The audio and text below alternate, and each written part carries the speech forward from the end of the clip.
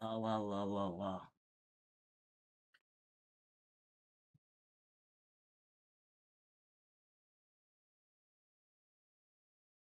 La la la la la.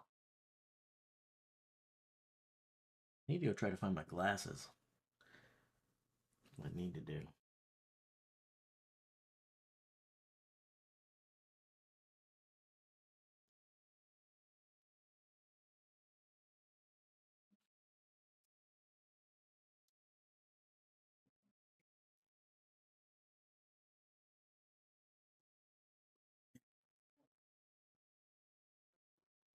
Beefy.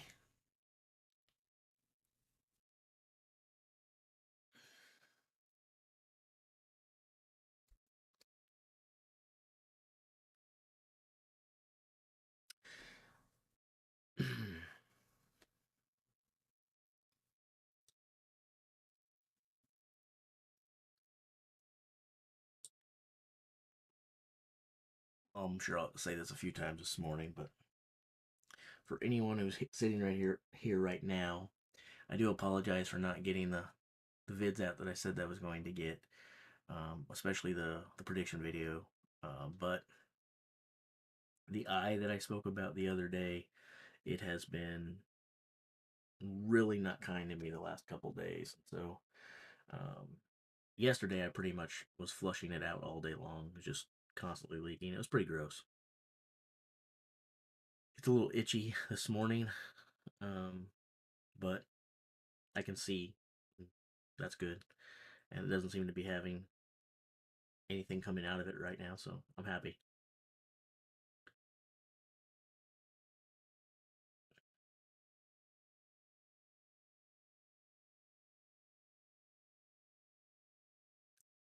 I think I am gonna go try to locate my glasses though before stuff starts coming in here and some results start flying in. I'll be right back.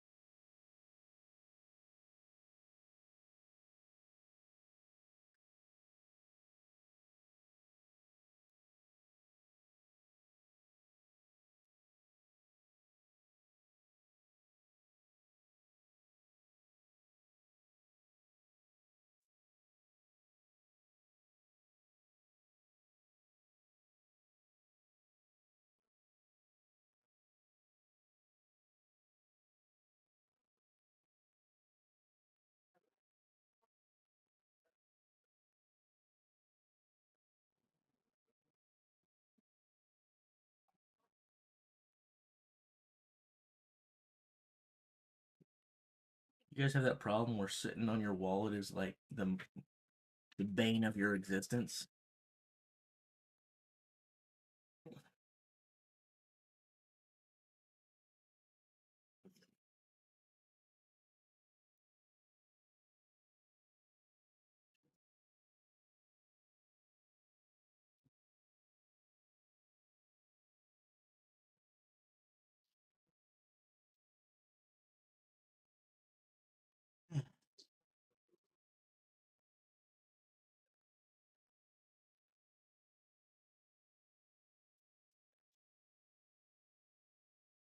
Hello, banana hammock. As I was thinking about it over the last 36 hours, I had my podium, and I'm sticking with my podium of um, Mitchell, Tom, Matthew Rag, and Matthew Rag and Tom I thought could have been any either direction, but I leaned towards basically a repeat of last couple of years, uh, with Tom never gets out of a second place if he's not winning the thing. So basically, I thought we'd see what we did last year in the first two spots: Mitchell, Tom, and then Matthew is probably what I thought. But I thought Matthew could finish second. Um, and I thought Evan Singleton would be in the fourth place position. I'm sticking with that. I'm sticking with that. But man, as good as Evan Singleton has looked, it wouldn't surprise me at all to see him knock one one or the other of Tom Stoltman or Matthew Ragg off. It very well could be Evan might win the whole dang thing, but it very well could be a second place finish for Evan instead of a fourth place finish for Evan, where I was thinking, and it might be something like Mitchell, Singleton, and then either Tom or Matthew Ragg. And if so, then I guess I'd lean towards Tom Stoltman and Matthew Ragg not making the podium. So I don't know. Evan Singleton looked pretty good in the qualifiers.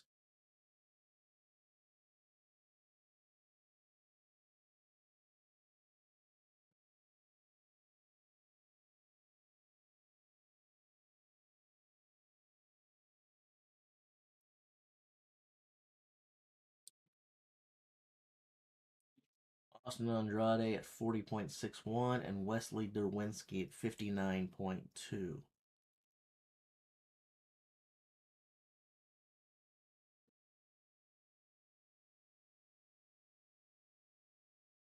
When I was looking at how they have done in yokes and frame carries over the past year, basically, I actually thought that Wesley Derwinski had a chance to beat Austin Andrade here. Um, it looked like the closest thing you could compare them to would have been what they did in the Shaw Classic Open a year ago, and Derwinski was clearly better there. But so the giant medley weight, they have a 454 kilogram yoke, so about like the car and the car walk, and then they have a 330 kilogram frame carry. Course is 20 meters long, so they walk one direction with the yoke or walk. Some will hobble or barely move at all. Others will sprint like it's a 100-meter dash and they have no weight at all. Uh, but they'll go 20 meters with the yoke and then they'll come 20 meters back with the frame.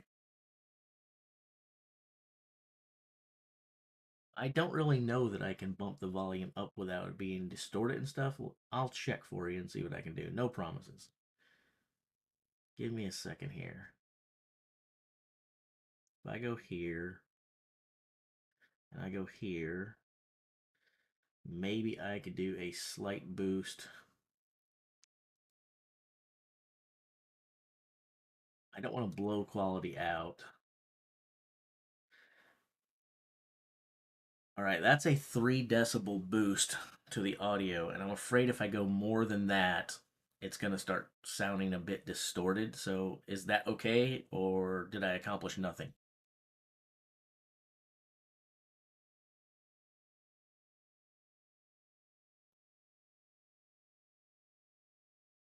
All right, cool.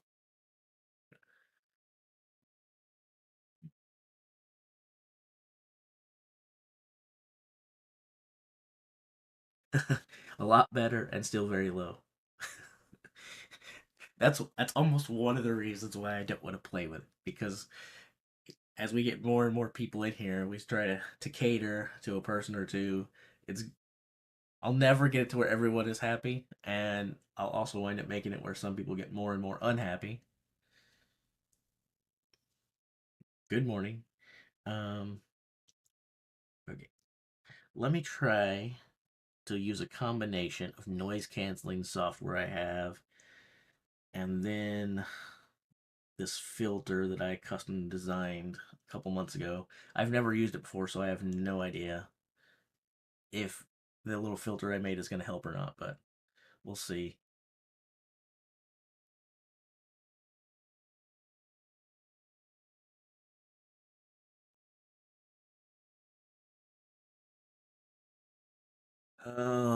Let's see here.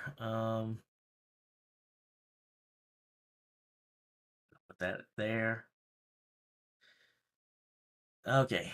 What about now? I mean, I really just kind of refuse to go more than this. So,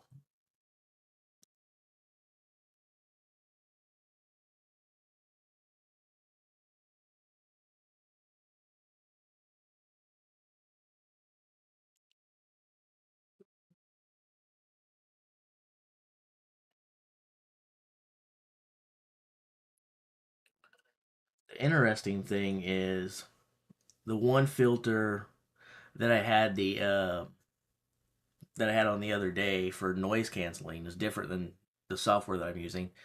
And you guys heard me, I guess. No one said anything. Maybe it was terrible then too. But you guys didn't say anything. And at that point, I was competing over the air conditioner, which was off today. So I guess it did an exceptional job of canceling out the noise and then also boosting my own voice.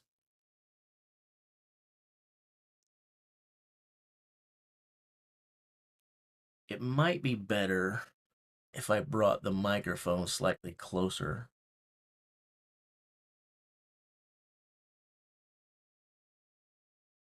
Let me play with my physical setup more than the software side because there's only so much I can do with software.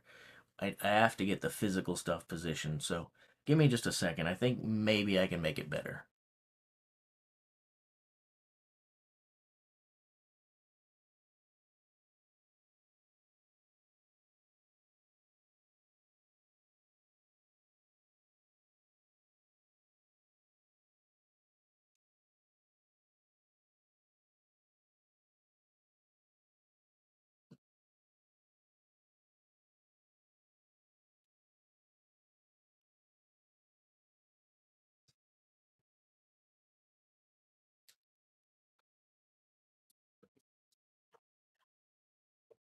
Okay, that does not appear to be blocking my view. Is that better? Or did that accomplish nothing?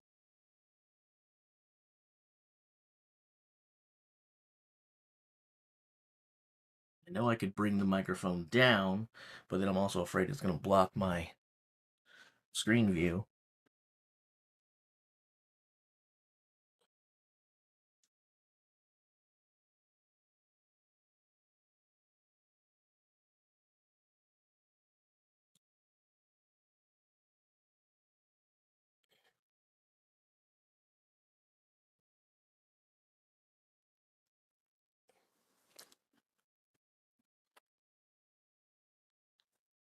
All right.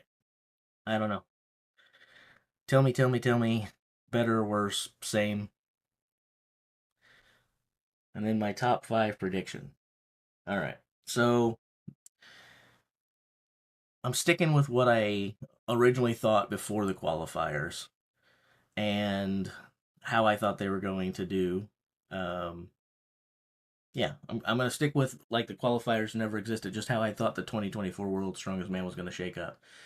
Um, not changing my picks, but Evan Singleton definitely has me thinking about them. So I think what we're going to see is a Mitchell Hooper as a 2024 World's Strongest Man. I think we're going to see Tom Stoltman in second place. I think we're going to see Matthew Ragg in third place. I think we're going to see Evan Singleton in fourth place. And I think we're going to see Pavlo Kordiaka in fifth place.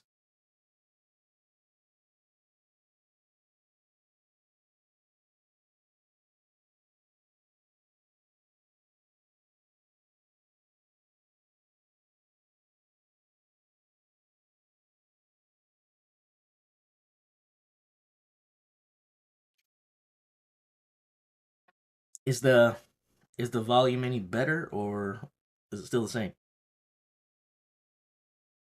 Now that I messed with my microphone positioning and all of that stuff. Well, crap.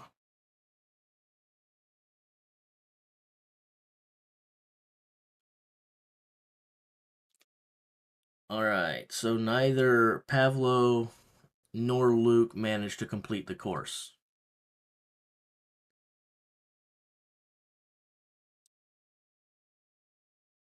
Guess it doesn't be good to sort these until they're all in. I was kind of curious about that. So it's not dynamic. The points won't be that it won't order by points until there are points. I was kind of hoping they'd also have it dynamically programmed so that if there were no points, it would at least fall back to the results as of now, and we could kind of keep the top guys at the top of the board. But apparently, we cannot do that.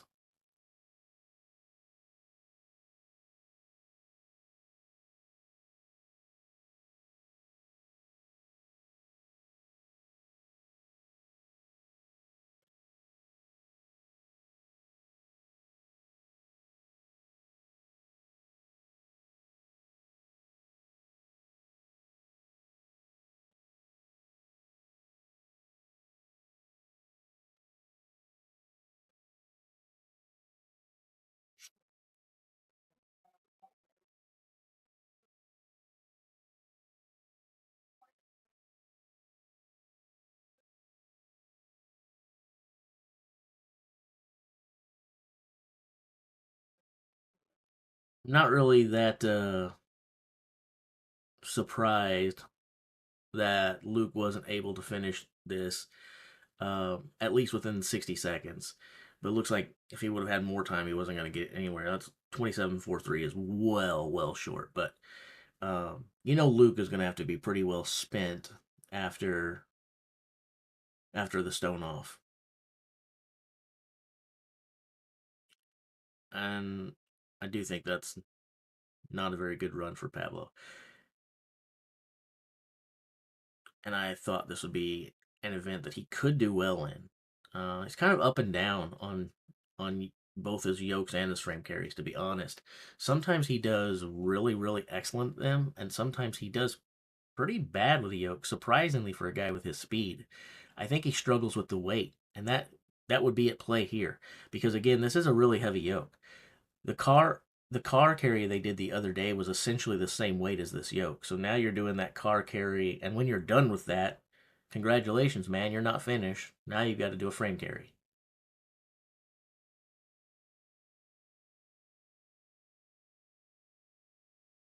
This is a pretty tough medley. It really is.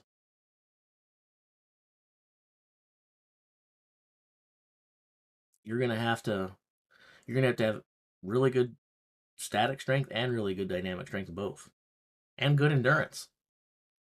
I mean, this is an excellent way to start the battle to find out who the strongest man on earth, and also kind of test their toughness a bit too.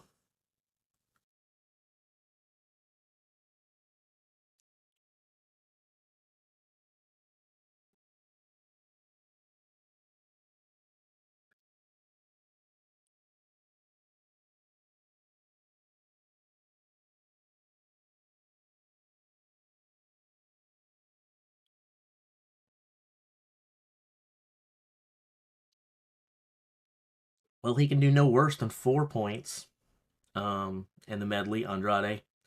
And I think when I did like my little mock spreadsheet, which I should have saved that thing, I'm sorry.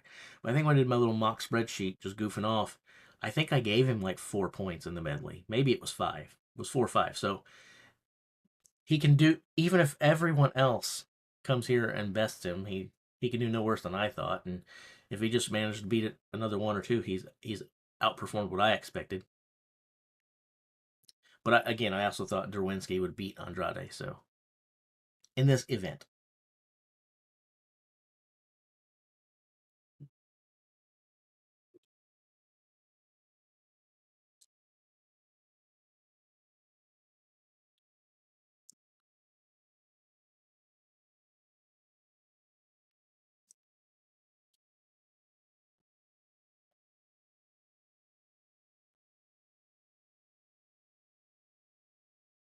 over some of my scribblings on. I scribble in a graphics application called Paint.net. I take notes in it. I'm so stupid, but just looking over some of the crap that I put in there.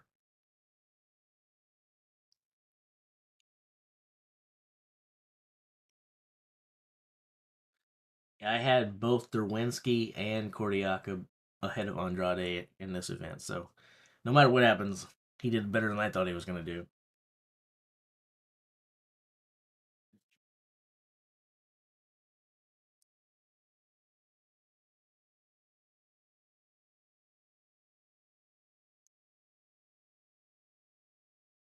I did have Andrade beating Luke Stoltman though, so that's not a surprise to me.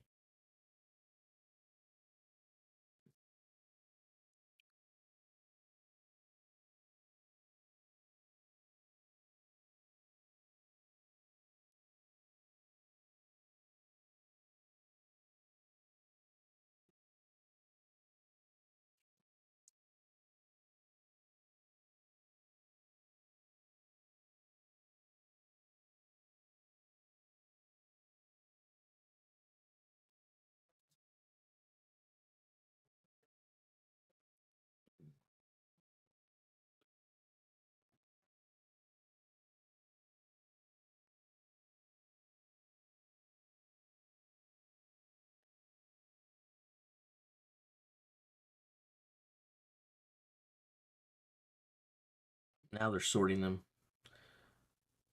I wonder if they took my advice. It's like, hey, we're watching his stream. That's a good idea. We should make it sort, put them at the top by rankings. That didn't happen, but they just happened to fix it shortly after I spoke about it. So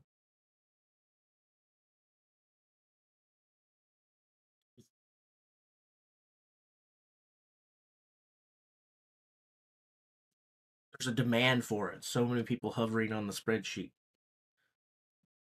waiting for information. So banana hammock, we are using ultra low latency today. What's the delay like? How much delay between what you hear and chat versus whatever? I guess a good way to test that too would be to have one of you guys ask me a question, then let me respond to it. Test.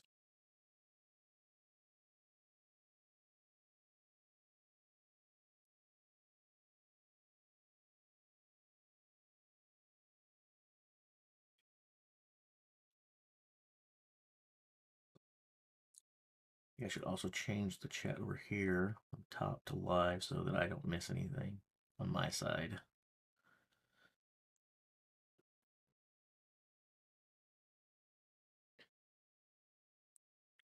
Boom, boom, boom, boom.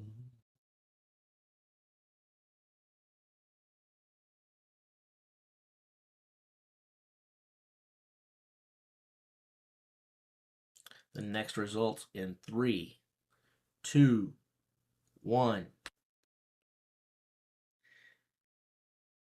That worked well.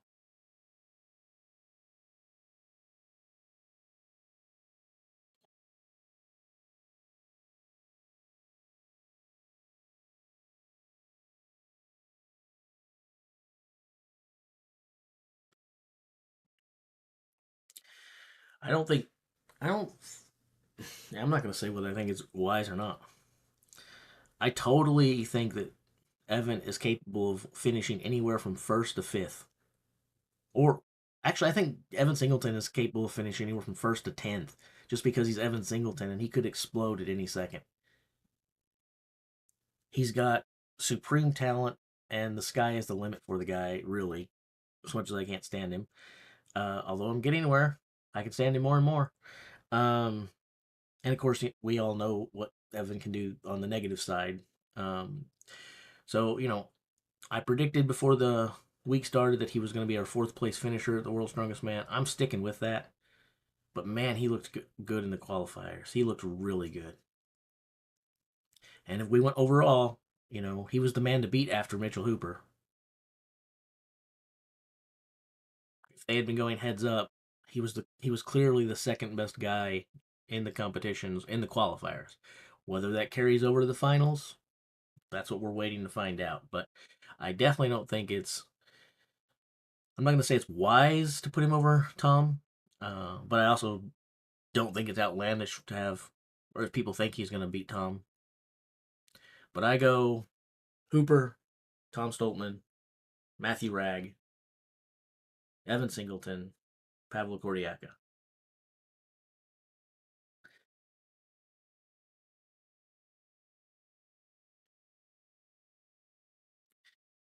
Pavlo's going to have to play from behind and play catch up. But I guess he had to do the same thing in the qualifiers. He put himself in a hole and managed to do that. So who knows? That may be that may be my top fifth guy that gets booted out, Pavlo.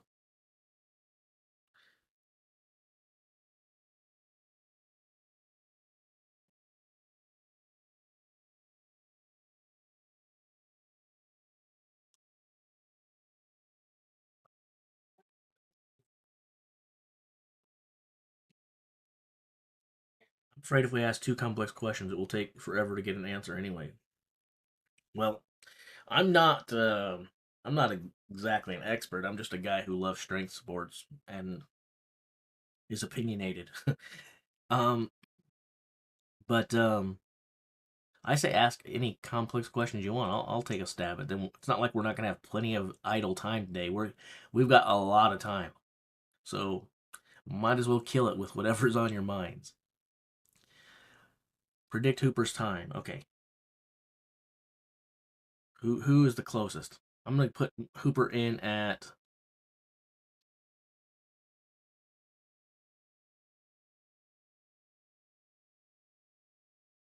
put my official time in the chat so that no one can say I'm cheating. I will play as well.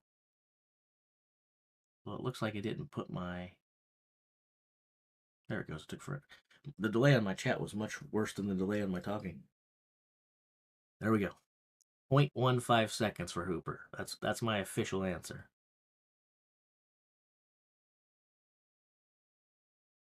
8/100ths of a second down there, 7/100ths of a second back. And I probably should do the other way around because he's faster on the yoke than the carry, and he'll be tired on the carry. So 7/100ths of a second on the way down, 8/100ths of a second on the way back. All right, so still we have two people who have completed it so far. And I did think Wesley Derwinski would do better than Tristan Hoth here. When they did a similar event at the Shaw Classic Open, Wesley Derwinski did really well. So I thought he was going to do really well, and so far, I guess you can say finishing it is doing really well. Since 6 guys have gone now, and only 2 have managed to complete the thing. I said this was going to be a very challenging medley.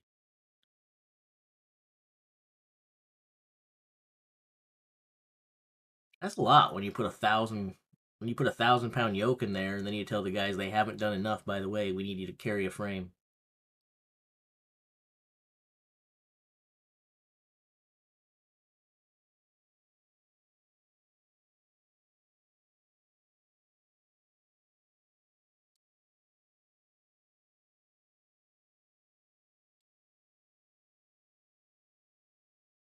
They don't have the little toggle this year to go from metric to standard. I was going to make sure that my understanding of all of these were right before I say them on the air. I guess I'll bring up my calculator.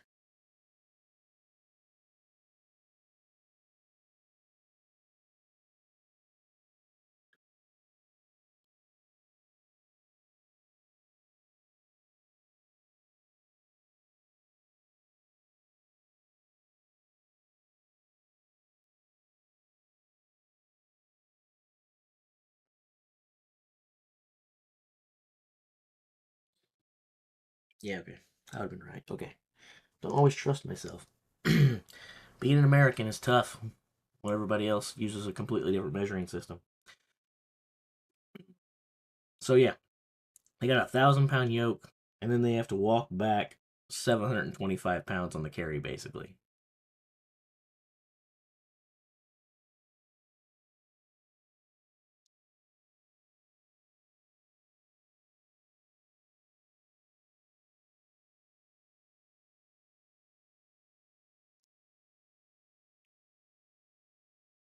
So it's 454 kilogram yoke, 330 kilogram frame. So let's see, 54 is exact. Yeah, when I say 1,000 pound yoke, it's 1,000 pound yoke. 1,000 pound yoke, 725 pound frame carry. That's pretty tough. That's an understatement. To say that's pretty tough is a pretty stupid statement. That's very tough.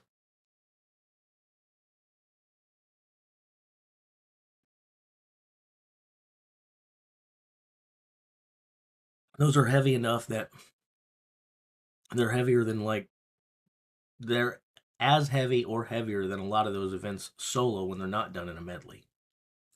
The combination is asking a lot of these guys.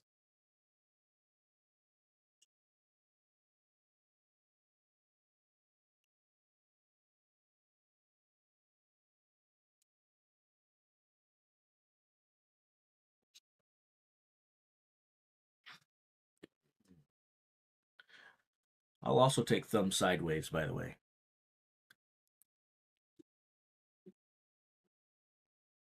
Just be careful where you stick those thumbs.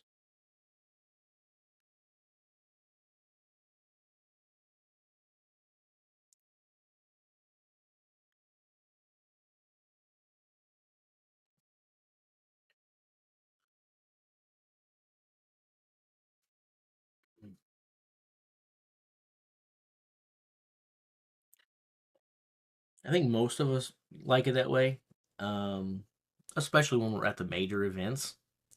Want to see the best, strongest men in the world lift the strongest, heaviest weights possible. Um, and as a guy who's, you know, loves the sport and has done that, yeah, I want to see them move weights that other people can't move. At the same time, I understand why they sometimes do that. The crowds may not necessarily love the sport as much as competitors or people who are super hardcore about it. They want to see spectacles. And there is something that excites the crowd about seeing these men move big weights, but not gargantuan weights, but move big weights really, really fast. And so it's a question of how do they play that? Do they play it where we make it where they can barely pick it up and then ask them to move with it? Because we know how torturous that is on the body? Or do we say we can come ask anyone in the crowd to pick it up and basically they still fail? But for these guys, it's not exactly that tough. And then say, okay, big boys, move.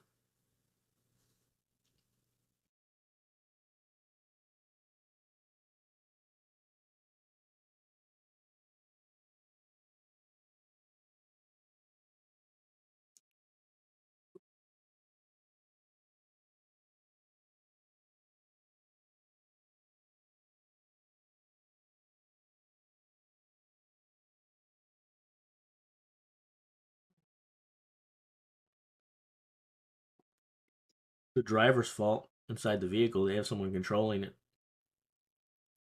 All he had to do was put his foot on the brake. That would have slowed the event down a lot. So I think it's really unfair to hold Colin and them accountable when clearly the guy inside is the one that made the mistake. All he had to do was put his foot on the brake, and no one would have pulled it in 30 seconds. I guarantee it.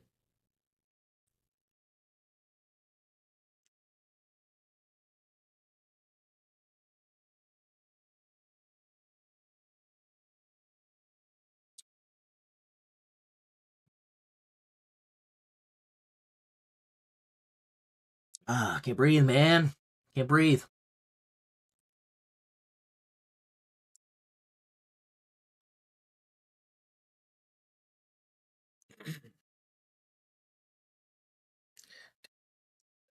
Hey, Banana Hammock, did you see Eddie Hall interviewing Pavlo after he won the stone off on his channel?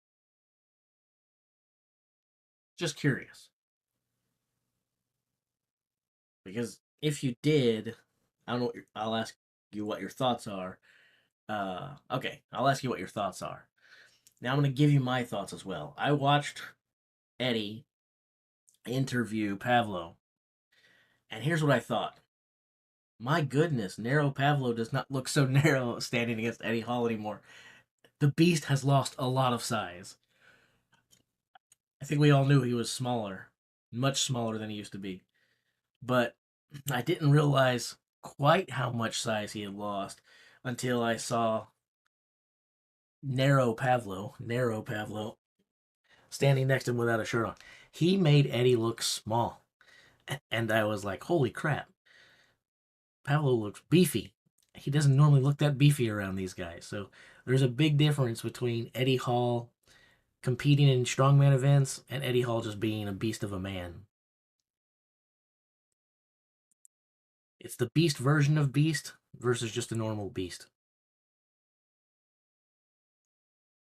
Simon is supposed to be moving, so he may or may not be hopping in from time to time, but he's not at the event covering it, and he's moving. So I imagine he'll show his smiling face in the chat room a couple times throughout the weekend, but I think he's pretty busy. Although he did say he's moving within the same apartment complex. So, it's like, how big of a sissy can you be, Simon? You should be able to complete that move in like 40.61 seconds. Austin Andrade just moved 1,000 pounds and 700 pounds in that time frame, so you should be able to get your move done in 40.61 seconds.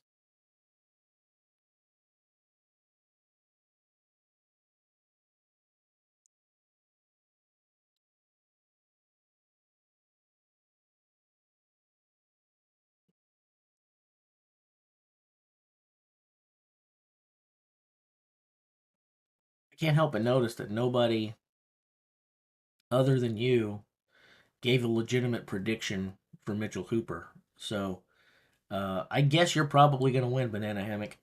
You're going to win your own challenge because nobody put any predictions in. So you win.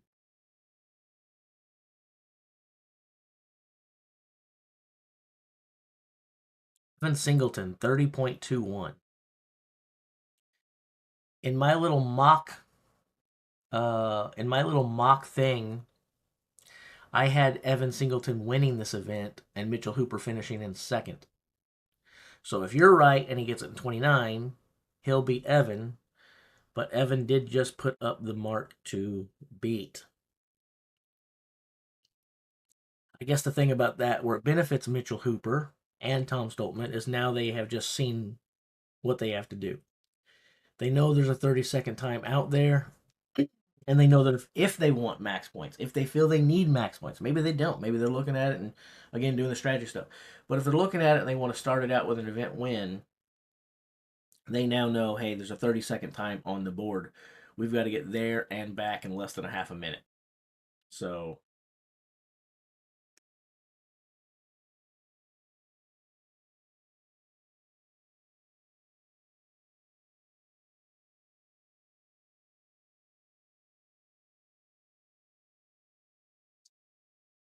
I had yeah, I had it originally when I did a mock version of this event. I had Evan winning it, Mitchell Hooper taking second, and Tom Stoltman taking third. Which that could still happen, but I do think Mitchell Hooper is a good pick. I don't know why. I just had this feeling that Evan was going to let it all hang out here, and for whatever reason, Mitchell wasn't going to win. He was going to struggle with the frame carry. Obviously, he's not struggling with the yoke. We know that. We know he's not struggling with the yoke by any stretch of the imagination. Um, but for whatever reason, I thought it was going to be close, and Evan was just going to edge Mitchell out. But it's probably going to be the other way around, and it probably won't be edging him out. Mitchell's probably going to smoke it. It'll be like 23 seconds for Mitchell Hooper. 24, 23, 24 seconds.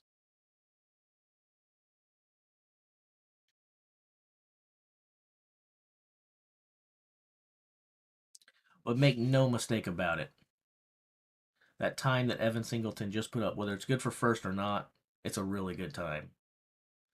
30 seconds for a 1,000-pound yoke and a 700-pound frame. Nothing wrong with that.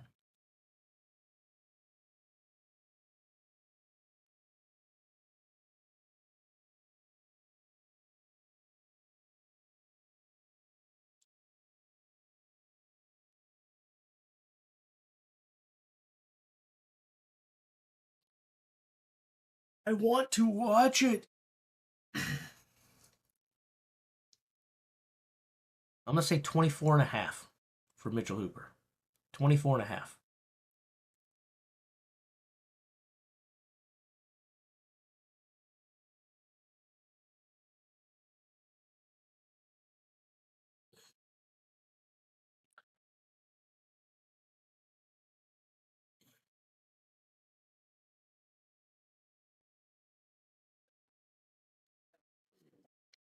And I guess seriously, before these new times come in, we have no one to talk about but Hooper because he's about to do something crazy. I'll give Austin Andrade his flowers again. His 40.61 is not only a great time, but it shows major improvement. Because again, the last time these guys did an event similar to this, heads up, Derwinski and Andrade, Derwinski smoked Andrade.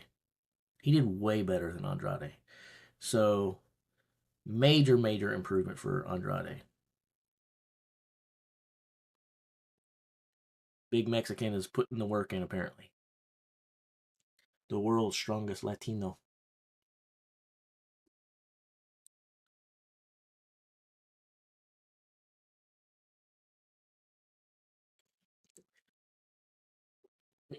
I did hear Mitchell Hooper um, say that he put in about 70% effort on the Viking press. He might have alluded to he's only been about 70% effort in the qualifiers. I don't know if maybe I misinterpreted what he was saying, or or he was actually suggesting it. If that's true, then we just need to fold shop and just hand the guy the trophy and leave. But I will say that I'm skeptical of that. Um, Now, if he put 70% effort in on the Viking press, it still got the 14. Um, I guess that's good. It's a little bit strange to me, though, because going into that, he talked about how the last time he did it, he got 14 with similar weight, and he was very unhappy with that performance. In fact, he called it a bad performance. So I would have thought for sure he would want to go out there and improve upon a performance that he labeled as bad. So maybe mentally he felt he did improve on it because the 14 came as easy as it did when he gave max effort before. So maybe that was good enough for him mentally. I don't know.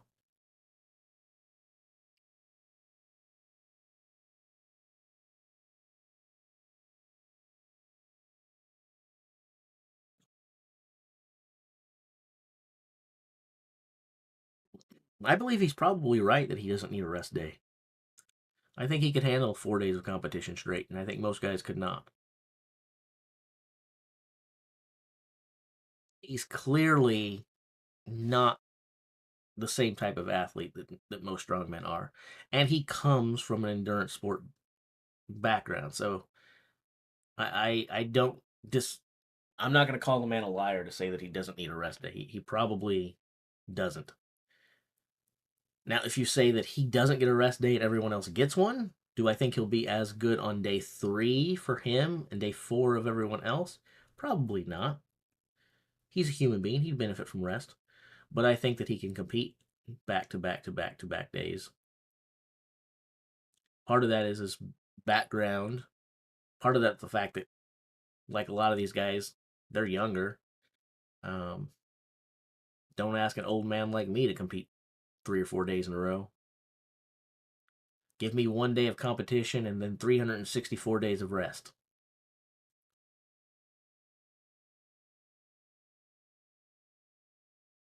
I like that comment, Andreas. I used to tell people that I once won an award for being humble in school. It was like a little pin, but then they took it away from me when I wore it.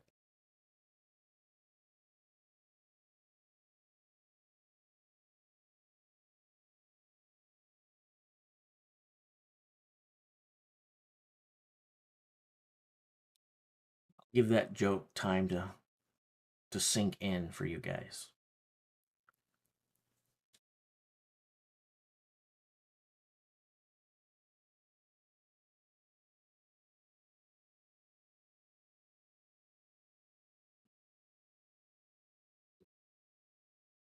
Do you think Alexei and Mateusz will come back strong and win a big show in the next 5? And we're calling a big show Worlds, Arnold's, Rogue, or the strongest man on earth. I believe I believe that's what it is now. Like, so I think the Shaw Classic is strictly reserved for the open events, the amateur athletes trying to make their way in. I believe the pro event now is the strongest man on earth, which will be held at the Shaw Classic. But the event, I think, going forward is the strongest man on earth. Anyway, your question.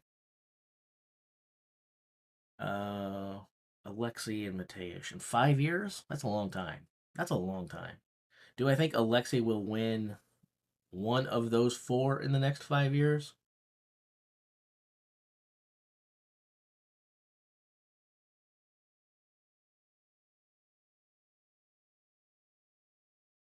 I wanted to say yes because it's so long, but then I also want to go. Is Mitchell Hooper competing for the next 5 years? Uh, how do you stop the man? Uh, I don't know, Pan. They may or they may not. That's a long time span. It's long enough, and that's 4 events. So you're talking 20 events there to compete in. Do I think Mitchell Hooper's going to go 20 for 20? Probably. No, I'm joking. Probably not. Um, but if he did, I wouldn't be shocked. Well, I would be shocked. I wouldn't. I wouldn't think it's impossible. But it's just not likely. There's injuries and health, and 5 years from now, Mitchell Hooper will be 5 years older. 4 years from now, Mitchell Hooper will be 4 years older. It happens. Now, the same thing can be said about Alexi and Mateus, right? In 4 years, they'll each be 4 years older. In 5 years, they'll be 5 years older. The bottom line, though, is that new guys are going to come up. The guys that we see here now, a lot of them are young, so we do have some fresh talent who we're going to be looking at for years to come.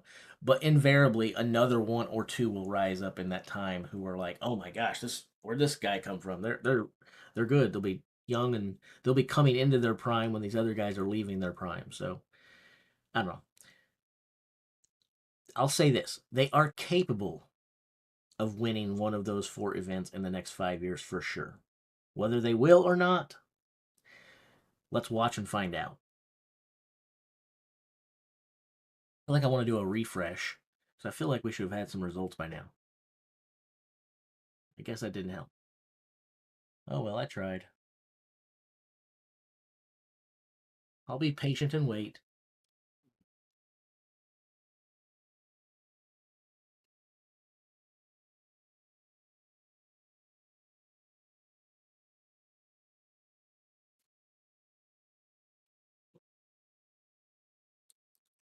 I still think the funniest thing about Mitchell Hooper's success for me personally is how much egg the guy put in my face. Because when he got invited to the 2022 World's Strongest Man, I was honestly upset about it.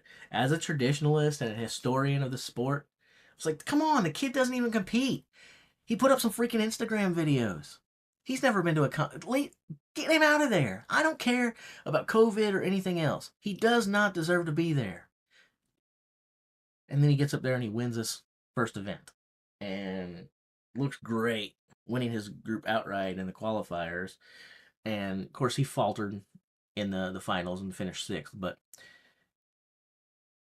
to come from literally out of nowhere, be a complete unknown, and do what he did, it was it was impressive to watch.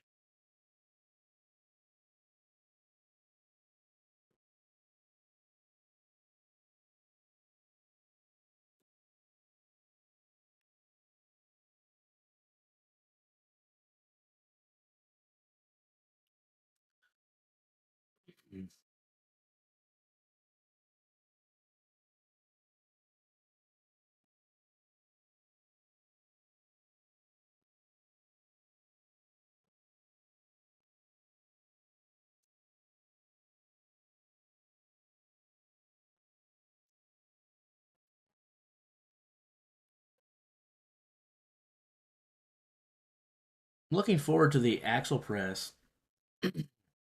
um, I'm looking forward to the axle press because I was struggling to think of what most of these guys' axle presses were like. Like I was really thinking, man, I don't really know how to call this event. For whatever reason, I'm having trouble calling results in my head. And then I discovered there's a reason for that. Most of this field have never done an axle press in competition. When they have, they've only done it as part of an overhead medley, which was a much lower weight, and for a couple reps to do something else. There's only a couple of these guys that have done just a strict axle press as a regular event, or done it like for a heavy before. Most of the time, you had to look at how they did in the log lift, which is a completely different thing. The hand position is so much different. The holding the implement is different. The clean is different. Everything about it is different. It's just a press. But for most of them, that was the closest analog you could find that they had done in competition. So it's going to be really interesting to see how they do and how the training that they've been doing equates to competition day when most of them have actually never competed in it before.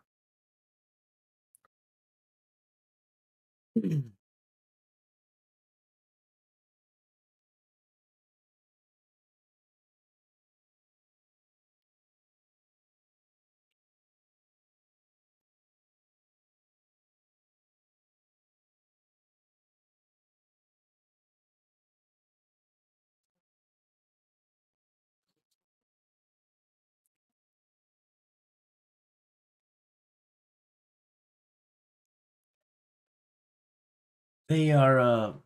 I do think a lot of these guys are going to have very sore backs after the axle press. It's becoming a bigger and bigger thing in strongman that these guys in their cleans they get that heavy back lean, and it's really to decrease range of motion. They don't want to lift it as high, so they try to get as much lean as possible, which helps keep them from bringing the weight vertically. But the amount of pressure that puts on the spine is crazy. Um, I think there's going to be some guys who have some pretty sore backs after the axle press.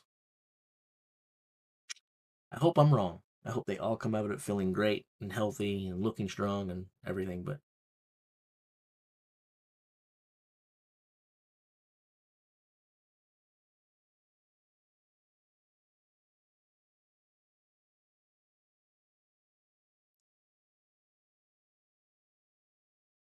Mitchell Hooper only managed 34.59. Didn't he? Mitchell Hooper did not finish.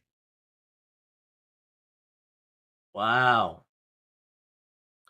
Okay, so I predicted an event win for Evan Singleton and a third place finish for Tom Stoltman. I was right on 1 and 3, but I thought Mitchell Hooper would be in there in second. I had Austin Andrade getting 3 points in this event, apparently, and he gets 9. So right away after one event, things look unexpected. That's a good word. Unexpected. Um, I think the smart money for most people was probably on Mitchell Hooper winning the event. I just had this strange feeling. I don't know why it was, but I had this strange feeling that um, Evan was going to win it. And yeah, originally on my sheet, I had 10 points for Evan, 9 points for Mitchell Hooper, 8 points for Tom Stoltman, 7 for Wesley Derwinski, 6 for Pavlo, 5 for Matthew Ragg, 4 for Tristan Hoth, 3 for Austin Andrade, 2 for Luke, and 1 for Ivars. It looks nothing like I expected. Pretty much the only thing that I got right was Austin or Evan Singleton and Tom Stoltman. Nothing looks like what I expected.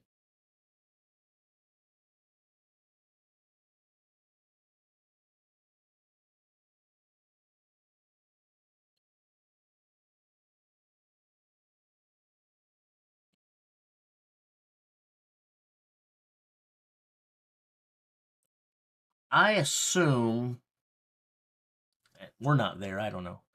I assume Mitchell probably pulled a Rauno from yesterday and didn't have the yoke at an optimal height, so he wasn't able to sprint. And when he grabbed the frame, probably had an uneven grip, a little bit too forward, a little bit too backward, or something like that. Evan Singleton makes that mistake quite a bit. Um, I don't know. He's not Superman. The dude is allowed to make to fail or do anything like that. Um, but to assume that he, if you're going to tell me that he just didn't perform and it wasn't a matter of uh, just poor execution, I find it hard to believe that he wasn't able to beat those. But here's another interesting part. Let's talk about this. Let's talk about this. No one's talking about this yet, so we will. Okay, the Canadians, they finished in fourth, fifth, and sixth.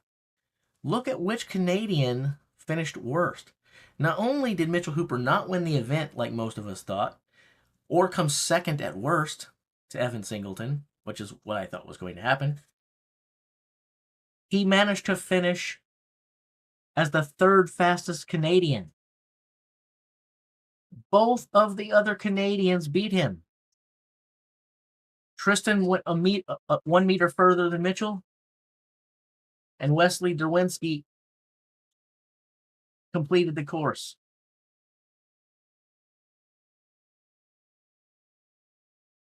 In the Giants medley, Mitchell Hooper was the worst Canadian performance. Who would have predicted that? What would the Vegas odds against that have been? Like if I said I'm going to make $100 bet that Mitchell Hooper is the third Canadian finisher in the Giants medley, how much money would I have made?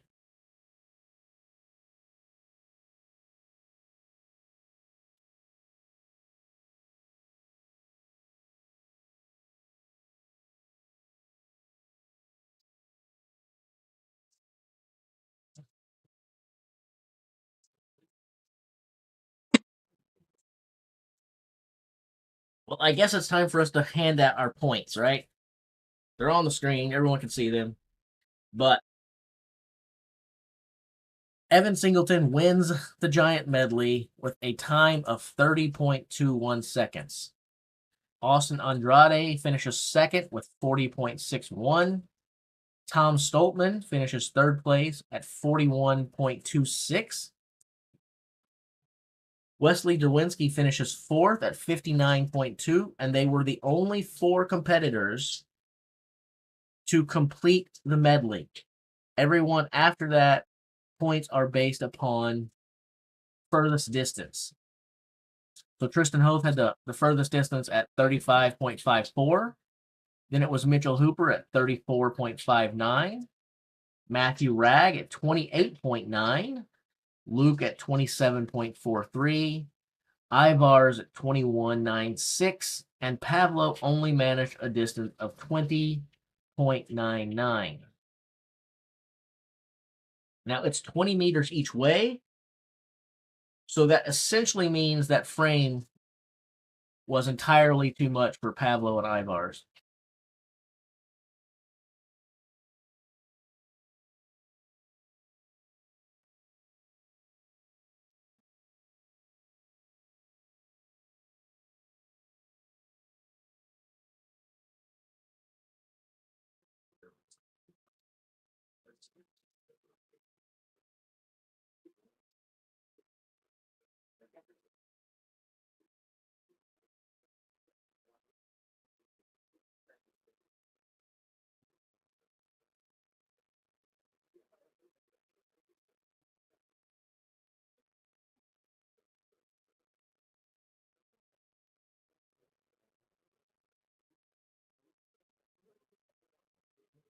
Pretty crazy start.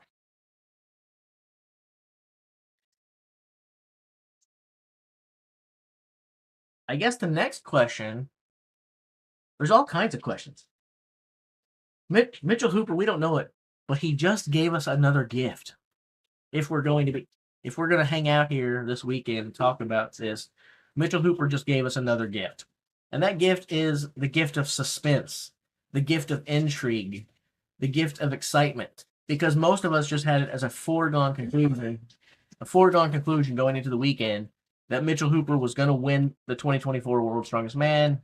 That's just the way it is. If you don't see it that way, you're probably missing a little something here. That's the expectation of how much heads and above this guy is than everyone else right now in the sport. But after a sixth place finish to start the competition, now we get to start talking about, is he so good that he can dig himself out of that hole and still go on to win because he's going to do so well in the axle press, the keg toss, the Conan wheel, tire deadlift, the Atlas stones, that he can make that ground up? Or is it now Mitchell is going to be fighting for the podium? It's only one event. And I think that sometimes we have, as humans, we also have a tendency to act like we we see the writing on the wall, and it's the nine inning baseball game is over after 1 or 2 innings. It's not. There's a long way to go. But it's something to talk about now. Is what can Mitchell do, and where will Mitchell go in the rest of the competition? And one of the things that's make that interesting is none of us thought we would be able to have that conversation. We just knew he was going to finish first or second here, right? How could he not? It does go to show that, Andrew, and it goes to show that's why we have these contests rather than just hand out victories on spreadsheets like this before it goes. I had my predictions of how the events were going to go, and I feel like I know enough about the sport that my predictions aren't asinine. They're not stupid. They're not out of thin air. There's a little bit of education that goes with my hypothesis. Um, but you can't saying how you think they're going to do or how they should do is not the same as doing it.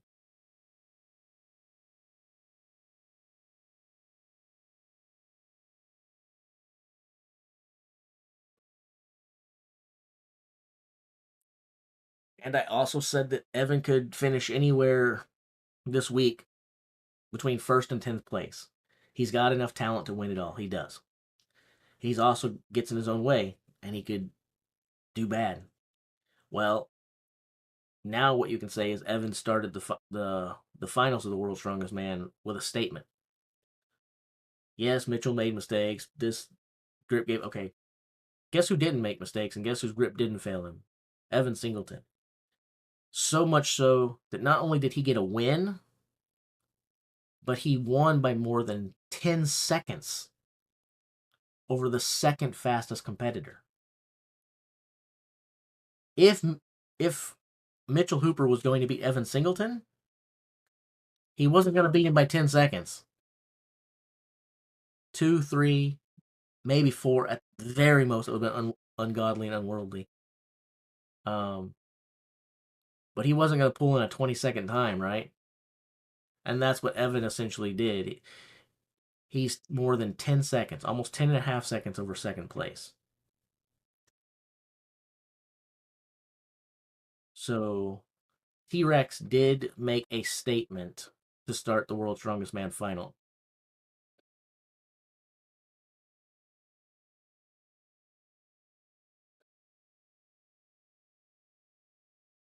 And that could work for Evan.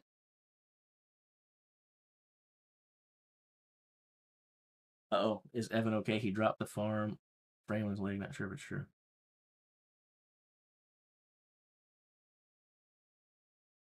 Uh, well, if he did it afterwards because his result is pretty amazing. I hope he's okay. That would suck. But what I was getting ready to say is a performance like that from Evan is also the kind of performance that can work for him or against him. It can work for him because it can give him that fuel that he needs, the confidence to drive with the ego that's already there, the competitive spirit to say, hey, I'm just going to go out there and just walk through the competition. You guys have to chase me all day. There's no stopping me. Or it can make him believe I can do no wrong. You guys shouldn't be here. Do you guys not know that I am Evan Singleton? And then he stops thinking and he starts just going, smelling salts. Yeah. And then he goes on tilt, doesn't think there anything, and makes a big major mistake.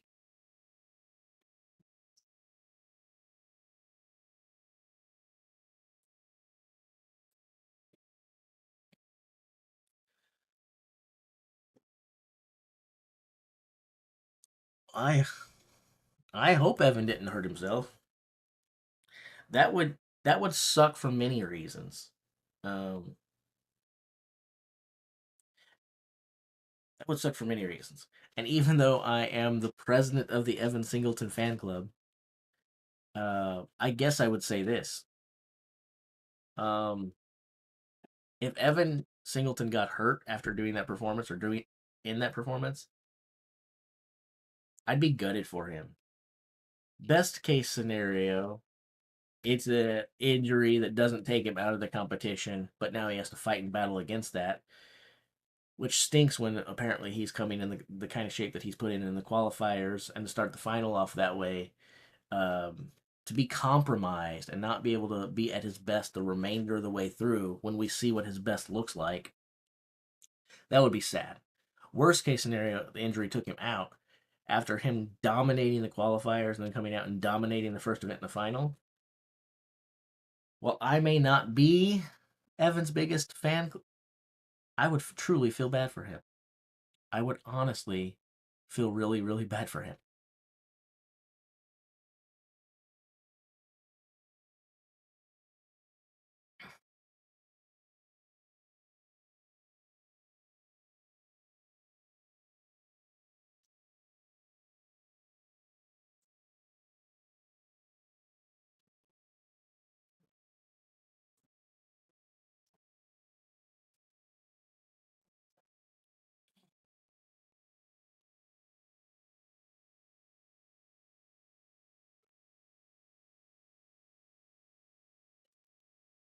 I figure it was probably, I mean, I don't know. I'm speculating. That's what we're all doing, right? Every single one of us is speculating. None of us know. Uh, but my supposition is that probably not that he couldn't hold the frame. It's probably just that he wasn't grabbing it properly.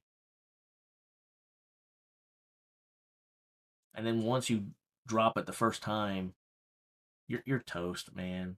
Once the thing hits you, you're toast. It's hard to reset unless you pick it up wrong, immediately put it down and pick it back up. Is it you don't just it doesn't just rip out of your hands and compromise your grip. But if you aren't centered and don't have that proper center of balance, that thing starts leaning forwards or backwards. It's devastating on your wrists.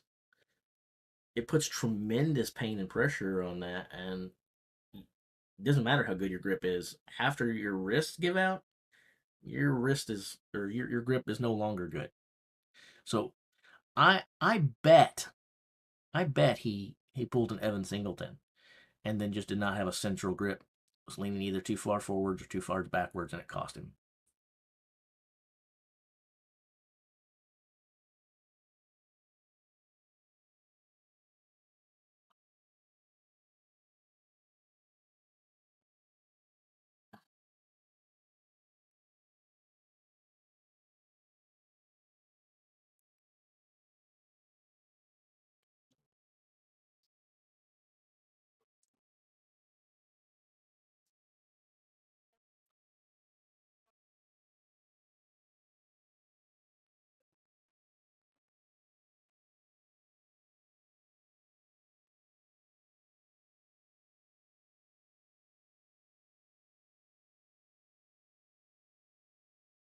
Yeah, I don't think he has a bad grip. He doesn't have a Mark Felix grip, but few people do. But I have seen videos of Mitch lifting like in the deadlift without straps and using a conventional stance, not even or a conventional hold, both arms overhand, not even mix, and pulling some pretty impressive weights off the floor with no straps. And he's done well in carries, and he's done well in grip of he. I don't think Mitchell Hooper has a bad grip. That doesn't mean that he focused on it or trained it for here. It may be something that he may have even like. I think he's the most cerebral athlete in the sport right now. That's one of the reasons he's doing so well is he thinks about everything and he does put in usually good prep. But he might have been bitten by past success here. It happens to everyone when they dominate. We talked about it this past week. Why it's hard to stay on top. He may have simply looked at the medley and said, I can't lose. I better make sure I train this event and this event and this event and this event. I'll do a little bit of stuff here, get the training content out for my YouTube followers and so that I am not going out there and say that I didn't do these things, but he may not have put tons and tons of his best effort into it because he didn't think he needed to. And this proves that even when you're the best in the world at what you do, you still need to come prepared. You still need to come ready. As they say, you perform like you practice. What time is the axle? Let's see if I can get you an answer. I think I know. But let's, instead of saying I think I know, let's just get you an answer. The axle begins at 11:30 Eastern, so basically right now. They're going to get going in like 20 minutes. So almost no delay between the medley and the axle press, according to World's Strongest Man's schedule on their website.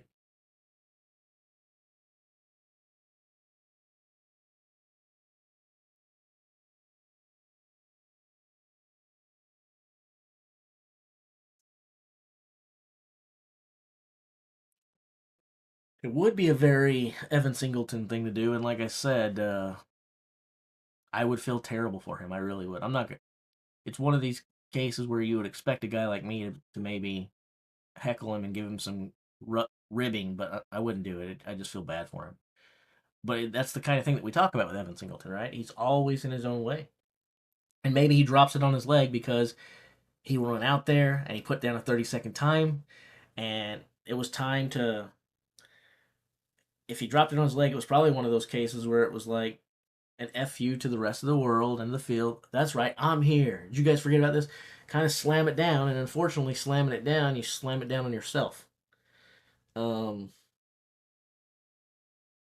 at some point, for his sake, and I mean this sincerely, I hope Evan Singleton learns how to reel his aggression and his fire in as a way where he can harness it rather than always working against it. And I was so proud of the way he handled himself through the qualifiers.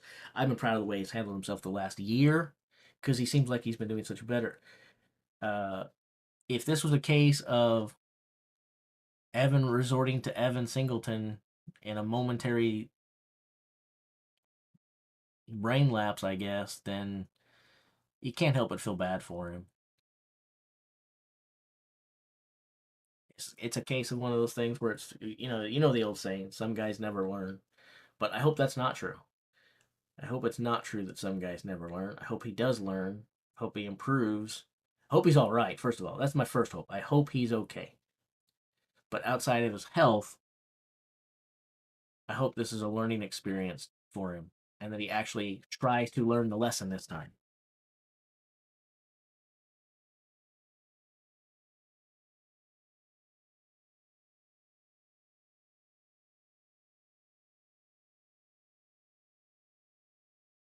I guess if Evan Singleton was hurt and eliminated from the competition, I don't want to wish well on anyone being hurt. I don't want to, hope someone got hurt. I don't want to hope that at all. But if you're Mitchell Hooper and you want to win and you just put in a bad performance and he just put in a good performance, and you figure a lot of the events that you guys are good in are going to be very similar events, you're in a hole right now trying to dig your way out. Probably not a bad thing for Mitchell Hooper if Evan Singleton is hurt, but I hope that's not the case. I really do hope that's not the case.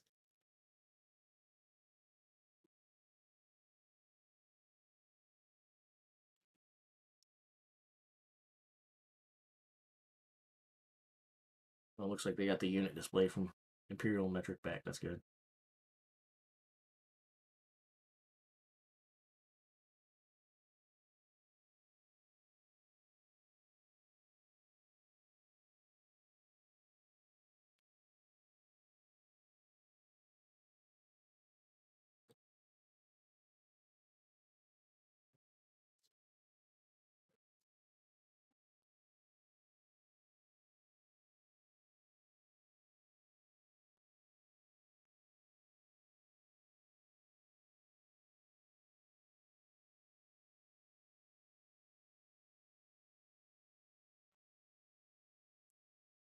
I'm finished exactly where I thought he would in this event, in third.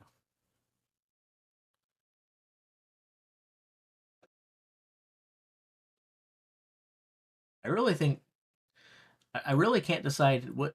Which is the bigger surprise in the Giants medley? Mitchell Hooper's performance or Austin Andrade's performance?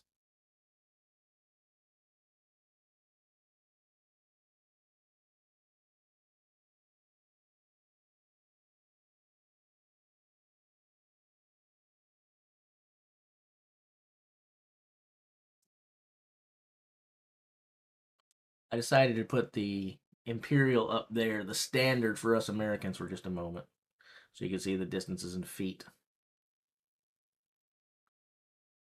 And now that they've been up there for a while, I'll put it back to what most people prefer.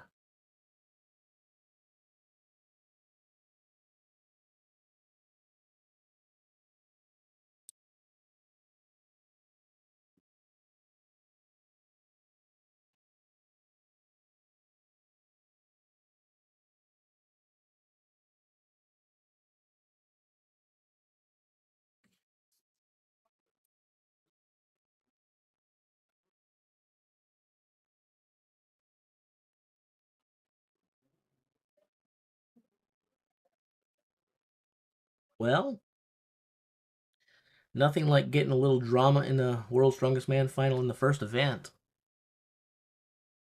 Now we got lots of drama. Evan with the best performance, an amazing performance, and gets hurt. Mitchell Hooper with a really poor performance. Austin Andrade overperforming and taking second place points. The leaderboard and the standings looking nothing like we thought they would look after one event. Potentially your leader right now having to decide his own fate and what he's going to do. We're only one event in, and we already have tons of drama and intrigue. Oh, what it's like to be a sports fan.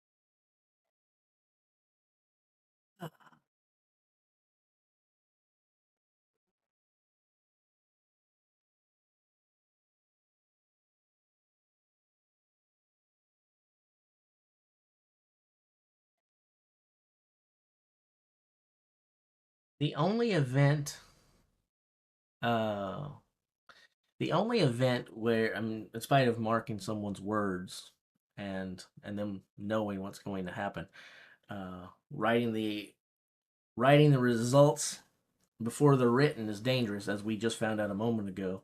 But the only event in the whole dang thing where I feel like we safely and predictably simply know who is winning the event before it goes in this finals is the Atlas Stones and Tom Stolman. I feel like we all, again, even that we don't know because there are always injuries and mistakes and everything else. But barring basically an injury and barring Tom not getting injured before we get there because he has to make it to the Atlas Stones, I think most of us know that Tom Stoltman wins the Atlas Stones. That's the one thing we do know.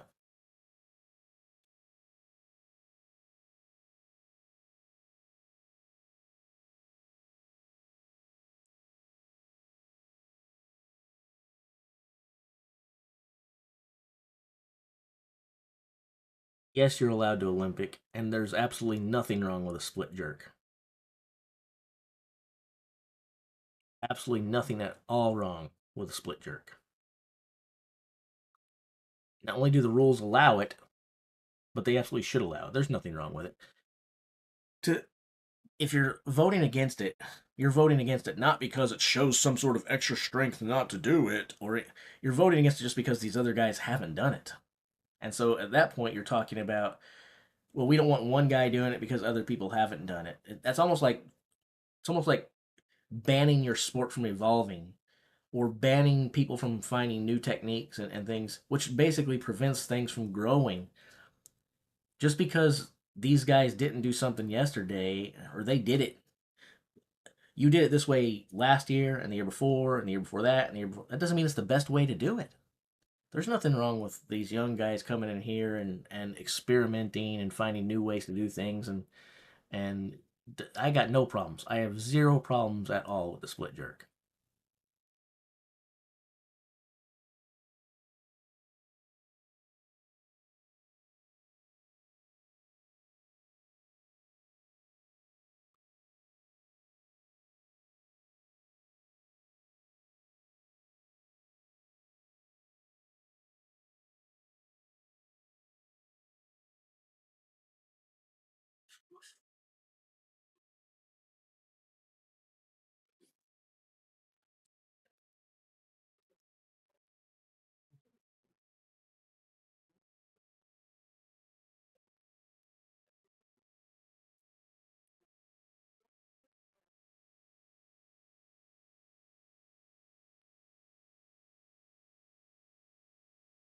It's not a strict press, so to me, there's no reason to complain or worry about the split jerk. They all have leg drive,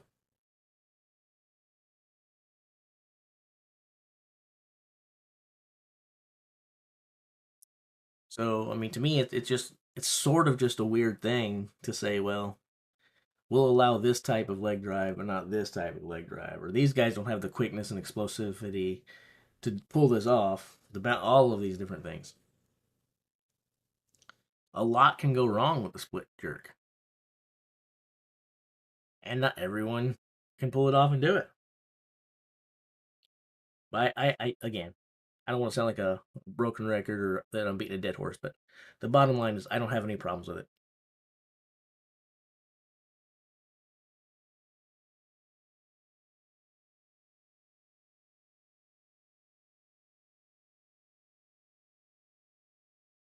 It seems like Bob.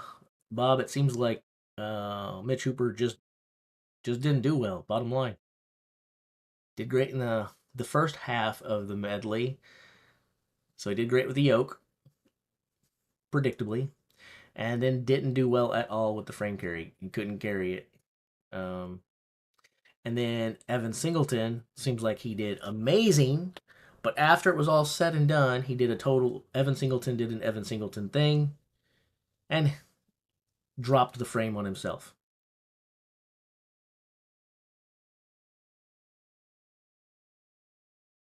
We've got to get some of you guys to start calling Evan Evan and not calling him Evans because there is an Evans who competes in World's Strongest Man and competed this week actually just didn't make it to the final. That's Thomas Evans.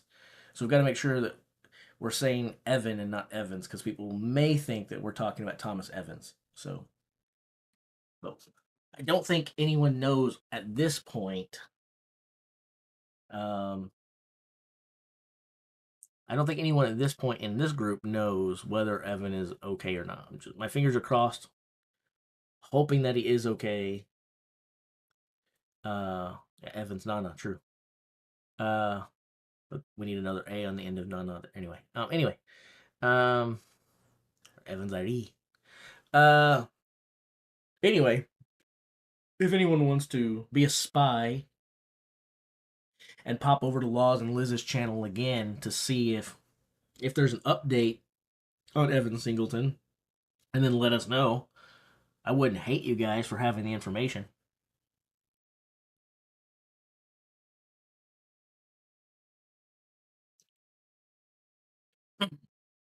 Oh, Excuse me. Forgive me while I take my old man tablets.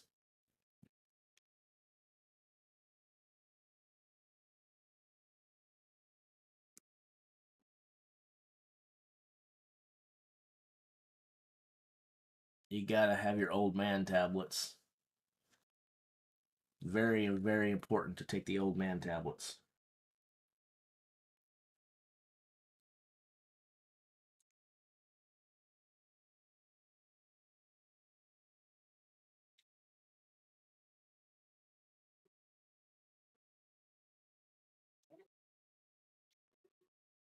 The next event is essentially now. 11:30 Eastern, 10:30 my local time. Um, so I mean, that's the time that they're scheduled to start. But if you've been following World's Strongest Man over the years, you know that they start whenever they feel like it. Their schedule means almost nothing. Uh, but it is scheduled to begin right around now.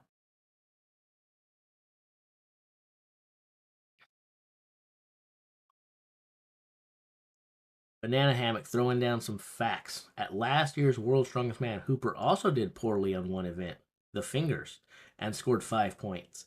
But he made up for it by winning 4 events and placing second on the stones.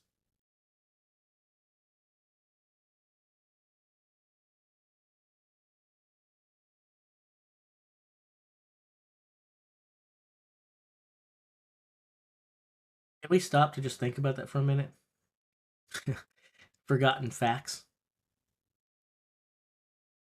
6 events in the final. Hooper won 4 of them. In 2023, there were 6 events in the final, and Mitchell Hooper won 4 of them.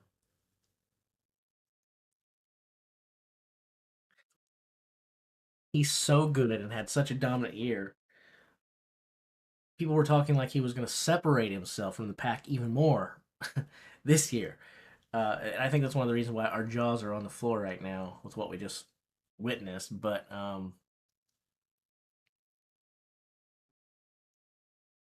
crazy. It's crazy.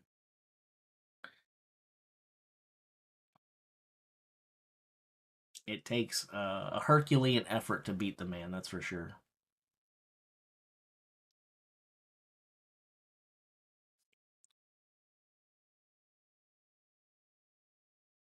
So I think we know. I think we know who's from Scotland for sure. Um,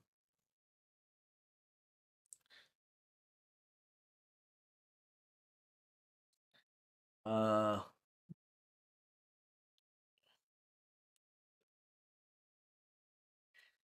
you. I hate saying what will and won't happen because we don't ever know, and the last event just proved that we don't know, and we see it all the time that we don't know. But but yeah, you're not. I feel confident in saying you are not going to see a 1 and 2 finish from the Stoltmans.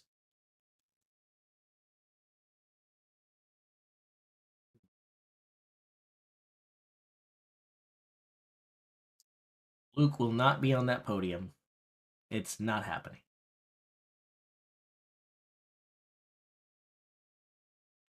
And if he did, he's not finishing second. He's not going to be on the podium anyway. But he's not finishing second. And he's not going to beat Luke. So you're not going to see Luke winning it all and Tom finishing second.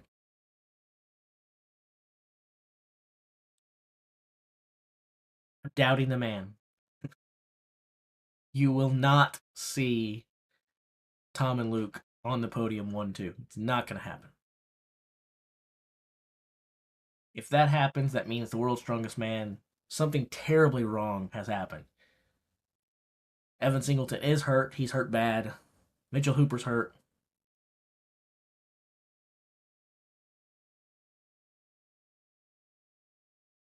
It's just not going to happen.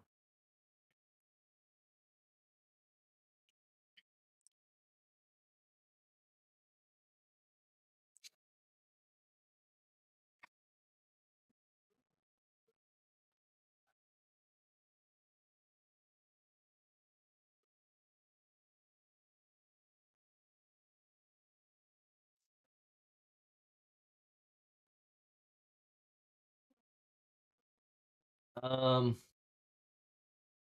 let's see here. What happened to Mitchell Hooper? Poor performance. He did not do well with the frame.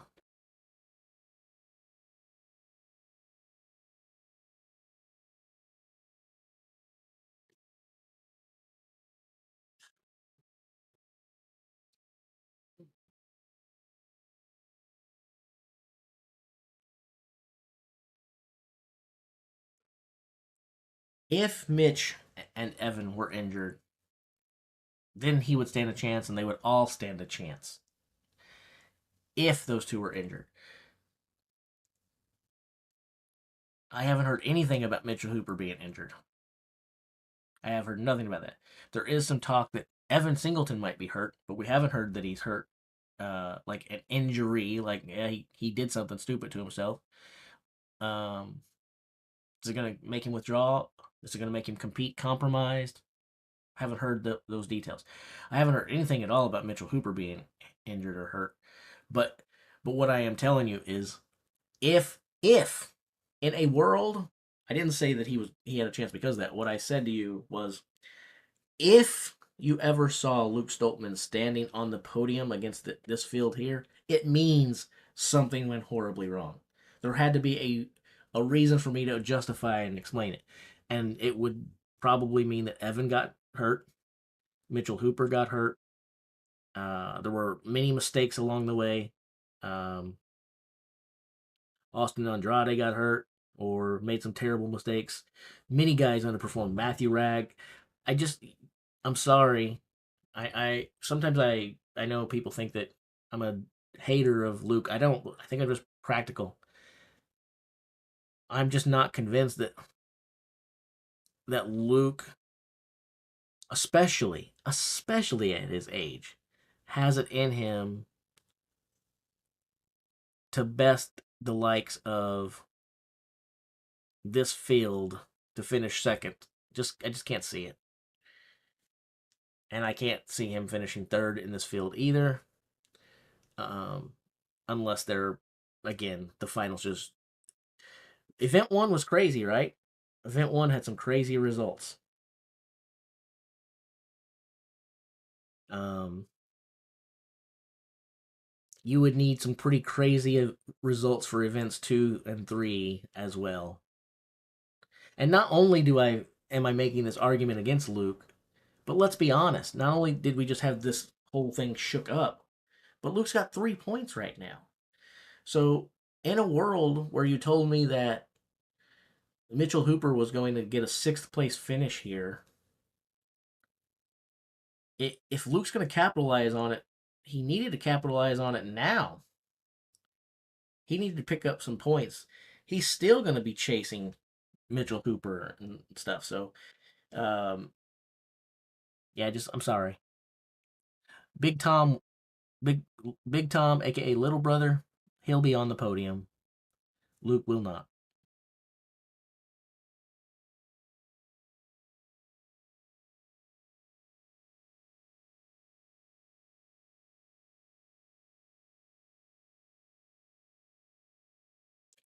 Max Axel has been pushed back to 1 p.m. Eastern Standard Time. Assuming that's right, that means it's an hour and a half away. Where did that uh where did that note come from, Doug?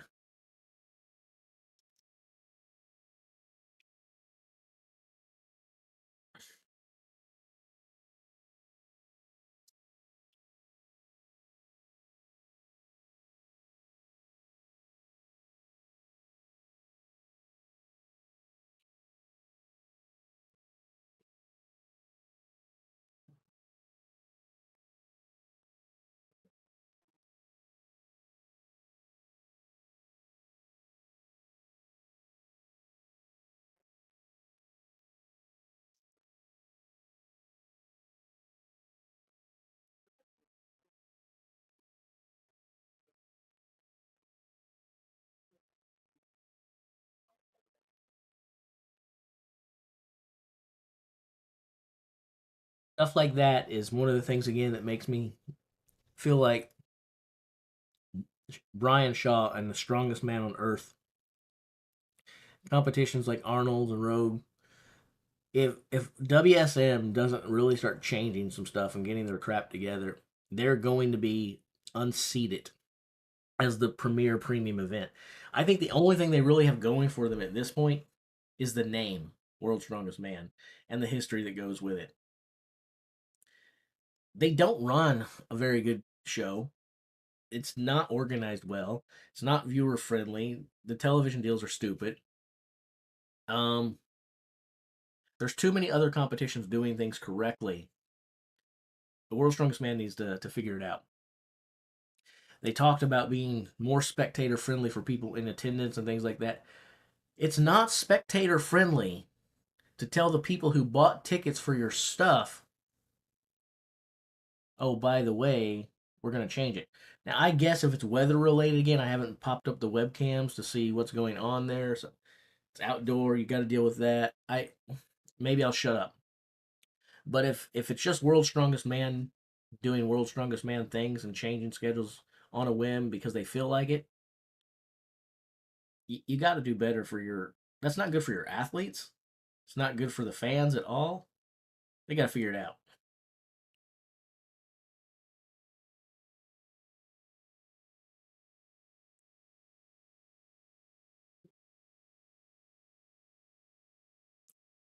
Nick Guardione just said that Mitch's hands are messed up.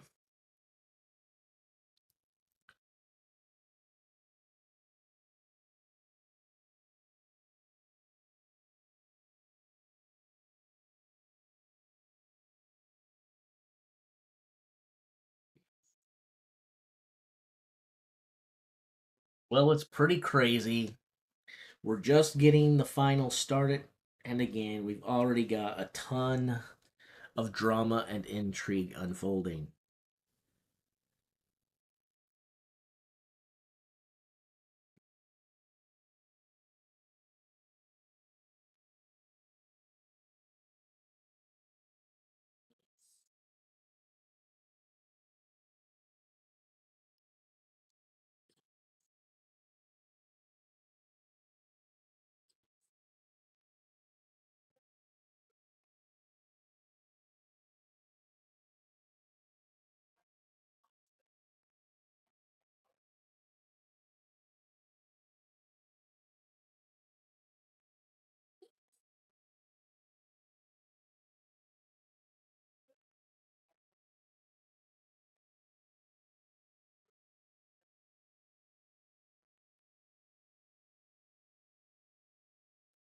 Oh,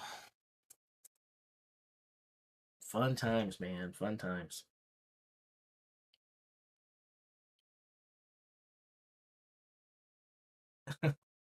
Okay, we don't know. Let's play a game here. Let's play the what if game. And I don't want to play this what if game, but we're going to play the what if game.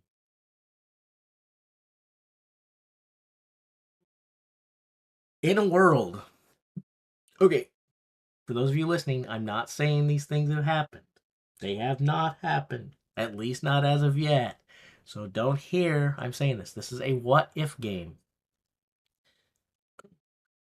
But if Mitchell Hooper and Evan Singleton had to withdraw or were severely compromised and have knocked themselves out,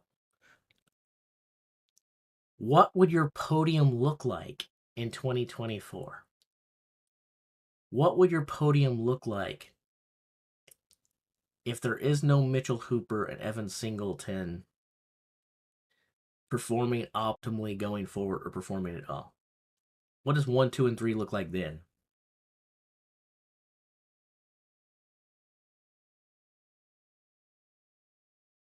I think in that world, you have to say Tom Stoltman wins it, right?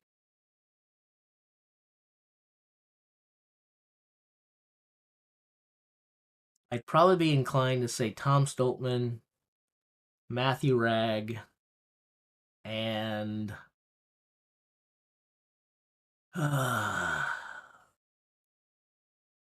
Man, I have no freaking clue.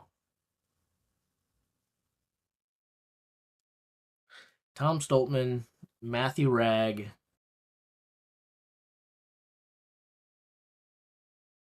Austin Andrade.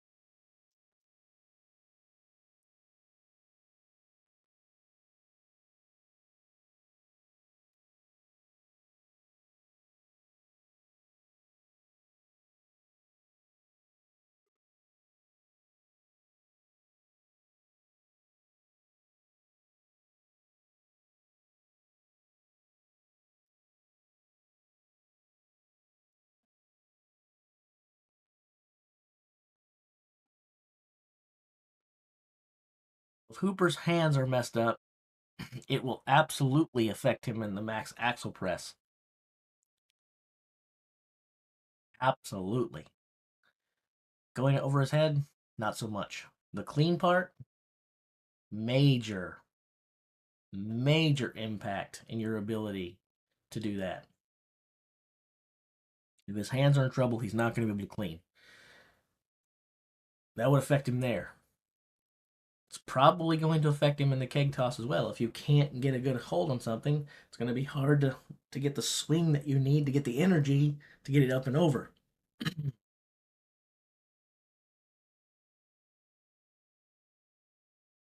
Yeah.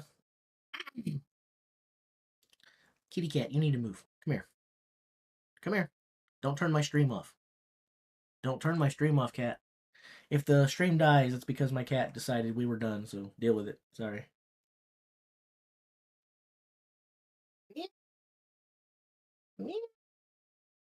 No, I'll do that. I don't want you walking on my keyboard. You can't walk. No, don't walk on the keyboard. Don't walk on the keyboard.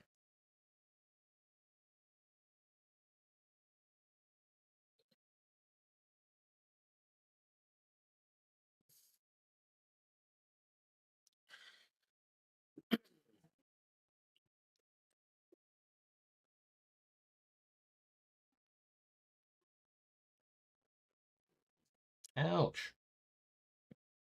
I got a little claw mark.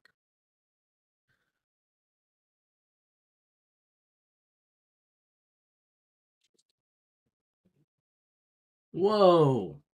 Whoa. What are you doing? Get out of here.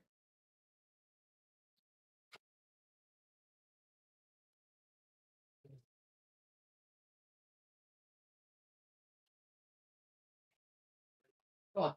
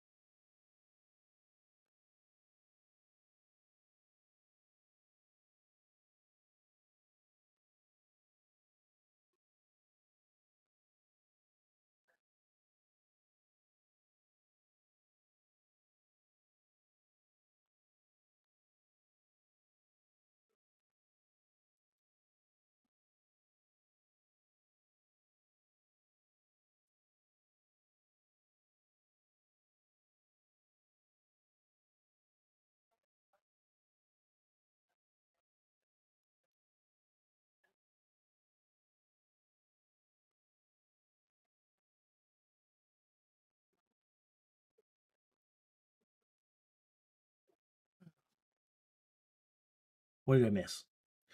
Da, da, da. Eddie should take it this year.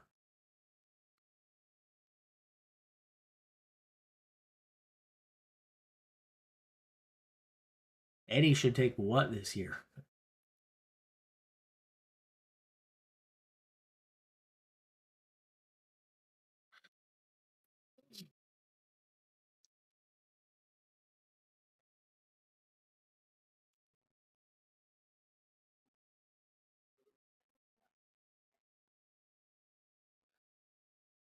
All right, guys, I have a question for you. I was ready to just rock and roll right into the next event and be covering some action here and giving you some results because they should have been going. But now that they've delayed it and we've got a while to start, I'm wondering, would you guys hate me if I left the stream open, allowed the chat to stay here so that you guys could discuss and argue amongst yourselves? Well, I slipped away and grabbed a bite to eat because I'd like to go grab something, get a little bit of food, since I have a lot of time to kill between now and then, and my throat is already hurting and stuff, so I'd like to rest the vocal cords a bit. Uh, but I'll stay here if you demand.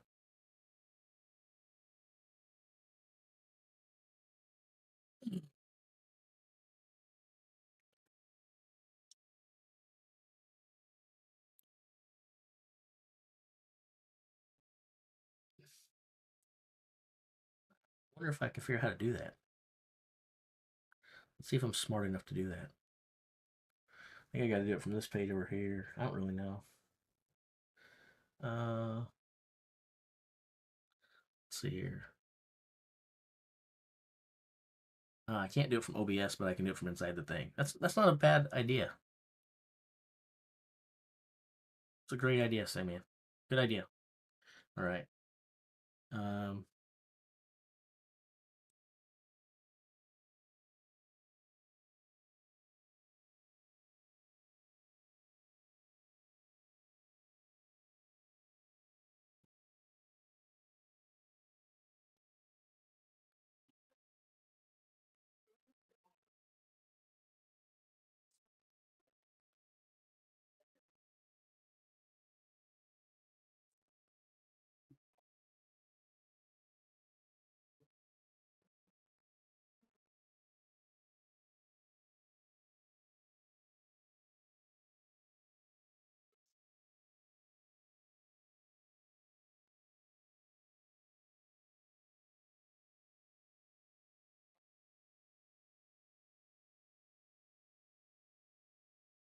Thanks again, Simon. That's was good advice. I'll be right back, guys.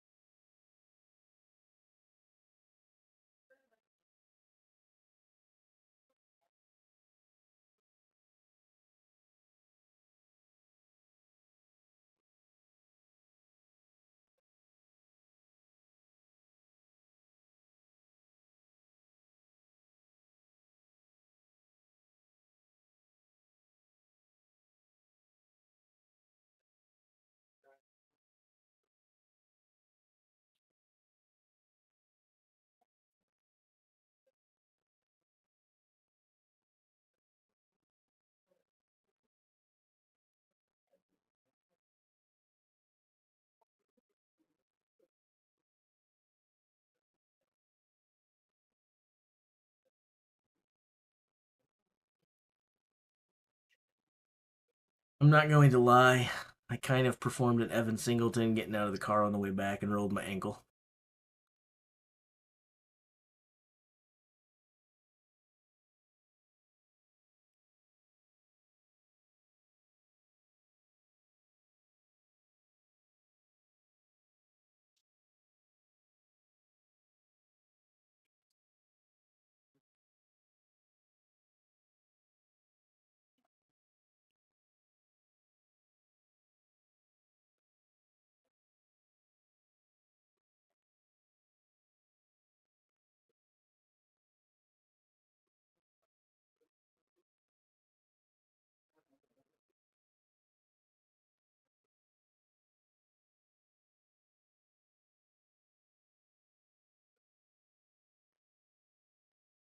I'm going to eat on camera. I apologize.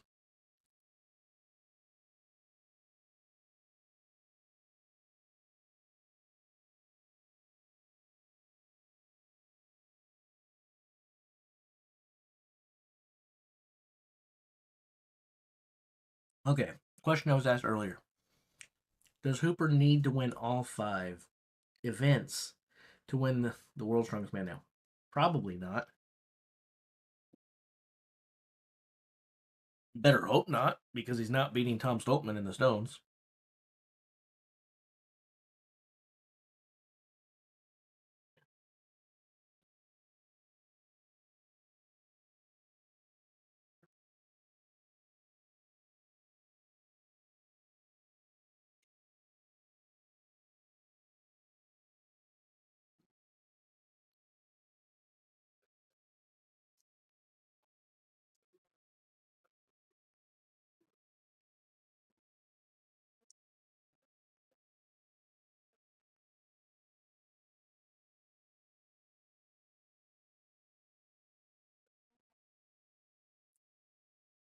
We're hearing that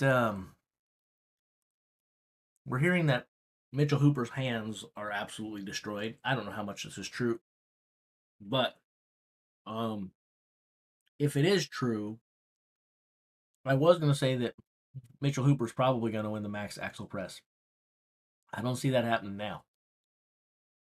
If his hands are compromised, he's going to have a lot of trouble cleaning that axle. If he gets it to the chest, he could probably tough it out and push whatever, but he's not going to be able to clean as much to here as he would be able to if his hands weren't messed up. So, um,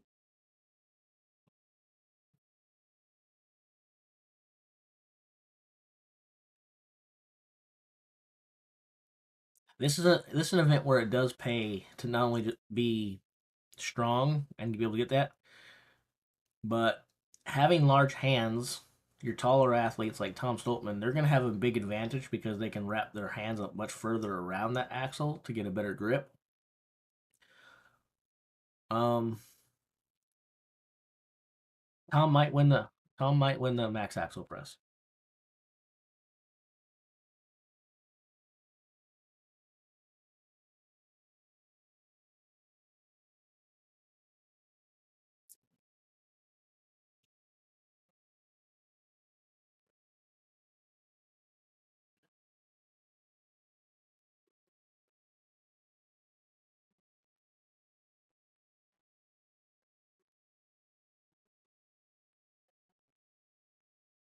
Okay, get my food is not for you.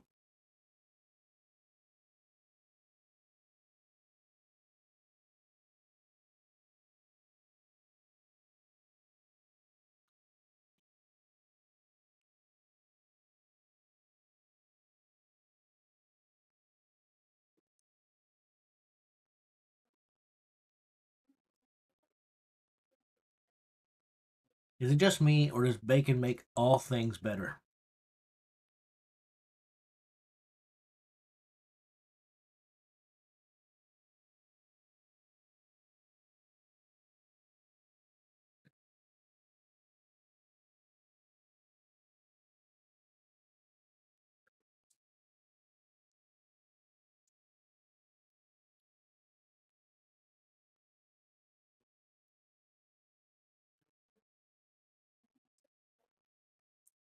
Strongly, strongly disagree. Messed up hands on an axle is a terrible thing.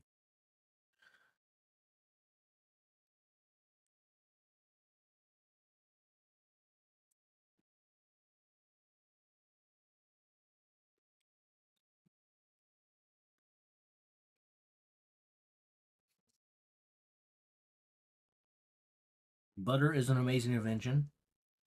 Bacon and butter, yeah.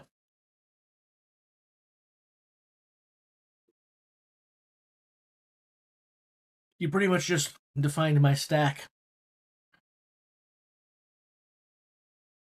As many of you know, I've never used like performance enhancers and kind of a goody two shoes. When people usually ask me what my stack is at the gym, that's what I tell them: bacon and butter. Technically, I say butter and bacon, but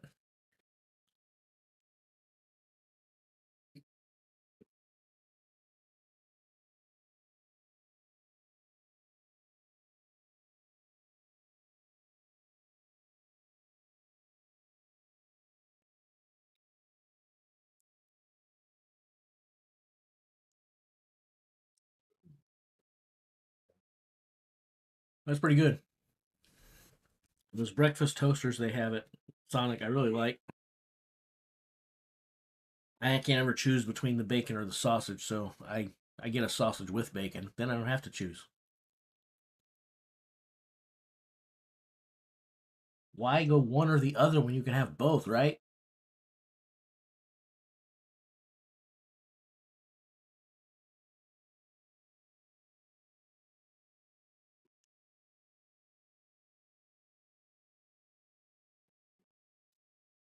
Where are you lying?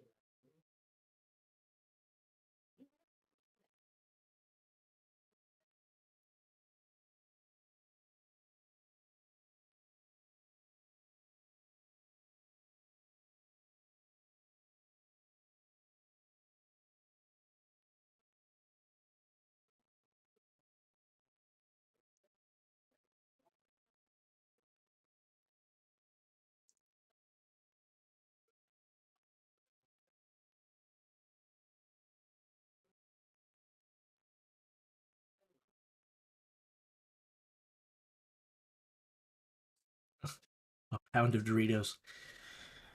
It's like what I have basically every 5 minutes.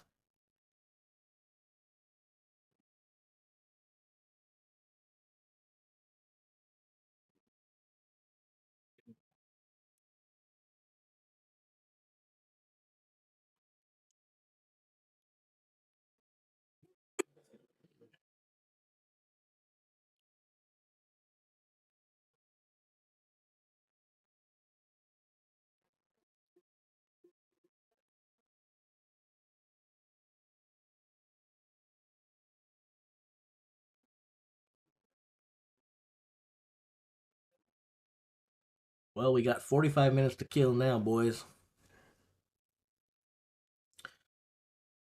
What kind of questions you got for me?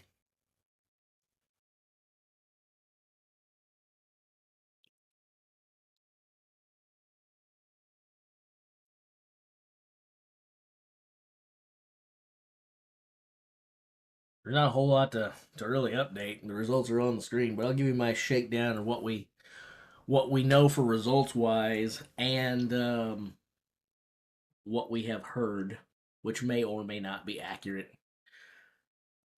We're all hearing through the grapevine. We don't have any ears on the floor, as it were. But okay, so I guess we'll start by just going through the results of the event, who took what points, and I'll just read to you guys like it's a bedtime story. And then we'll talk after the results about contributing factors that went in and other drama that's unfolding. All right, so in the Giants medley, only 4 competitors managed to complete the course within the 60-second time. The best time was Evan Singleton at a really good time of basically 30 seconds, 30.21. Austin Andrade, the world's strongest Latino, takes second at 40.61. Tom Stoltman, 2-time world's strongest man winner, picks up a third place finish at 41.26. Canada's Wesley Derwinski picks up a fourth place finish for 7 points, 59.2.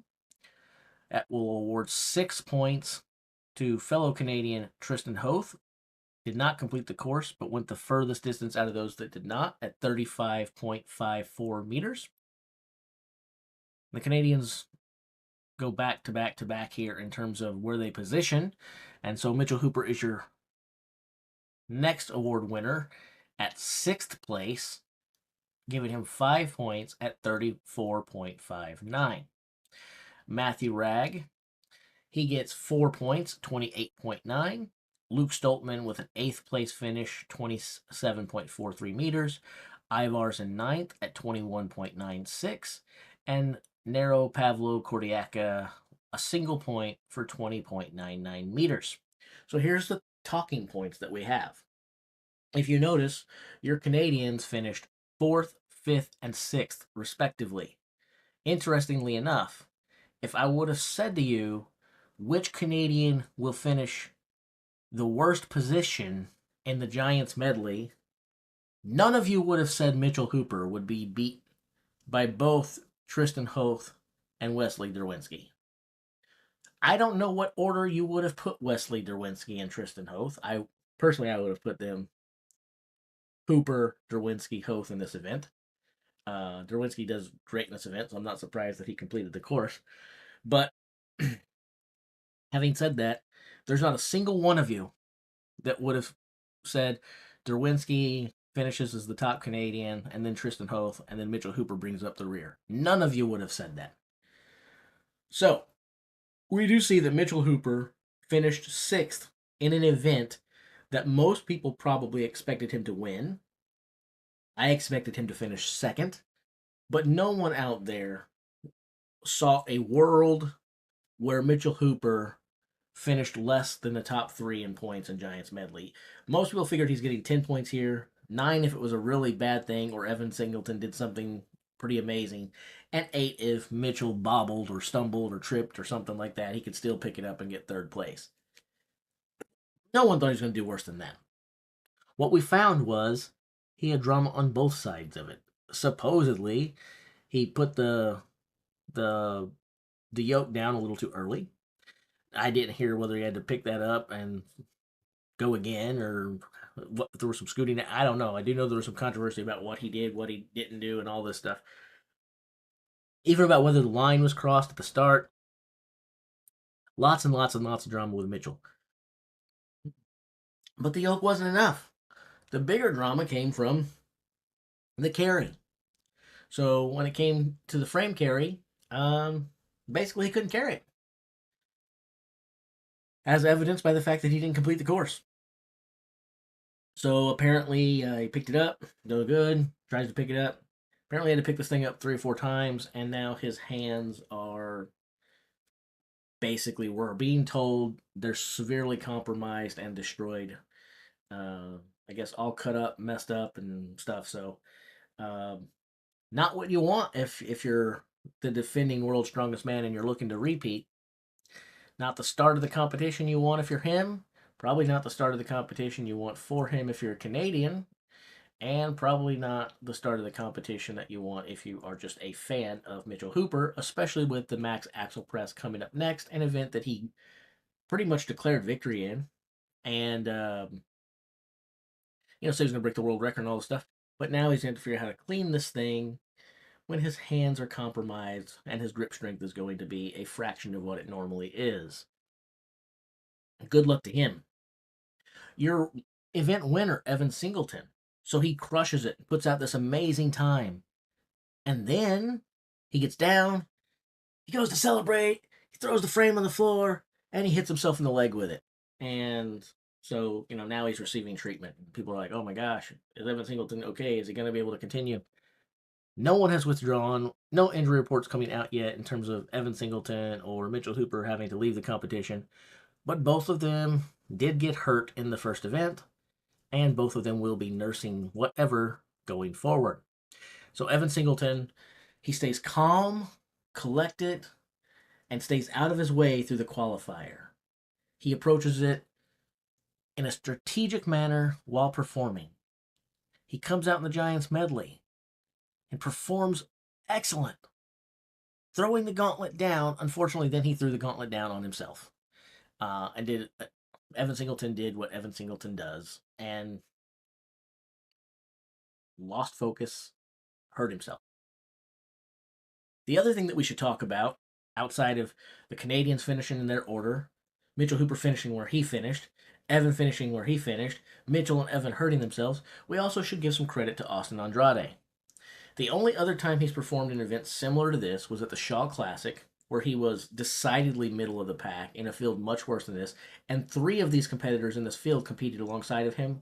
All three of them bested him in that event, and he beat every single one of them today, and by a good margin.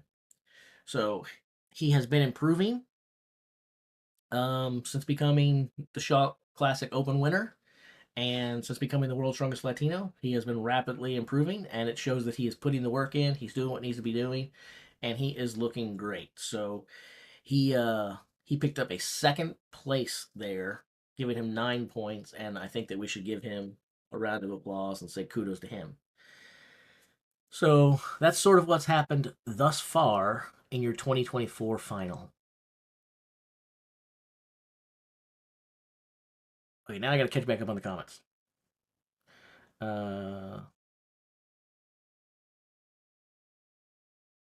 Pizza Hut any good for gains? Yeah, man, all food is good for gains, right?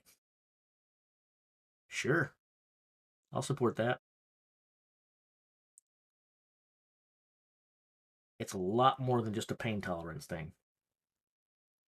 It's a lot more than a pain tolerance thing. And you cannot put maximal force with torn hands. You just cannot do it.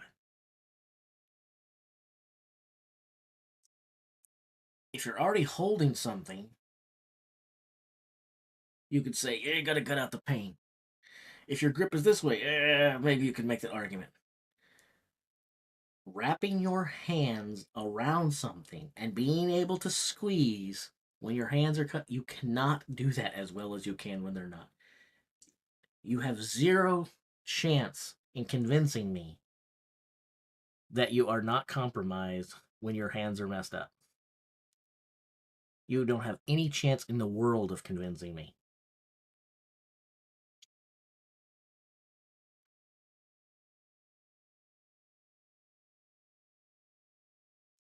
See, I like Tom and Evan more, but I feel terrible for Hooper, to be honest. I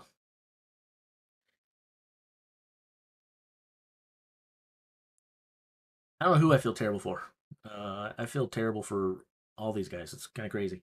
Uh, where would Mitch look to pick up points, 3 points on Tom? Well,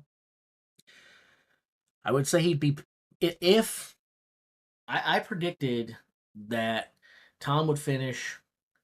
Uh, I predicted Tom would finish third in the medley. He did. On the maxwell prep and the max axle press, I figured Tom would finish second or third. Um, if he finishes second, which is kind of what I thought likely, and I believe Mitchell Hooper that he was going to win the max axle press. Maybe he still will. Maybe he'll surprise the hell out of me and I'll shut up. But if that happened, he was going to pick up 1 point over Tom in the max axle press. So he would be closing the gap by 1 point there, assuming Tom finished second, which he may not, and assuming Mitchell Hooper won one. But you're asking where he could pick up points. So that would be 1 point picked up. The keg toss. Mitchell's never done these events, and his training he looks good, but his training videos are so weird.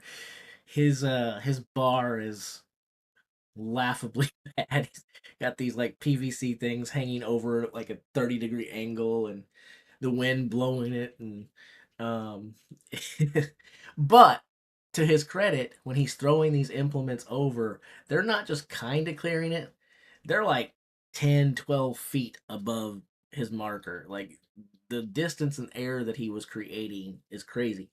Now, I think that that's another event where Tom, you expect to do well because A, he's a good thrower, but you always look for the tall guys in those events too, and you think that they're going to do pretty well because, let's be honest, they have a built in advantage, right? They're tall, so at their release point, they don't have to throw it as high to clear because they're already got a lot of air under them.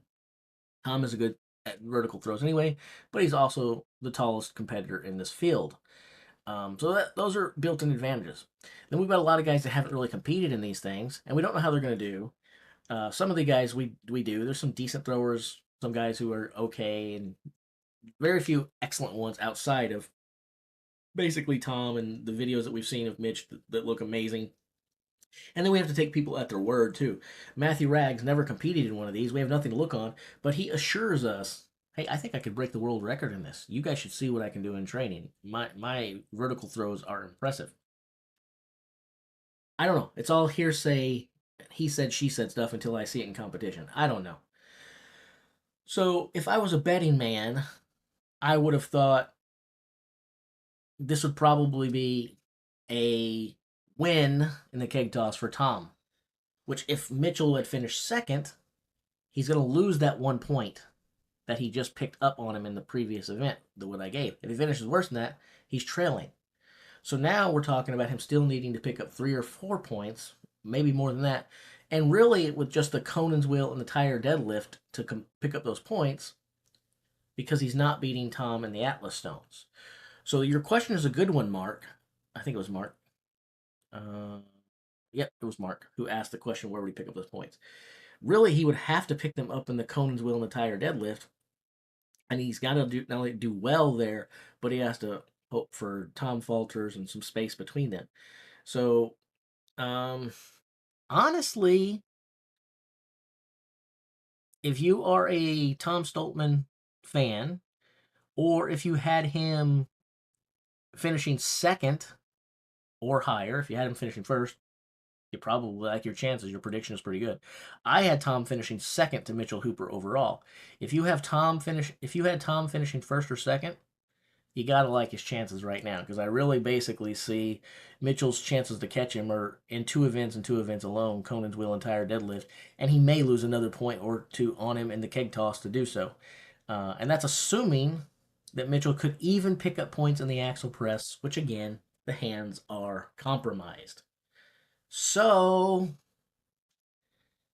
I like Tom Stoltman's chances a whole lot right now. A whole lot.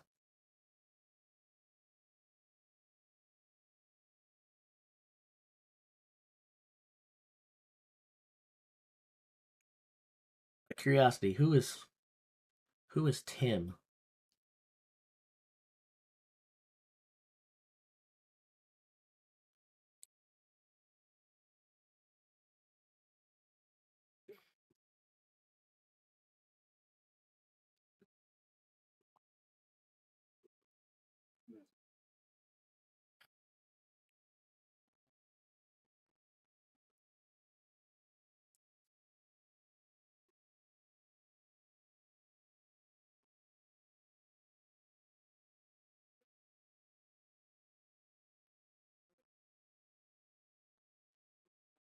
Thought he might be referring to Tristan, because I don't know that much about Tristan.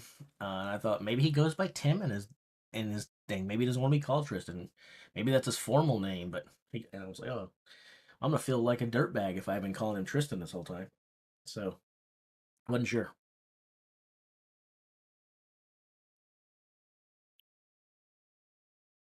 The actual press should have started an hour ago, but they delayed it. So now we're talking about 30 minutes from now.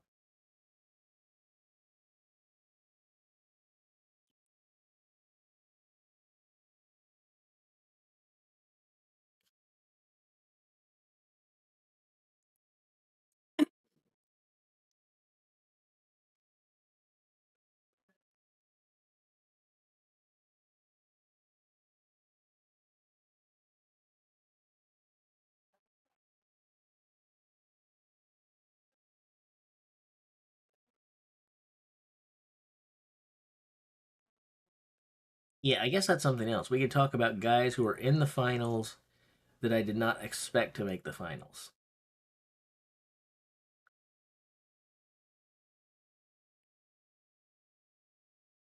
So I didn't expect Ivars to be there, and I didn't expect Wesley Derwinski to be there, and I didn't expect Austin Andrade to be there. Those are three guys that I did not think were going to make this final, that have made this final. And credit to those guys. Austin Andrade looked great in the things. Some people are like coughing because, hey, it's another one of these guys from the third place that managed to get in there. Think what you want about the Stoneoffs, and I don't like the Stoneoffs, but you can think about what you want. He performed, he did what he needed to be there. But he did look good in the heats. His third place was more impressive, in my opinion, than anyone else's third place. It's just he happened to be in a group with a couple dogs, and pretty hard to beat Mitchell Hooper in a group. And then Andre Fatu was like neck and neck with Mitchell Hooper the whole time. Austin Andrade had his work cut out for him. He really did. He looked really, really good and did some impressive things there. And he got himself in the final, and he starts out in the final saying, hey, just because you guys didn't expect me to be here, I expected myself to be here. Don't count me out. I came to play. He's looking pretty good.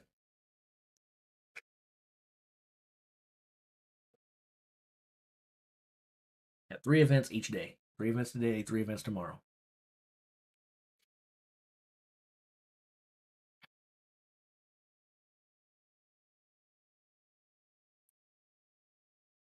If Tom doesn't falter in any way, does Evan have a chance to fend him off? Well, you would think so because he's on top. He's got a 2 point lead now. And he'll probably finish second if he makes it to there without hurting himself further, or his leg isn't too compromised. Don't really know. There's a lot of variables and what ifs right now. But if I'm a betting man, I probably think Tom wins the Atlas Stones and Evan takes second there. So he's only going to lose 1 point there. Um, it's not easy. It's not easy. But the question is, does he find a chance? Or does he have a chance? Yes, he has a chance. And he's in the driver's seat right now. No matter what names are on the board and what events are coming up, you always want to be the guy in the lead. You want to be the guy at the top rather than the guys chasing. If you ask me if I want more points or fewer points, I want to take more points every time. So, um, it would have been good for Evan if he didn't slam the frame into his leg. That would have been good. But I think that there are some events here that favor Tom. I do think that there are some events that favor Tom for sure.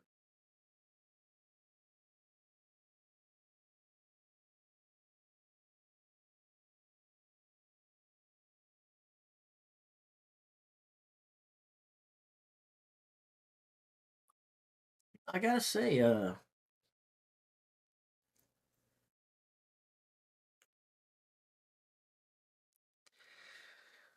I've gotta say, I really do. I liked Tom Stoltman's chances to finish second when the week began. It was Mitchell Hooper winning it all, Tom Stoltman finishing second. It's not just Mitchell's performance in the Giants medley. It's not just the sixth place finish and the 5 points. It's the sixth place finish, the 5 points, and the messing up his hands in the process. When you add those factors together, forces me to change how I think the weekend is going to end. I think you're probably going to see Tom Stoltman winning his third World's Strongest Man. If you ask me now, not if you ask me at the start of the day or yesterday, if you ask me right now, I think Tom Stoltman picks up his third World's Strongest Man this year. Um,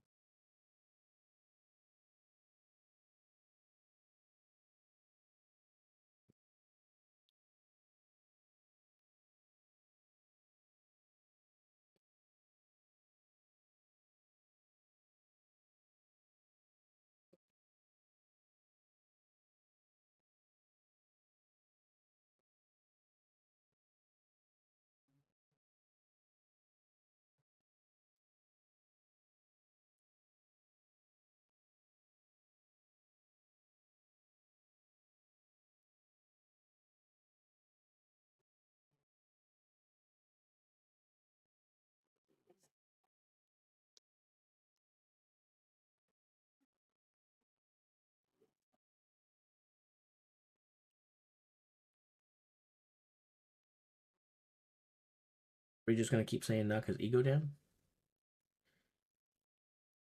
T Rex, T Rex, T Rex, T Rex, T Rex, T Rex, T Rex, eggplant. Let's say Hooper, Evan, and Tom all have issues. Who would be the dark horse winner? Matthew Ragg, for sure. I have no choice but to say that, considering that when the week began, I said that Matthew Ragg was going to be on my podium anyway. So if you eliminate the other three guys who I feared were going to be in the top four,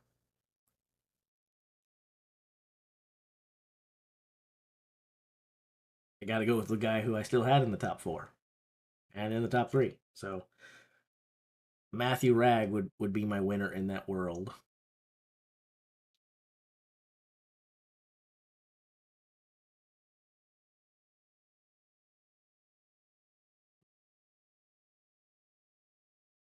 Simon Dean.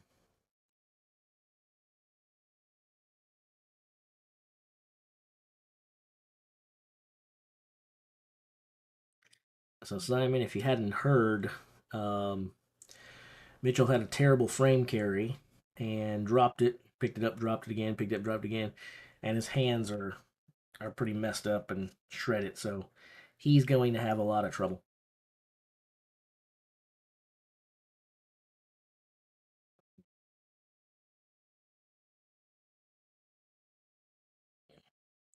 So Evan Singleton did amazing. Then he puts the frame down and slams it into his own leg. People are thinking, oh my God, he's hurt bad and he's going to have to withdraw. Sounds like he's probably okay, but he is probably going to be compromised. I don't know how you can't be if you slam 700-pound frame into yourself. Um, and then Mitchell Hooper, his hands are destroyed.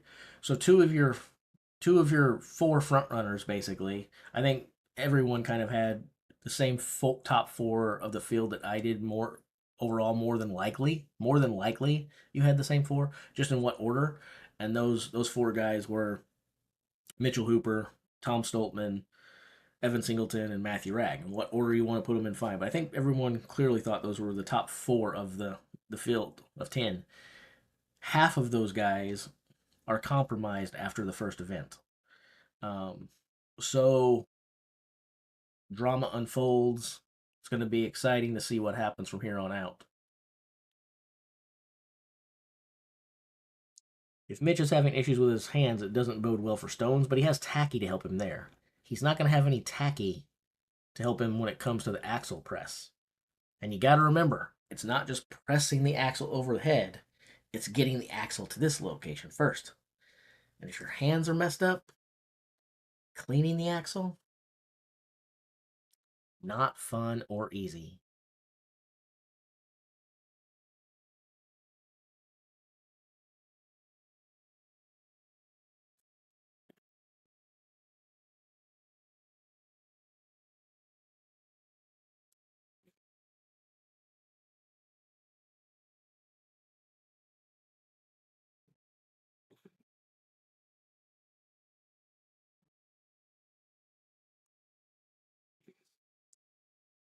Hello to hit Stoltman's neck of the woods.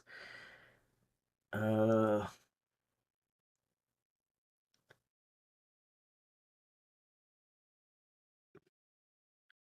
did he do the Denny's this week? I saw him holding the really light things for the fans the other day, but I feel like he could have held those for a week and a half.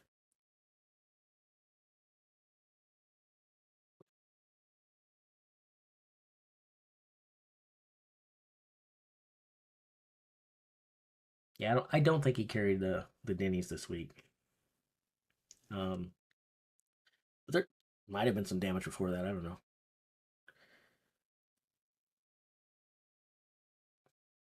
I think Mitchell Cooper is incredibly relatable. I don't think he's cocky either. I think he's a confident man who knows what he can do and does it. He seems really humble to me. If you look at the way that he talks about his approach and breaks things down differently than other guys, he's willing to do things differently than other people. To me, that's the opposite of cocky. That's humility.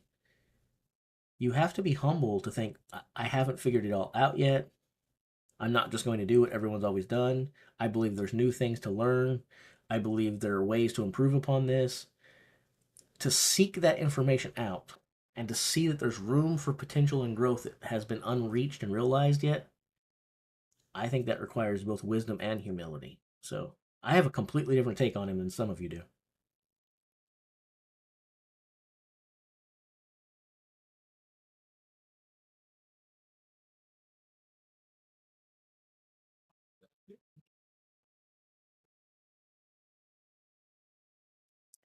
The eye is starting to act up again. I might have to get off camera and flush my eyeball out. Ah,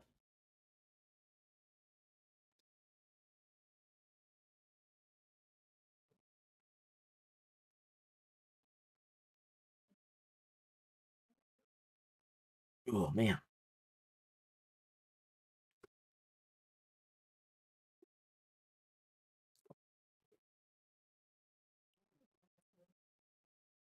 But anyway, after the Giants medley, there's a lot more drama this weekend than there was. The Giants medley shook things up tremendously. Some people actually might have thought that this weekend was going to be kind of boring because kind of already knew what was going to happen. Maybe there were some differences because again there were four competitors who were seen as being above the rest of the pack, and so there's only three podium spots. So maybe a little bit of intrigue about which of the three of the four were going to be on top, and maybe a little bit of intrigue as to what two and three were going to look like there. Uh, but for most times, this was more predictable, quote unquote, or so to speak, than in years past. But after the first event, it's no longer the case. It's very, very interesting and wide open now. Although I think that Tom Stoltman is in a very, very, very good position, especially, especially if Evan Singleton's leg is compromised.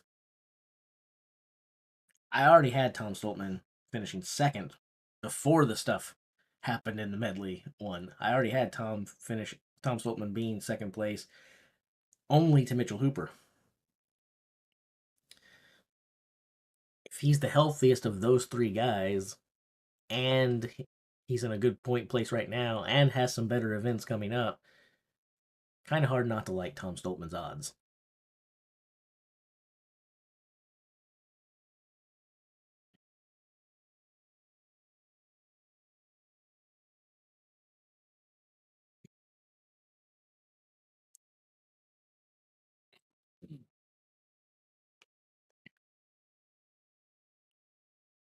What up, indeed?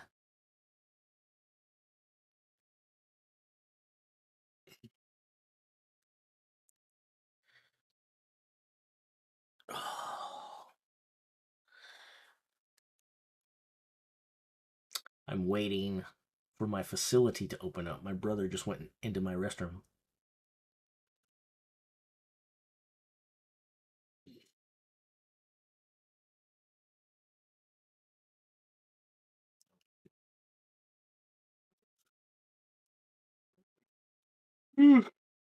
Gosh dang.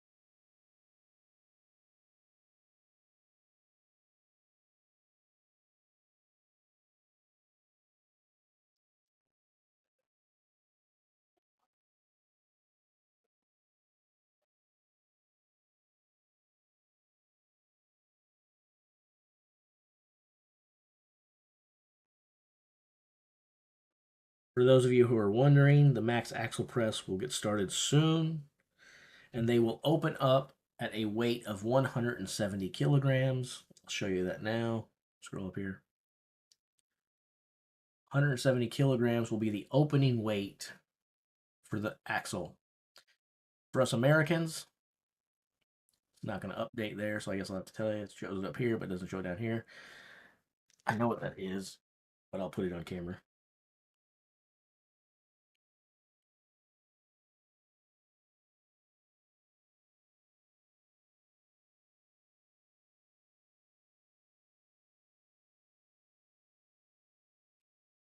Hopefully you guys can see that. So this will be the opening weight of the max axle press.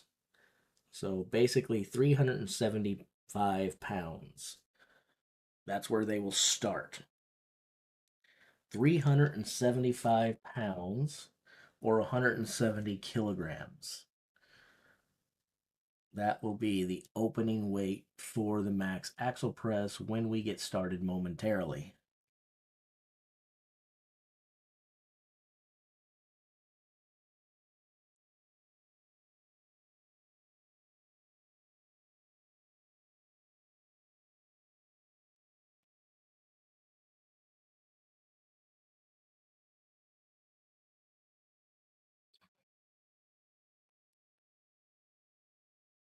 I don't know if you're screwed for all the events, but I think it impacts you most in the next two events. It's not good for any of them. You want your hands to be in good shape. Uh, Best case scenario, it's gonna hurt a lot, but the Atlas stones you have the benefit of tacky and the benefit to wrap around. The Conan's will you get to rest it upon you. Um, the tire deadlift obviously you can strap in. Uh, So I think it impacts you a whole lot less tomorrow than it does today. Um, Holding and gripping that axle while you try to clean it, that's a problem with bad hands. Again, I agree with you. Wrapping your hand around the keg container to toss it up in the air, that'd be tough. Uh, so yeah, I think I think Mitchell Hooper's day one is a whole lot harder than it needs to be. He's made it a whole lot harder for himself. And his day one positioning is probably going to look a lot different than all of us predicted that it would before the day began.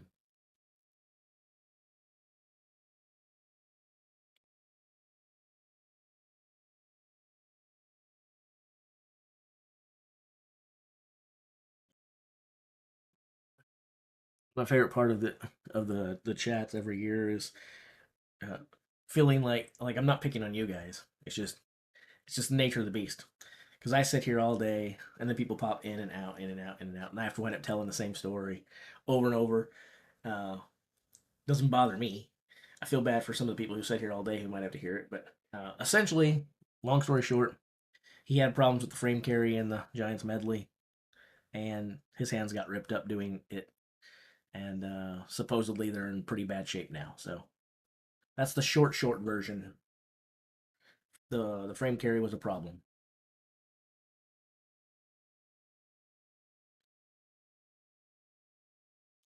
Or maybe after the zoo yesterday, maybe we didn't know it, but maybe Mitchell Hooper went to a bar and got in a bar fight and broke some bottle over someone's head, and then the glass got caught in his hand, and we don't know. It could have happened, right? Could have happened. You don't know. You don't know, bro. You don't know his life.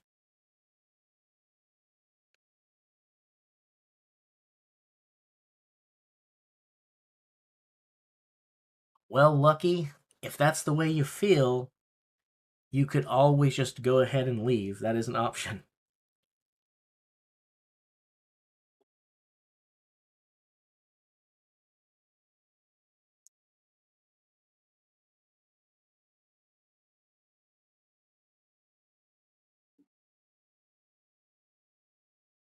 Ugh. Let's see here.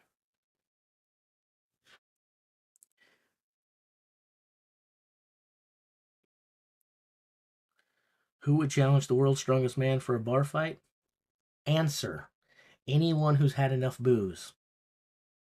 I don't drink, But I've been around enough people who do drink to know that a lot of people, when they drink, they really think they become bulletproof.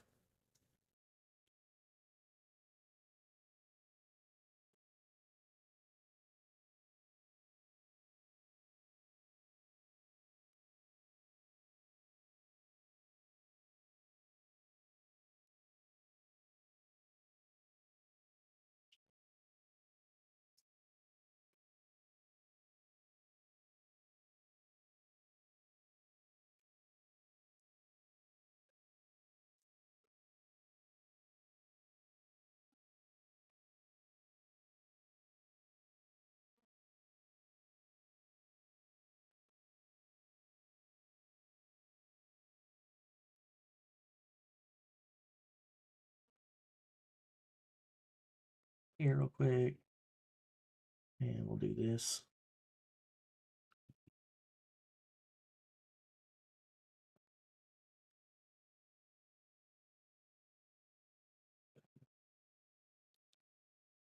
Just make sure you don't come back, Lucky.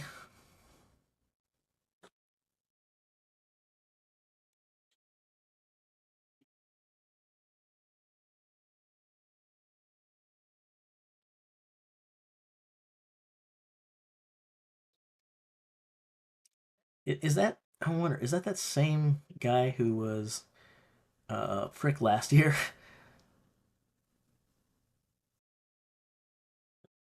Feel like Lucky is that same guy who kept popping in just to act like a an asshat last year.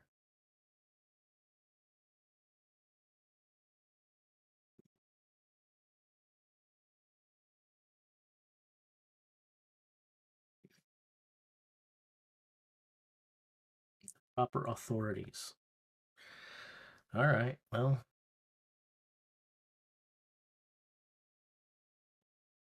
enjoy.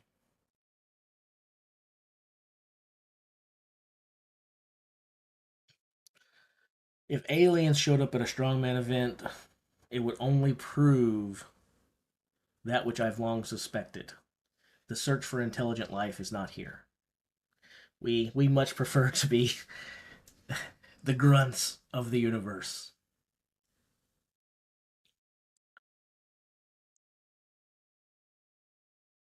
It's kind of sad, but you know it's true. We all seem to respect people who are physically gifted more than mentally gifted.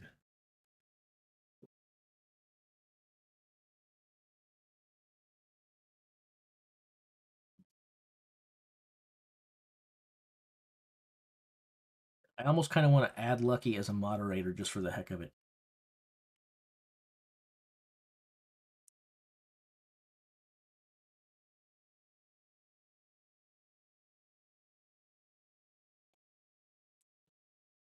Cool. Didn't you say you were leaving?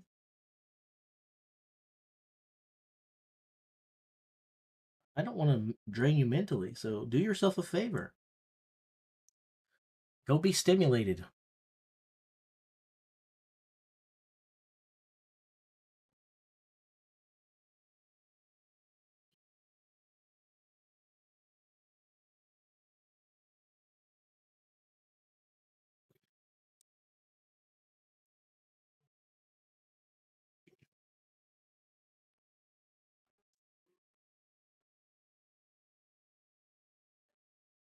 As soon as he said, make me a mentor,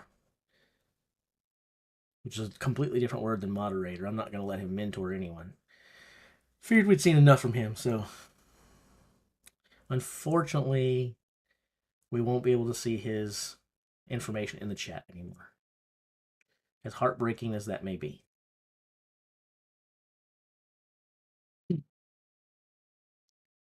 So I apologize to anyone who was waiting with bated breath to see Lucky's next amazing contribution.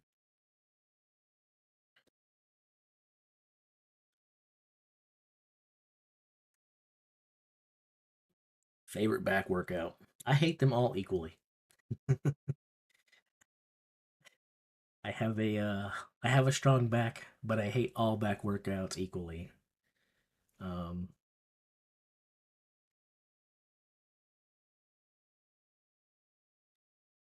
I guess deadlift, just on account of I can cheat and get a lot of my legs in it, a little less pain in my back.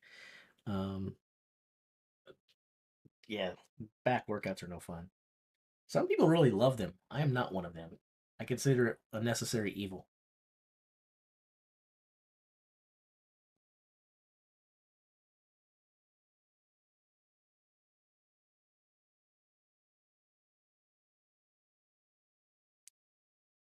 I need to tinkle, so that's what I'm gonna do.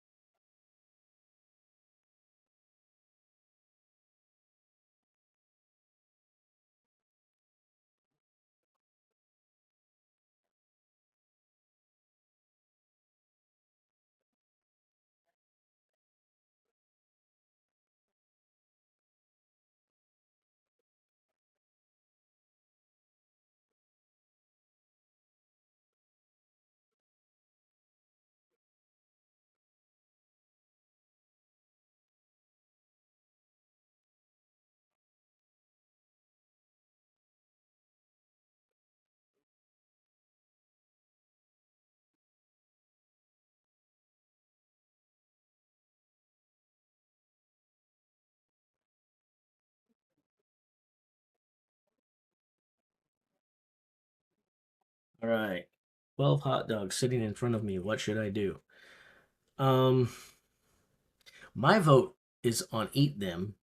But when you ask a question like that in a chat room, I think you know what response you're most likely to get, and you're really flirting with wanting to be punished a lot by asking that question in a room full of, I'm guessing, a bunch of dirty minded adults.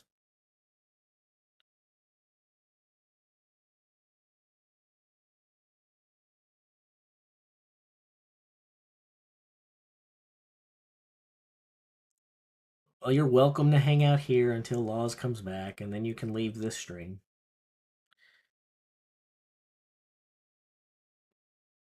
I mean, you're like I said, you are welcome to hang out, but by no means are you obligated to. You can leave at any time you want. It's actually possible. As far as I'm aware, I haven't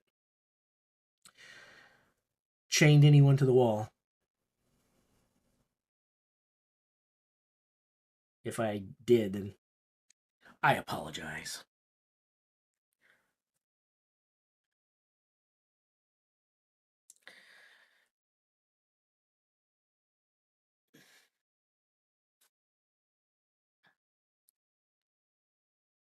I just like doing it this way because it's less work for me, really. I think it's nice to have that visual aid on the screen. Almost feels like a cheat code. I don't have to remember anything. I don't have to jostle around. The data's right there. Another great thing is if I am mentally draining and exhausting to people, you can mute me and then you can still see the results on the screen. So you don't have to listen to me and you get to know what's going on. So it's a double win, you know.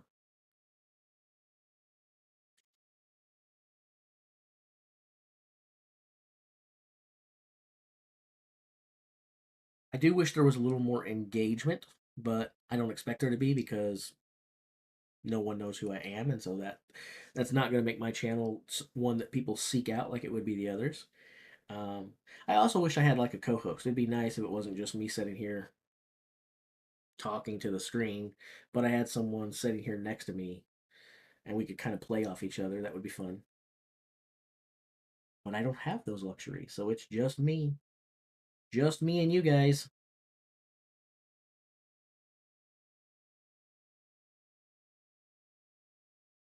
So I do the best that I can with what I have.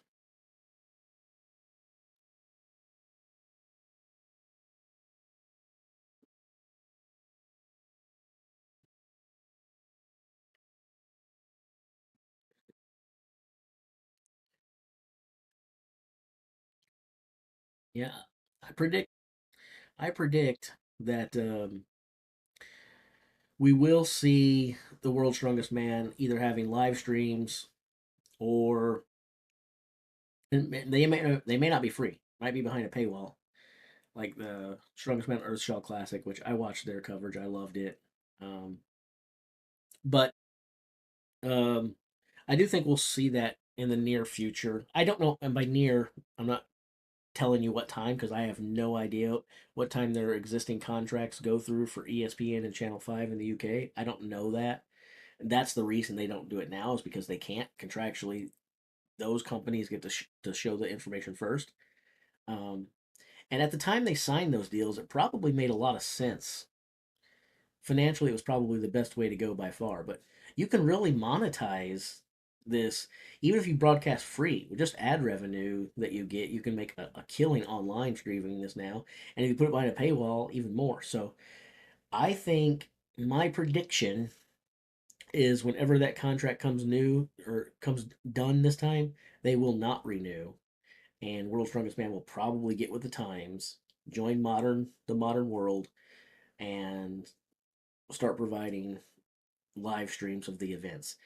Um, that's my hope anyway. Obviously, I could be wrong.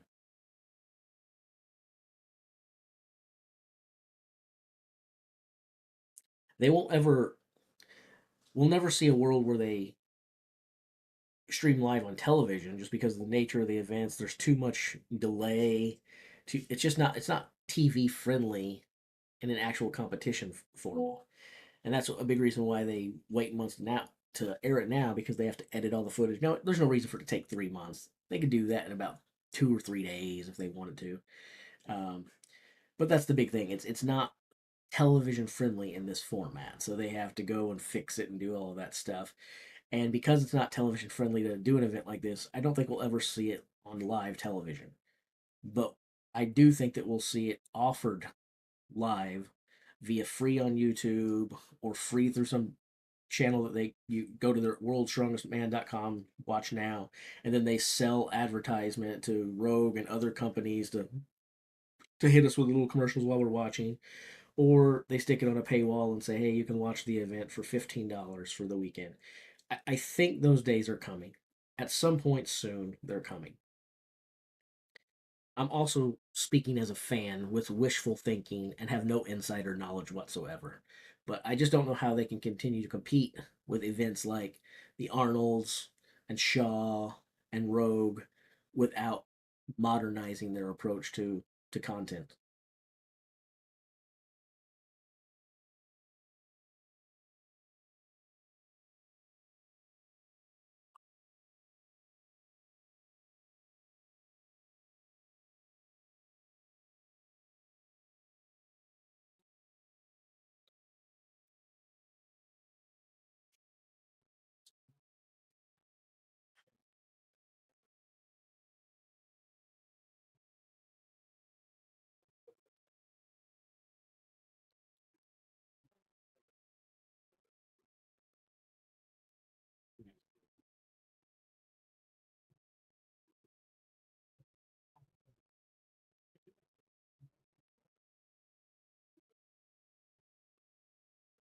All right. I had to respond to a couple messages there. Sorry about that.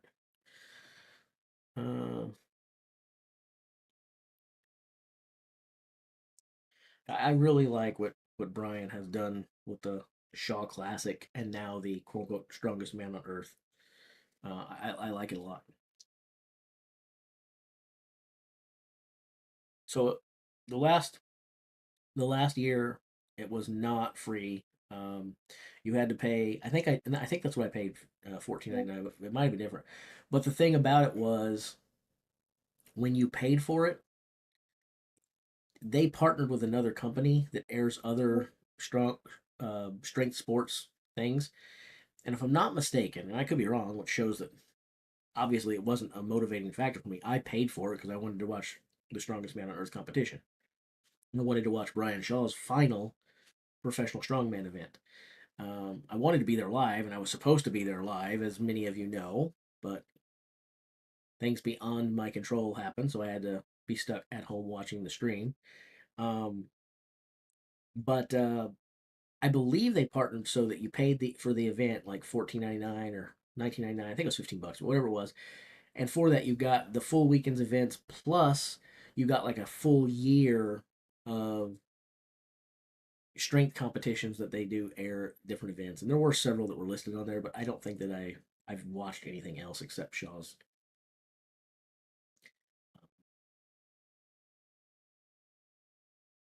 Whatever it was, I paid for it, and I don't regret it. It was money well spent for me. I enjoyed it.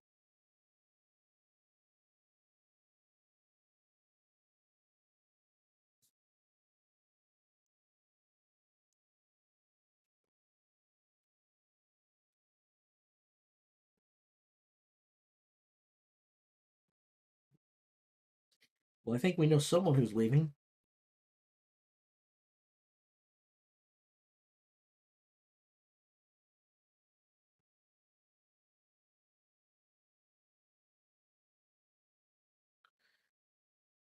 Bye bye, boosted chicken.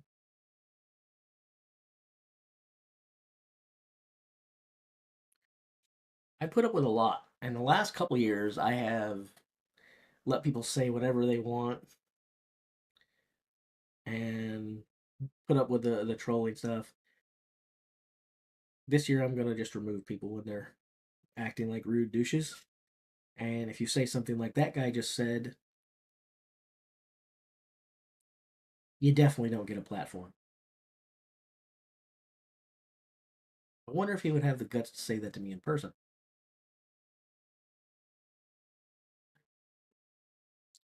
I can't imagine saying that about someone, let alone a stranger you've never met. That's the most vile, disgusting thing you can say about another human being. I wouldn't say that to someone in jest or any other way.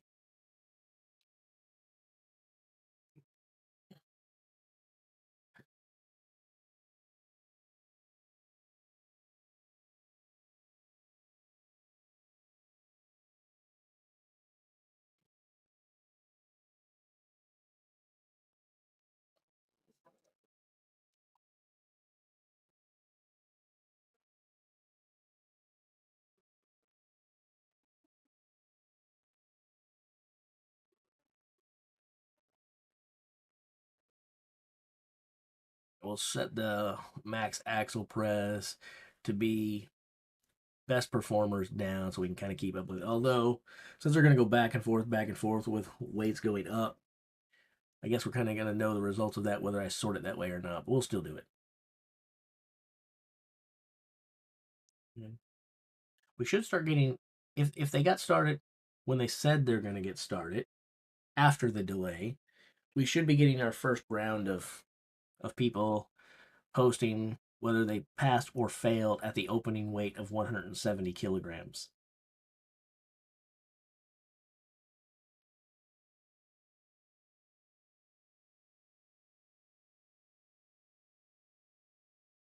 I don't mind some trolling. Like I said, that's why I've let people say whatever they want in the last year. But when you make a suggestion that I look like, whatever looking like one is, a chomo, I think most people here know what that is. I don't really want to say what it is on the stream.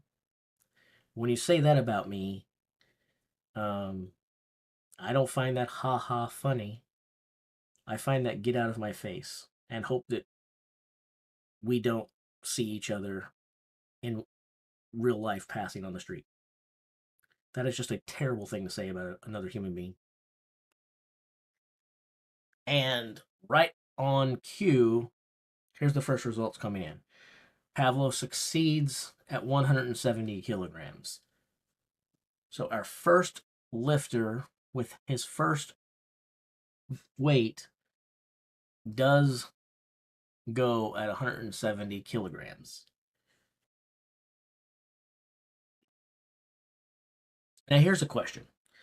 Um, they do this differently. Like, I don't know if everyone has to do that way or if you can skip what, like, everyone has to do 170. Can you skip around? If you can skip around, that's part of the next question. Does everyone at least attempt 170 to make sure that they get points on the board? Or do you think there's some that will skip 170? And if you do, is it possible that that will come back to bite them in the butt because maybe they skip 170 and then fail at whatever weight they try and as a result have to take zero? What do you guys think?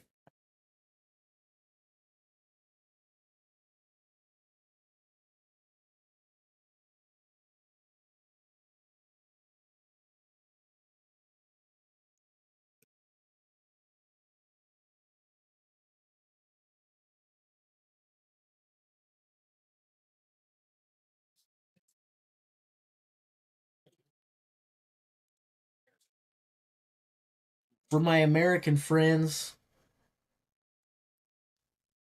170 kilograms is 375 pounds.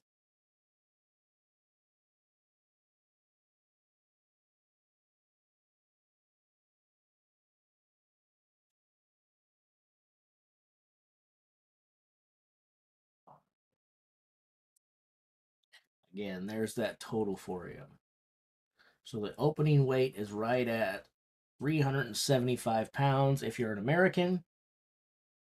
And if you're from anywhere else on planet Earth, that's 170 kilograms.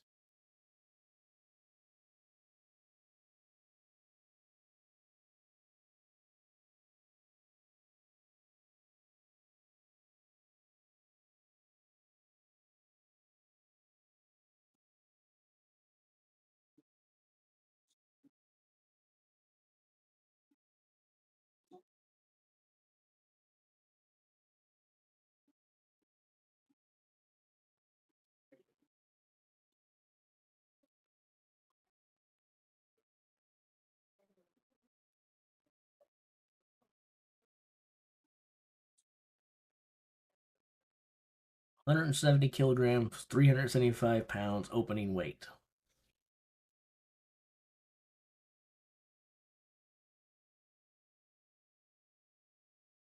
It's a big opener, really.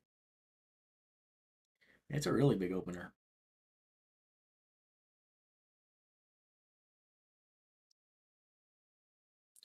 If they do all try it, I don't know if people, I don't know if they're allowed to skip. And if they do skip, I'm not sure what will happen. But if they all try it, I'm still going to say that they don't all do it. They won't all do 170.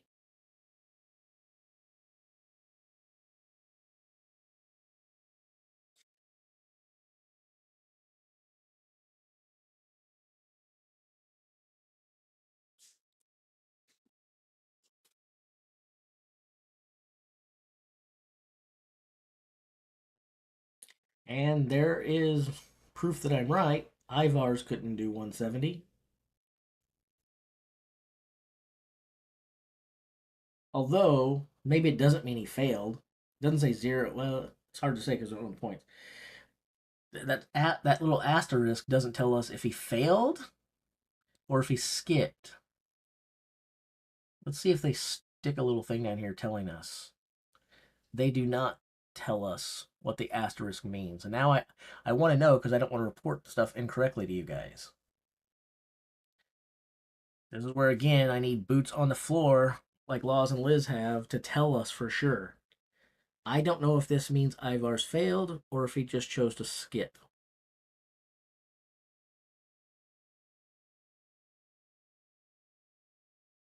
I guess we're not going to know the answer to that really until someone comes back with an answer that they have had confirmed or we get to the next round. I guess in some ways, if they're sorting this, well, obviously they haven't started sorting it yet because they're still at the bottom. If they were sorting it, then these guys would be at the top and Ivar's would be at the bottom if it was a no lift because he would get the 0 points there. So I can't even know it from that point.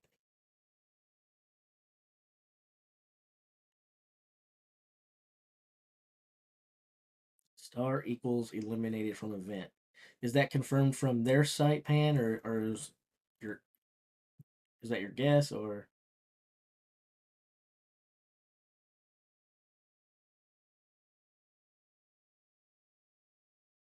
cool?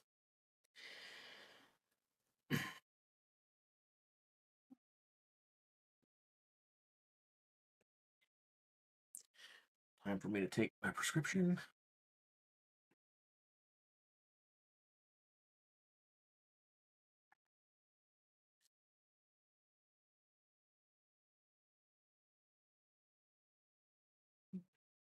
Matthew Rag gets 170 as well.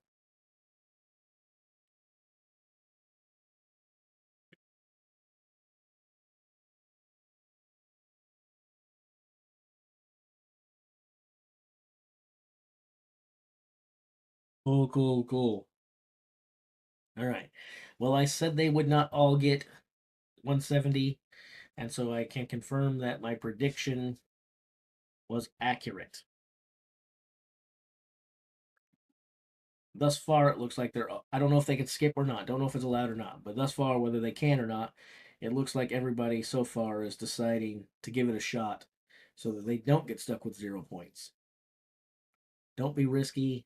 Skip the easy points, the 375 pounds of easy points. Go to something bigger and wind up getting nothing at all. So far, it looks like we're going to see what everybody's got on the first lift. And this will also tell us what kind of shape Mitchell's hands are in, I think.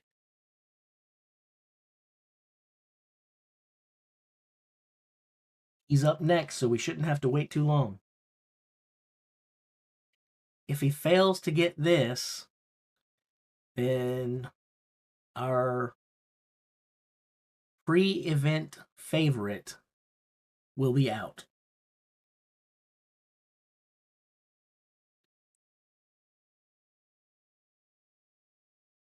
There is no coming back and building the points after that.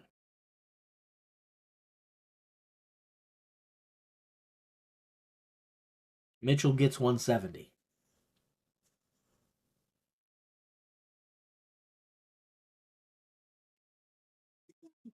Now, quick, someone go ask him how he's feeling, because I'm curious for what's coming.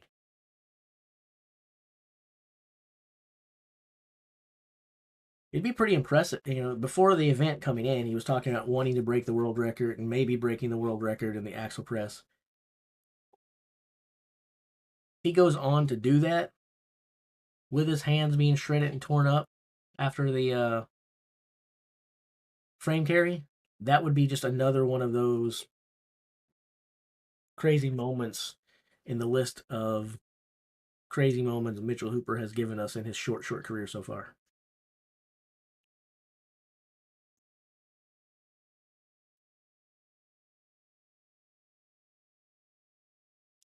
No, Mitch didn't blow it using all of his energy to get here. He's got plenty of energy. He's got energy for days. It's just he just had a bad event.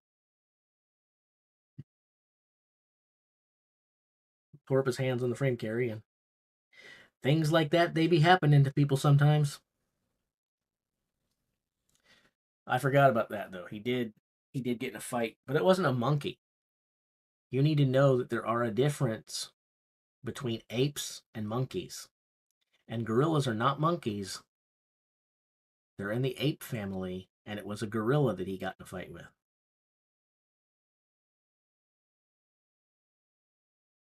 I believe that gorilla's name was Eddie Hall.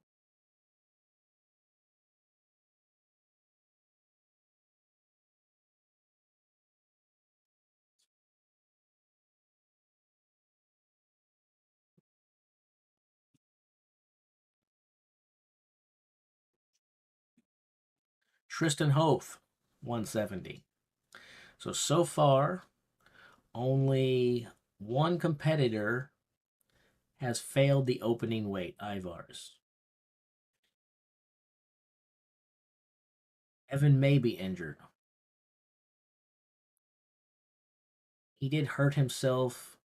He and Hooper both hurt themselves in the frame carry, just in different ways. Hands on one, leg on the other. Um, but as far as we know, he's still competing. So just a matter of how much damage did he take? What's the extent of the damage?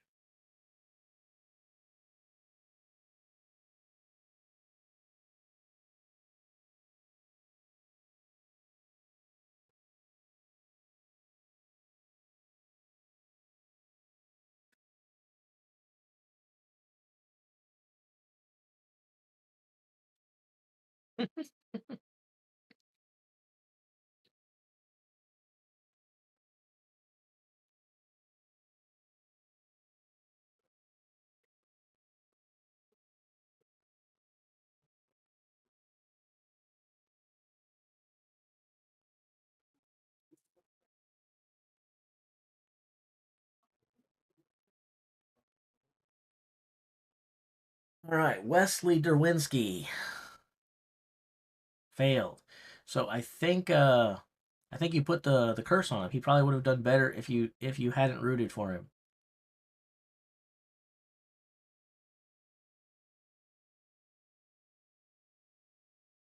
So I guess we'll chalk this up as a learning moment. And whoever you're rooting for going forward, don't announce it before they go. This is a huge opening weight. I'm actually surprised we've only seen two misses so far. 375 pounds in an axle is no joke. And let's give credit to World Strongest Man too, because they take a lot of flack in recent years about their events being a little too light and people wanting them to get heavier. And when your starting weight is 170 kilograms, I don't think anyone can say that you're going easy on the guys.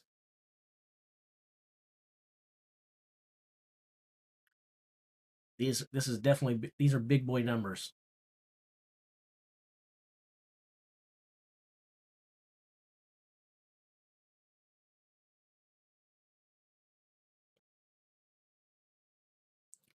Tom gets 170.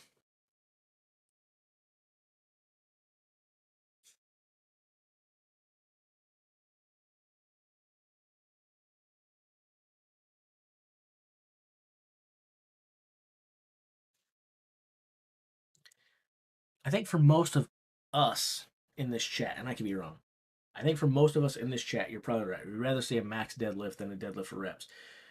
But there are definitely a lot of people who would rather watch the reps um, for a couple different reasons. Those reasons are it's quicker and faster paced. Reasons are you'll see more than one competitor going into time, and people tend to like to see that heads up, two guys going to see who's better. That head, they like that. And then some people just want to see these guys work, and they're impressed by the workload and say, well, you know how people are. They're never impressed by stuff. So there will be people who go, well, anyone can pick it up one time. Well, let's see you pick it up a bunch of times. So I think those of us in this group, most likely, we'd much rather see a max deadlift. Um, but uh, but there would be a population of people for sure that would like to watch deadlift for reps.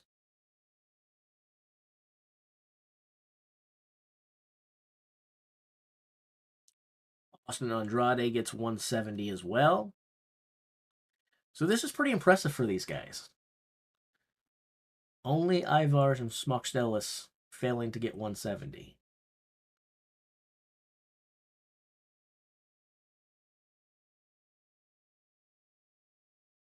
We'll also see about Evan and his leg here. If you don't think that legs are going to matter in a press event like this, I would say I wholeheartedly disagree with you.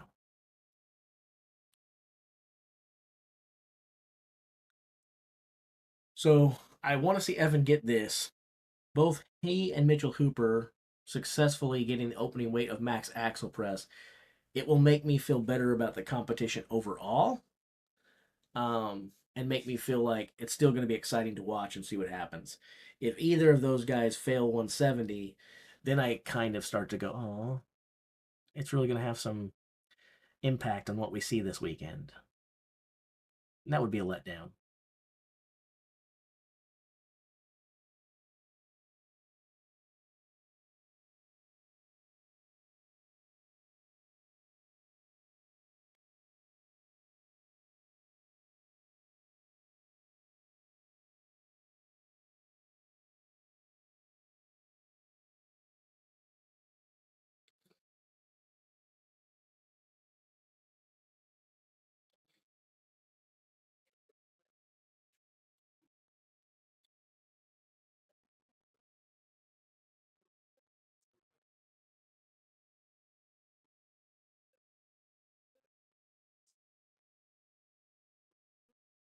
The important thing is not to have short little T Rex hands.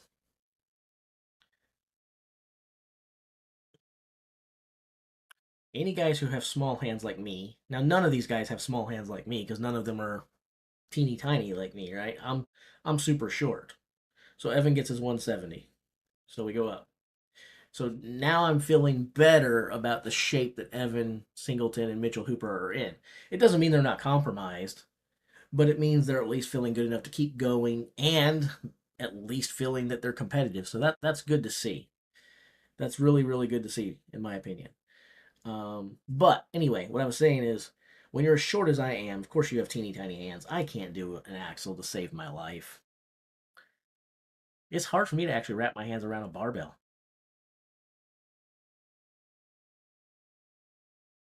When you're only like 5'3" or 5'4", you don't exactly have massive hands.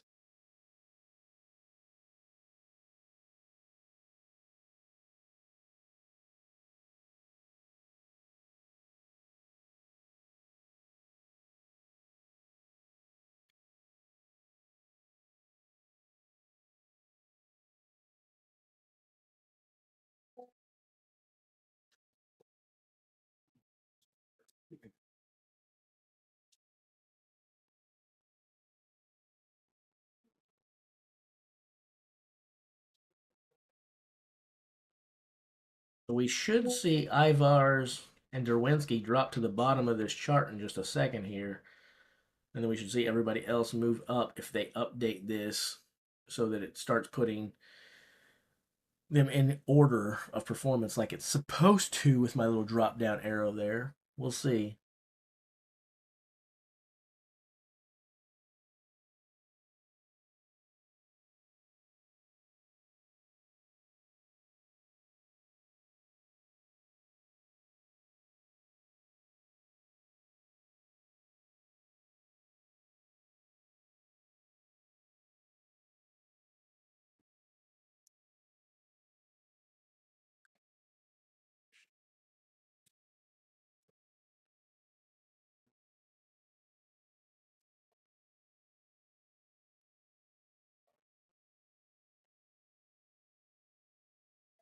Well, this first of all, this is the axle press, not the keg toss, and the axle press is what Mitch was saying that he was probably going to go for the world record in the axle press.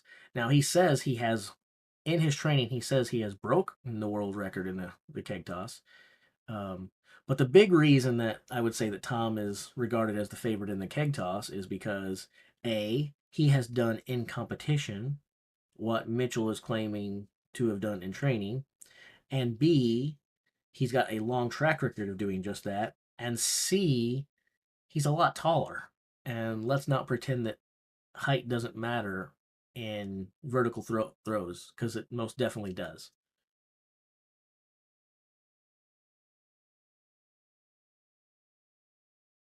But we shall see. None of us know what will happen.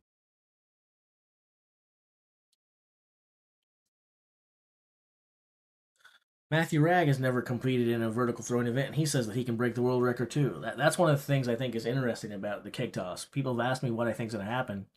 I honestly have no idea. I don't have a clue. All of these guys are talking a huge big game about the keg toss, and either they have Very, very slim records to look at to pull from, or no records to look at to pull from. But then they're all swearing that they can do otherworldly things. So, uh, the end of today, we're gonna know who's been talking a big game versus who's been training a big game. I hope they all are coming ready because it should mean it's going to be a long event that goes on forever.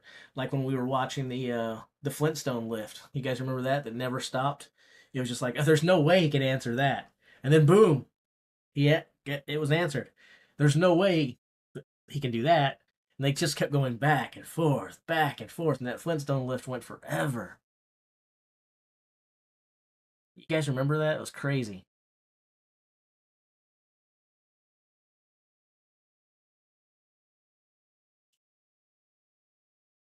I'd love to see the keg toss shake out that same way today.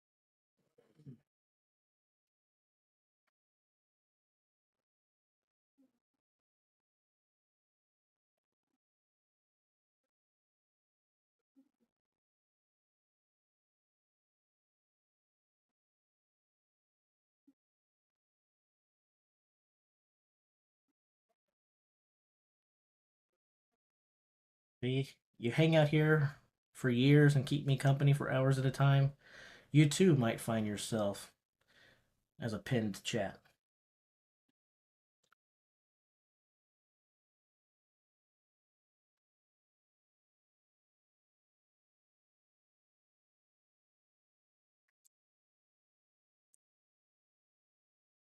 I don't really know if they're. I mean, I guess so. I mean, I don't know if it's 10 kilogram increments the entire time, or if they've got some kind of, like board that says it's going to this. I really don't know.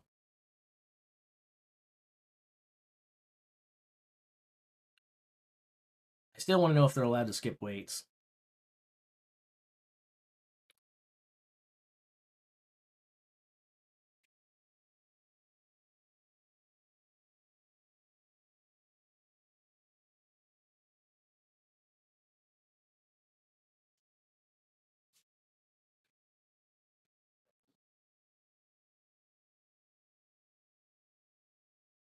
How many World Strongest Man appearances did I have? A grand total of 0. I've never competed in anything other than regional things with a bunch of people that no one cares about.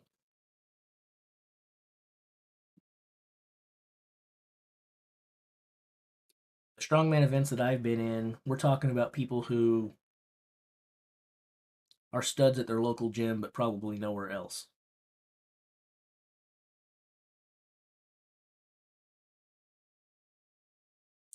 Guys who bench press 300 to 350 pounds, squat 400 to 500 pounds, deadlift in that 500, 600 pound range. Those are most of the guys that I would compete against.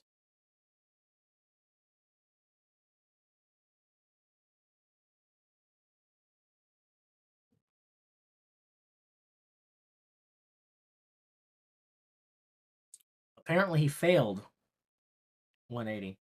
If the if the asterisks mean what we're told, it means that they've been eliminated. So apparently Matthew Ragg is the first person to fail 180. And so my pre week pick of having Matthew Ragg on the podium is not looking very good right now.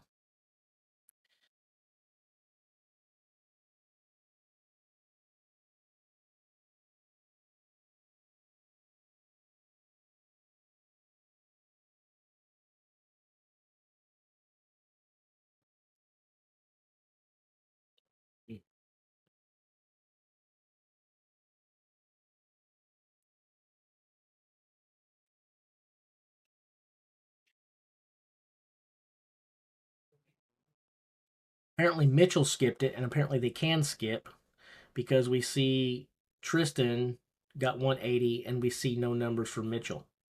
So I guess they can skip. I guess that's what Mitchell Hooper decided to do. And that means that either one of two things. It means either he's not thinking his hands are going to bother him enough to keep him from doing well. He thought 170, he felt it, and he was like, that's okay. I can work with that. Or on the reverse of that, he knows that he's coming from the rear position right now. He needs big points. He needs like victories to win. And he's afraid that going and lifting every round is going to take more strength out of those damaged hands, and he doesn't want to chance it. So he's like, I'll do as few lifts as possible to give myself a better chance of succeeding in those lifts. It could go either way. I don't know.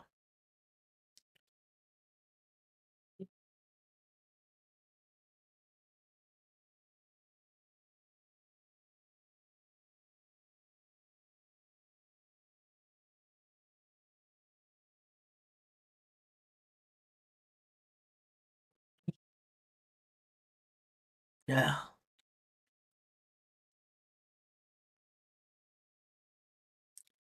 Do I think Luke scores less deliberately in order to help his brother? No way.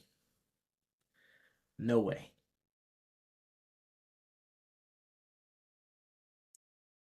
I could also be wrong, but my opinion, no way whatsoever. I know I wouldn't do that for my little brother. I'll beat my little brother at everything in the world. I might let you guys win something, but I'm not letting my brother win anything. The one person who's going to have to beat me no matter what is going to be my brother.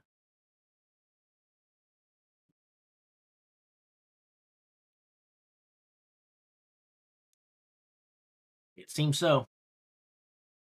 And that seems wise to me for Tom to skip 180. And Austin Andrade and Evan Singleton both get it.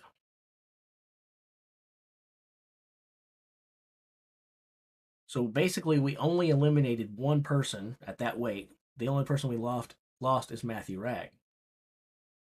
So if you are Mitchell Hooper with damaged hands, you're now looking at this going, crap.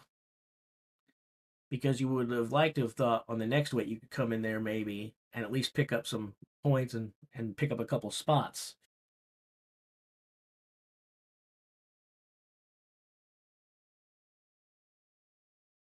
I don't think it'll be a mistake for Tom because I think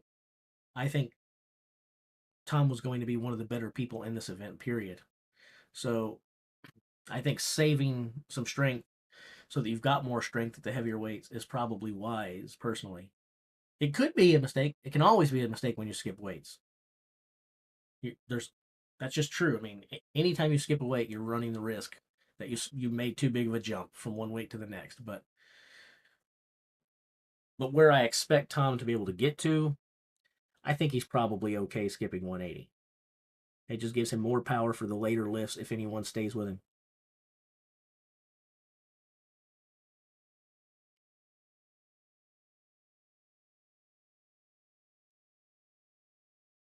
I gotta use the bathroom again.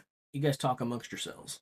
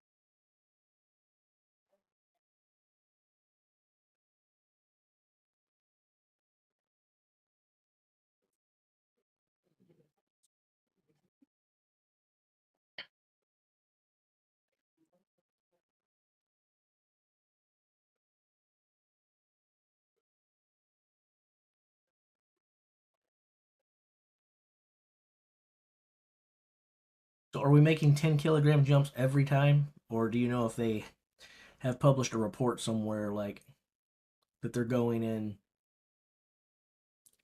a yeah, apparently the asterisk says they're eliminated, so whatever number is next to that does show the amount that they were able to achieve.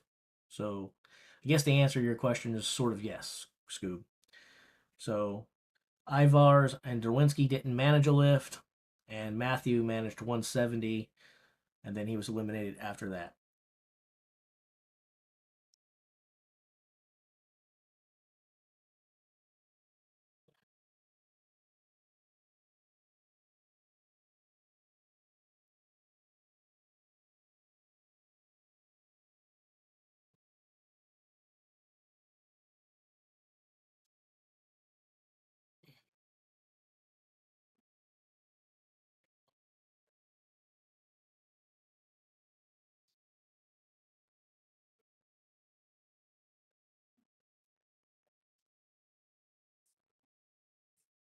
If the world record is 217, then that also makes you wonder if they're doing the 10 kilogram jumps or if they have a single kilogram jump in mind for the world record if anyone gets there.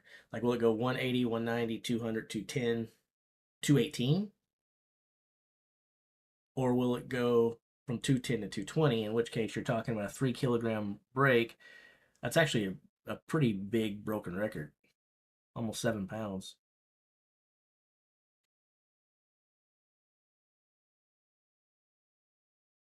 I don't know. I guess it all depends on how he's feeling and how sure and serious he was about his likelihood to break the world record and how his hands are feeling after what happened in the frame carry. There's a lot of questions here. If it was me, I'd probably be tempted to try the 190 because, again, basically no one failed 180. He only lost one competitor. Skipping these weights or rounds is obviously always a risk. Skipping multiple rounds increases your risk. Everyone around here is getting 180. He might have, whether he thinks he's confident or not, he might have to go at 190 if for no other reason to not take a big jump to 200, fail that, and be stuck with a 170.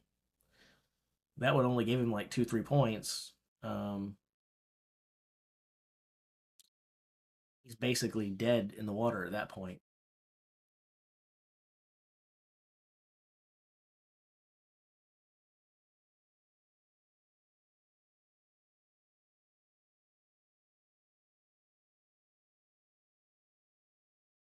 If he skips 190, I'm not worried about his hands anymore because apparently he feels pretty darn good. Or I guess it could be the other thing I earlier said too. Maybe he feels like he's got one lift left in him, and that's about it.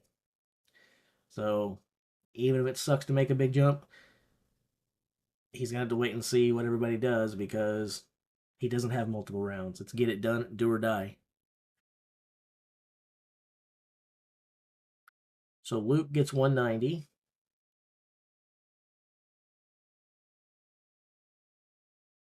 We'll get an answer to our question right now, right?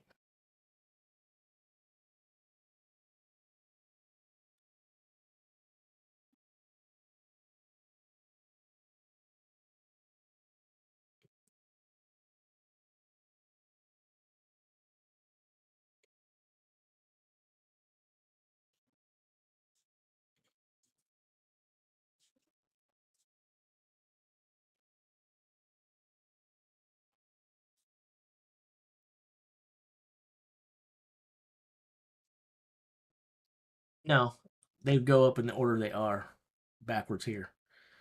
This direction right here. So we won't know if he skipped unless someone tells us, or we see a number from Tristan. And Mitch did not skip; he got 190.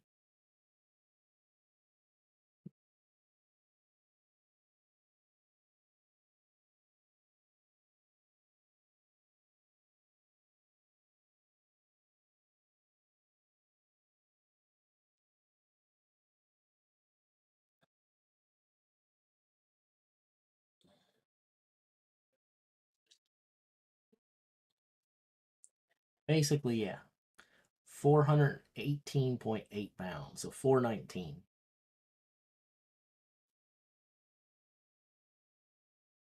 The fact that he could clean an axle with his hands being damaged in the frame means that he's feeling better than I would have thought, and so that's a good sign.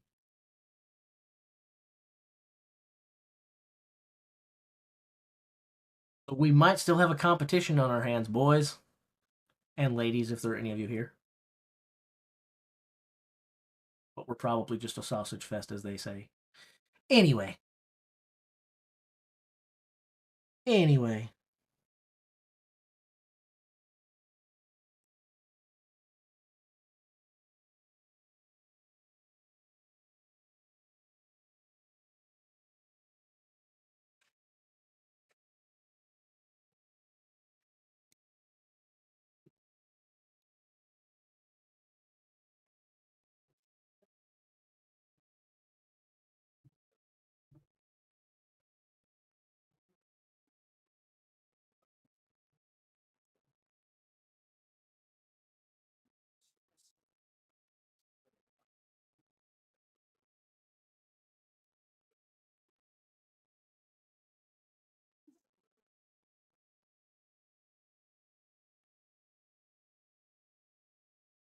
I honestly don't know if they get multiple tries or not. If it's like a lot of these, then within reason, they'll kick the guys off the stage at some point. But if it's like a lot of these, then they actually leave it to the competitor to decide go or don't go.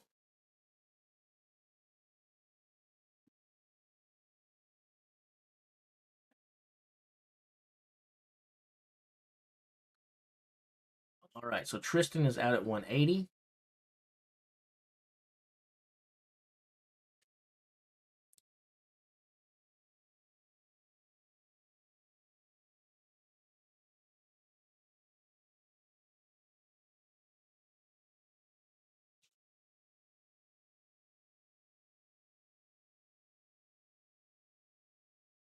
I guess I could have phrased that question differently. It, you could think that I'm asking, are there women who are fans of strongman here? Or you could think that I'm asking, are there fans of women who compete in strongman? So I probably should have said any strongman female fans with us here today. That's what I should have said.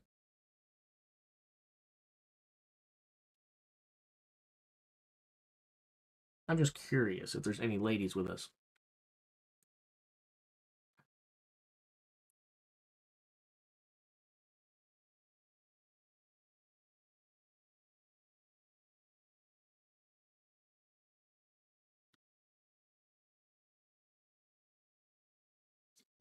I think that makes more sense that way.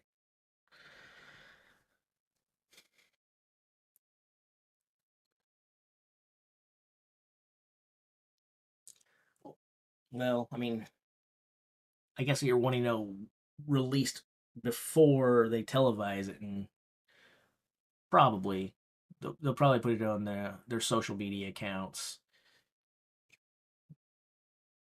Yeah, they'd probably stick it on their Twitter or on their website or something like that.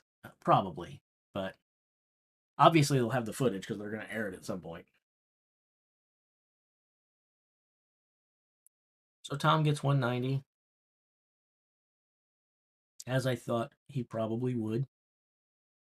Um, so now we see if Austin Andrade and Evan Singleton can keep this going on.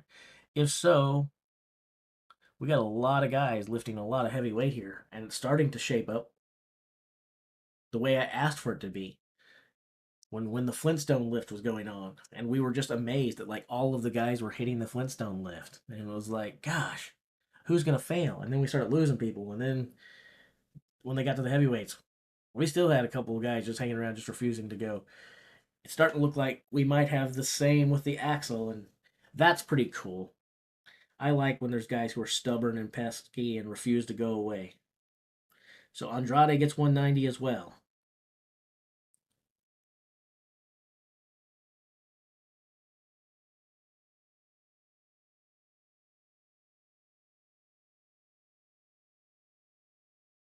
Pretty good.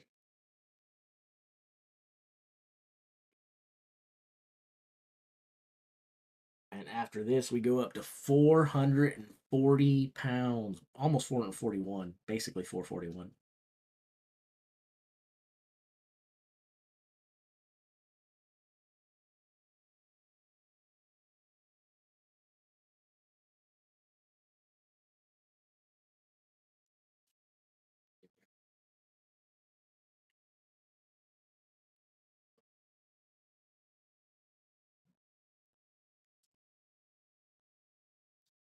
There's no reason we do it that way. I could just show it in there. It was kind of dumb of me. That was stupid of me. Oh well.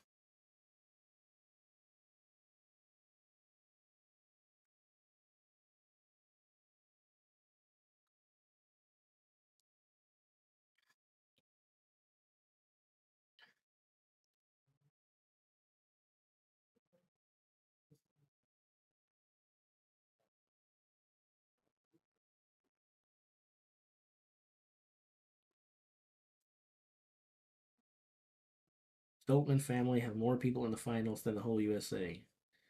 This would be true.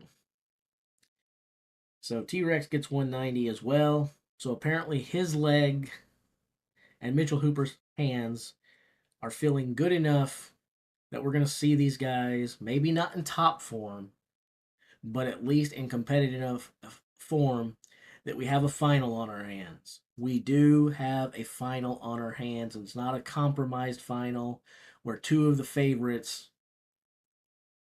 are basically there but not there. And now we get to see not the best of the best, but the best of the next competing for victories. We've got ourselves a competition, boys and girls.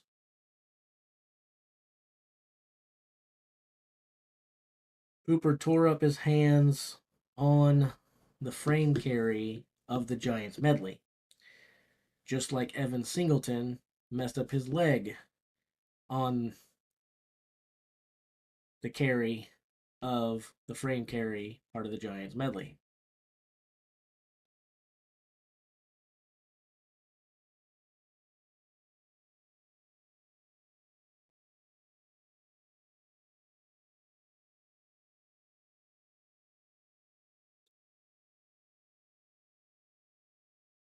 Good stuff. Really good stuff. Well, I guess this is the time for some shameless self promotion. Be sure to like if you haven't yet, or hit an unlike, whatever is more to your liking.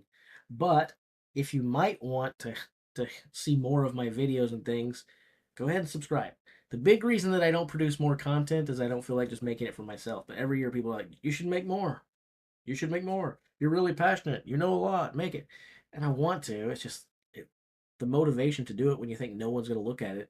Kind of hard to get motivated for it, to be honest. So if you like that, if you'd like to hear more athlete bios and documentaries like we did on Brian Shaw and things of that nature, go ahead and do a subscription and give me a reason to crank out the content.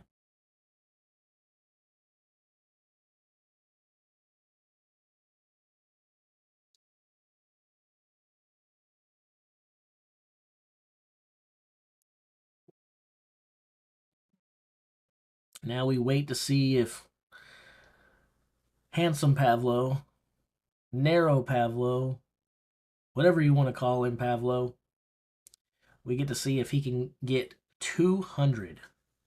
This is going to be 441 pounds, basically. 440.9.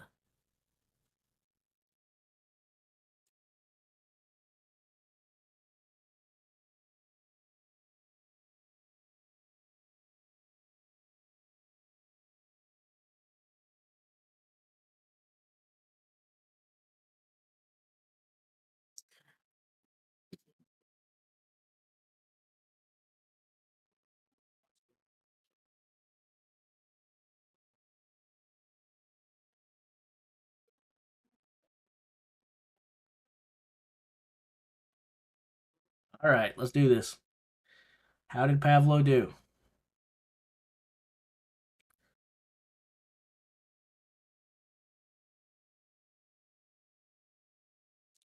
Where's Evan's Nana? She would be proud. I see what you did there. That's funny, Sean.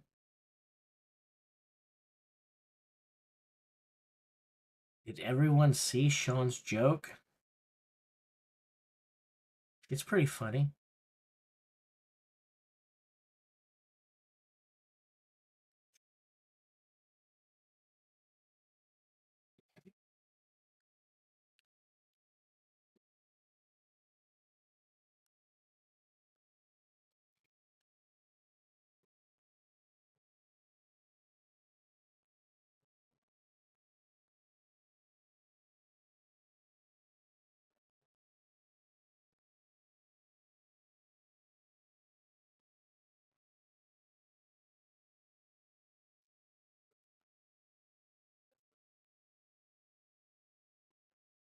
I could be wrong, but I think Keck was.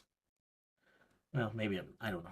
I'm not even gonna say what I was thinking because I'm trying to predict why someone said what they said, and you can't do that. I don't read minds.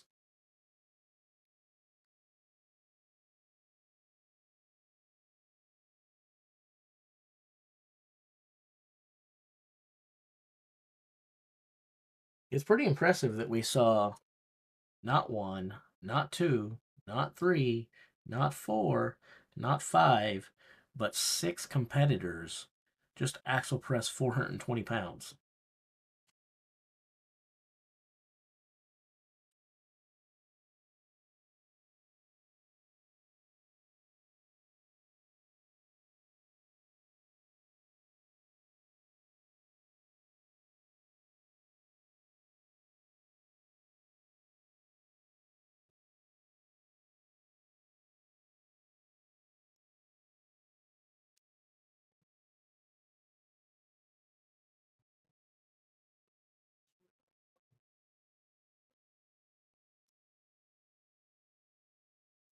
Well, the hand definitely has issues. That's not a question. It 100% has issues. The question is, what are the extent of those issues?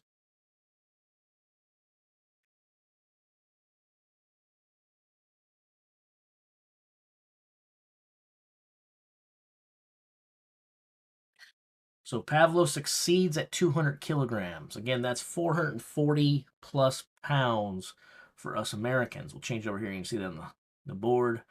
441. Technically, it's 440.9, but let's not squabble over a tenth. So Pavlo successful at 440 or 200 kgs.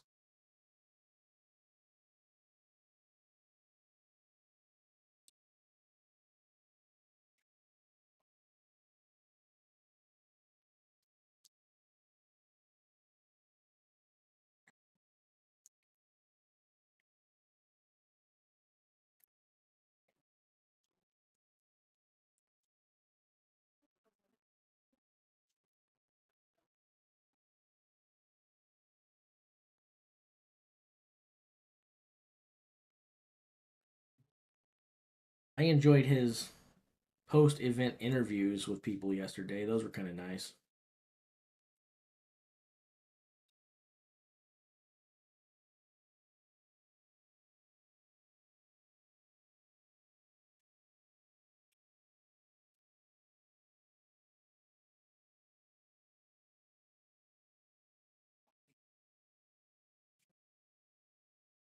So Luke fails 200.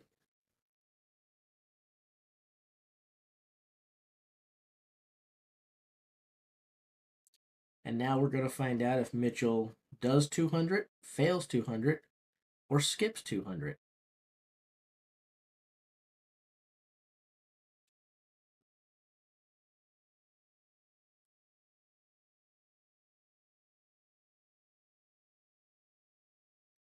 Lots of things that could happen here.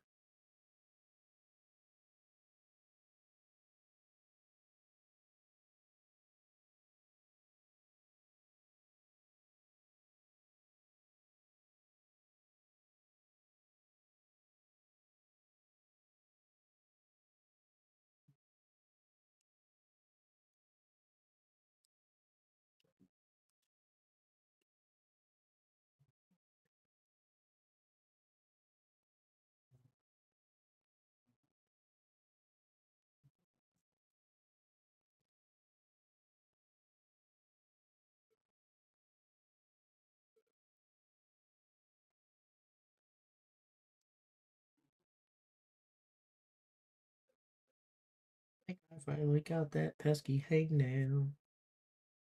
It's been aching. I think I finally got it.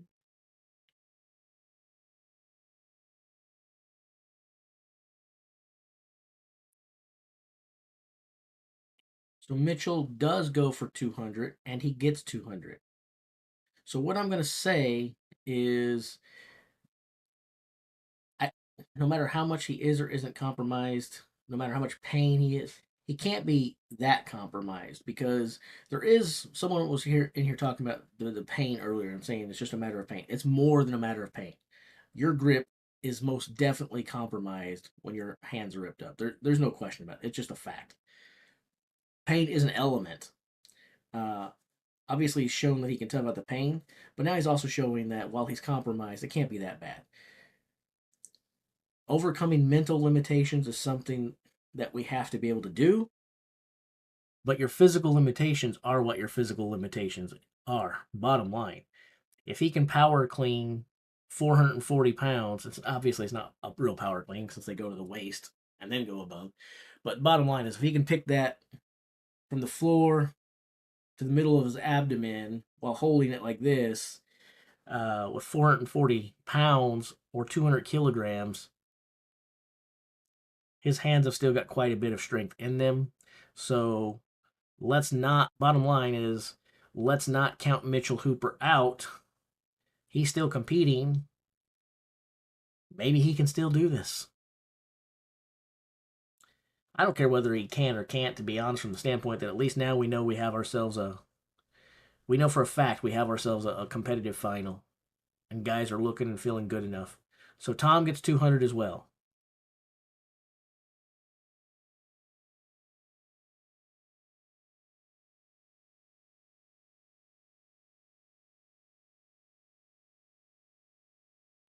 So that's three competitors successful at 200.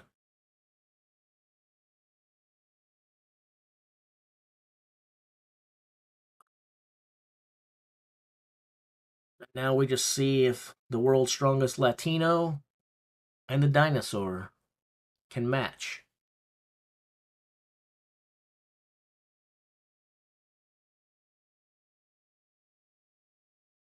Matthew Ragg has to be disappointed with his performance in the final so far. I know I am, because it's definitely screwed up my podium.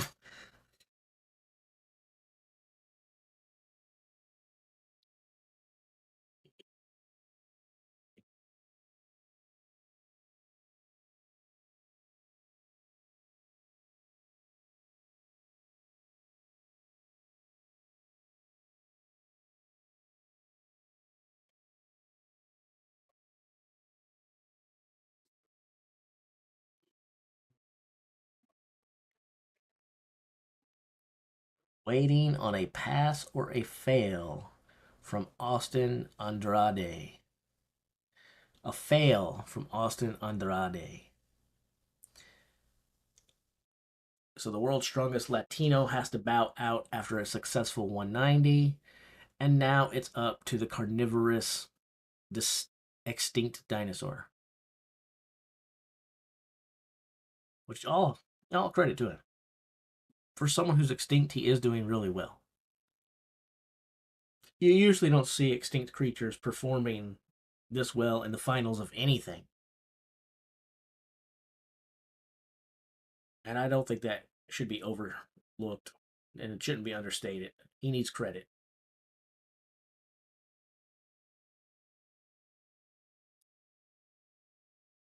Yes, Pavlo pressed 200 kgs.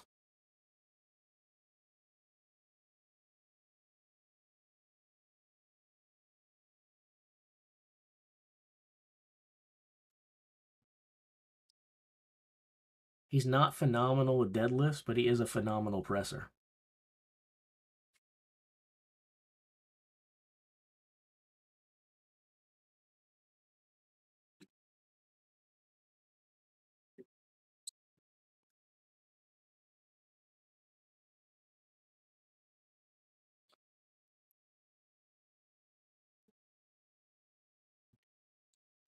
Evan fails 200 as well. So that's a sigh of relief for Mitchell Hooper. At least he knows he's gaining some good points in this event. And now we have 4 men to go, right? One, two, three. 3 men to go. I'm sorry. I decided I decided to give someone else a shot. Shame on me. So we have Tom Stoltman, Mitchell Hooper, and Pavlo Kordiaka.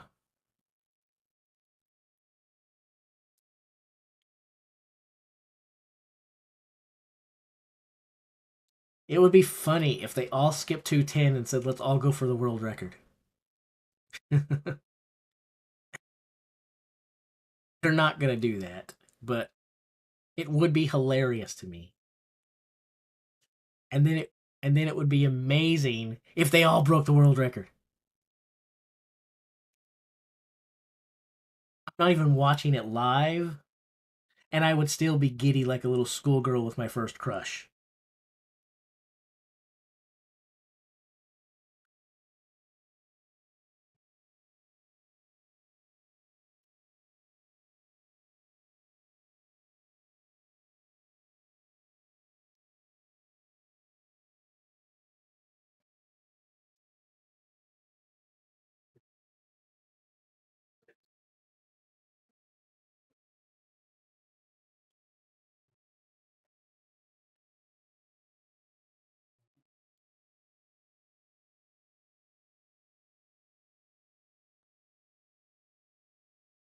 Waiting to see if we see a star next to Pavlo's name or not.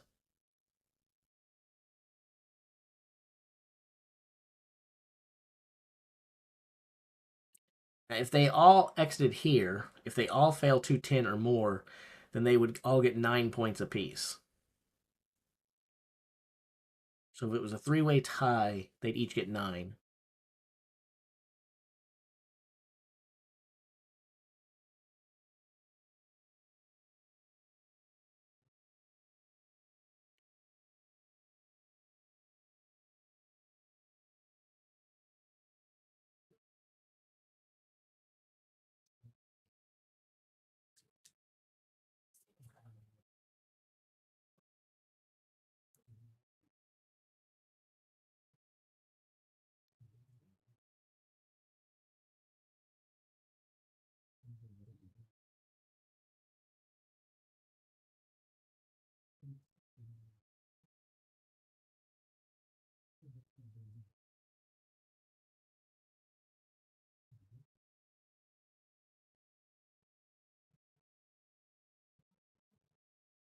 Waiting, waiting, waiting.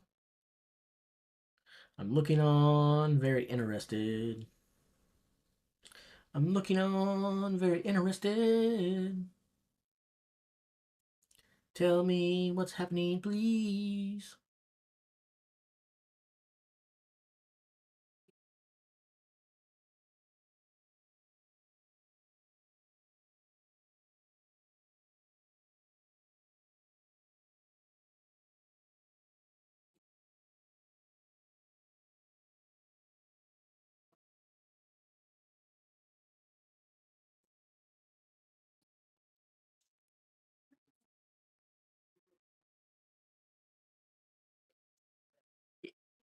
If one skips, I'd like to see them all skip, which is not going to happen. But if I'm them, I probably don't skip because if you lock up 200 and the guys fail 210, you might have sewed up the, or if you do 210 and you're basically, you might have sewed first place up with less than the world record. And in order to people to beat you, they have to set the world record.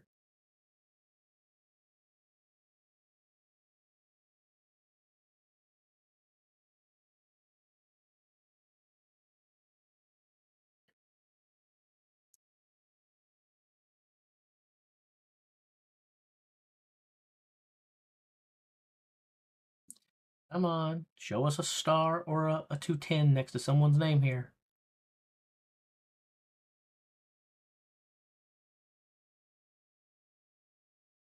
Come on. Come on.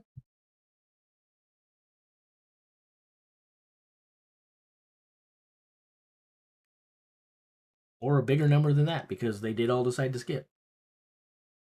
That would be cool.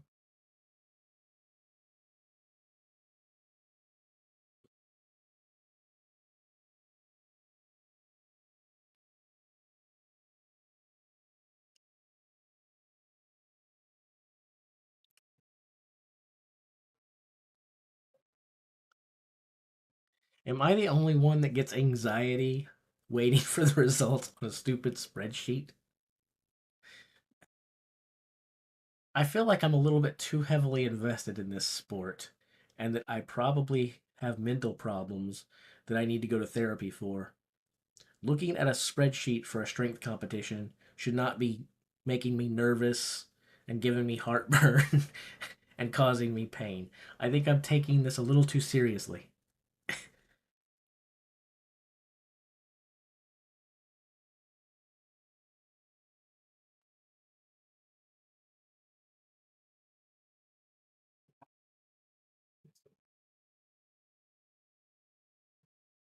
Right. Few people in most gyms can squat what these guys are trying to axle press.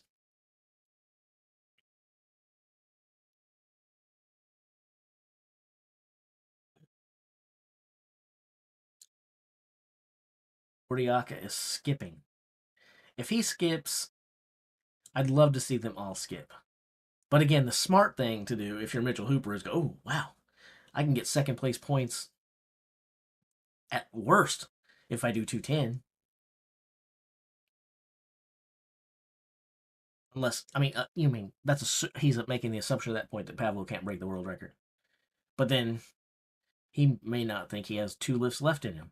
So this is this is strategy meets confidence meets alpha maleness right here. What's everybody gonna do?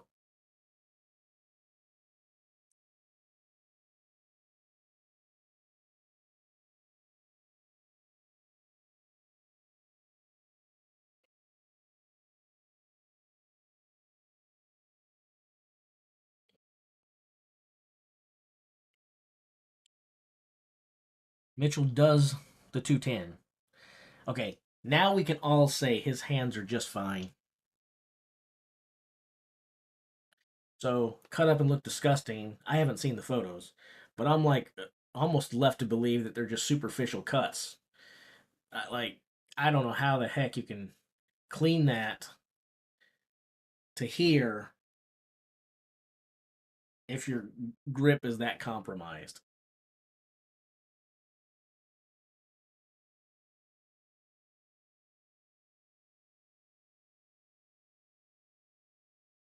You're not locking all the way around, so it's pretty impressive. I think he's feeling pretty fine. Now, what is Tom gonna do? What is Tom gonna do?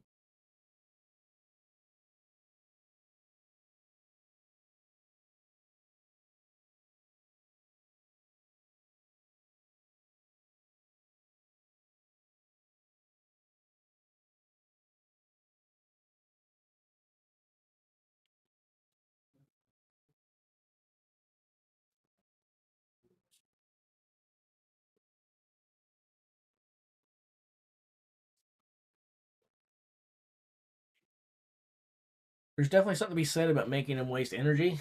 At the same time, I've said it before and I'll say it again, probably. Now, we gotta. I'm ignoring the hand injury when I say what I'm getting ready to say. I don't know how much that compromises him, his physicality, the endurance of these limbs and stuff like that. But energy in terms overall, I don't think we have to worry about Mitchell Hooper's energy. He's always one of the most in shape strongman. Uh, he's healthier than most of them, and he comes from an endurance sports background. The dude used to freaking run marathons, so I think his energy is probably fine. And we see that Tom gets the 210. So Tom doesn't skip, he does it 210. So Pavlo is skipping and going to the world record. And yes, that's what we're going to be left. We're going to be left with three guys shooting for the world record. So they're shooting for the world record and first and second place points. Maybe we'll get to see what I wanted. Maybe we'll get to see all three of them break the world record. And I will get to act like a complete imbecile and a lunatic on camera.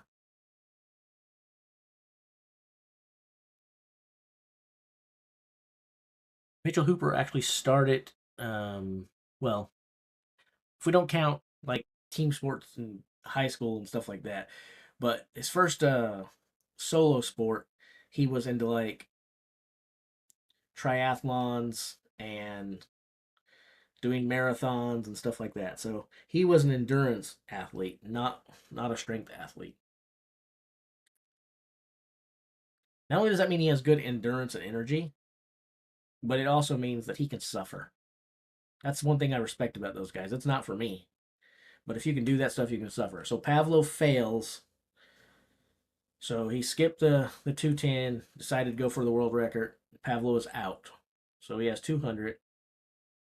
So Pavlo is your third place finisher, no matter what happens between Mitchell and Tom here.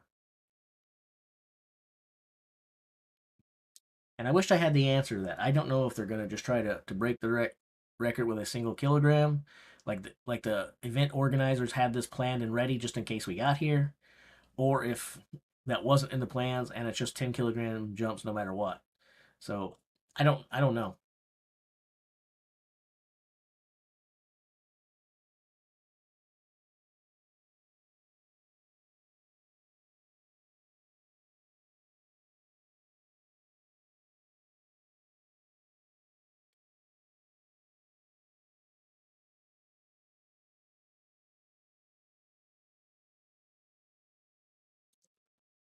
It's going to be interesting to see what happens to the leaderboard after this event.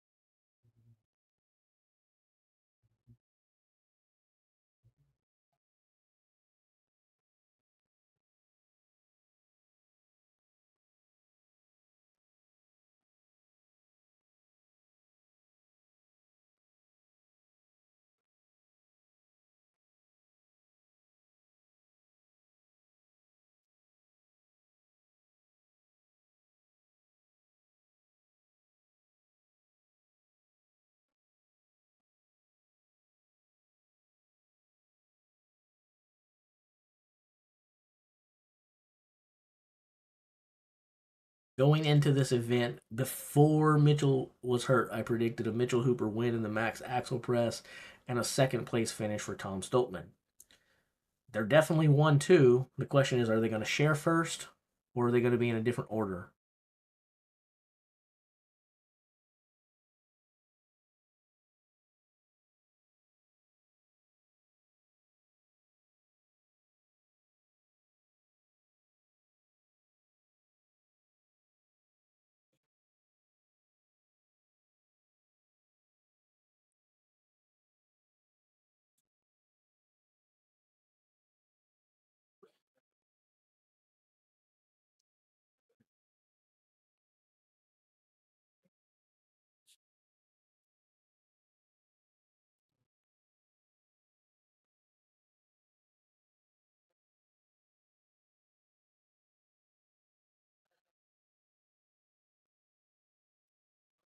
I wonder if people in Myrtle Beach are going moose or not.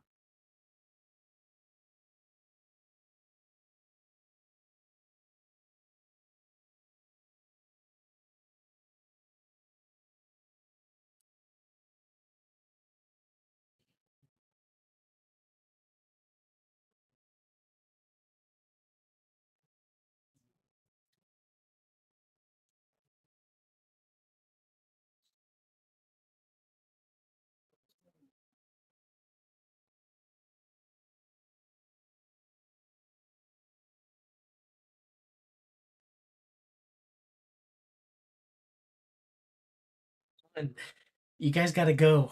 The indigestion is getting too strong. I need to know some results.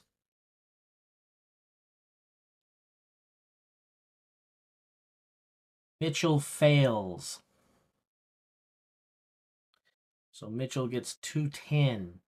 That means if Tom does it, he is your world record holder and your first place finisher in the max axle press.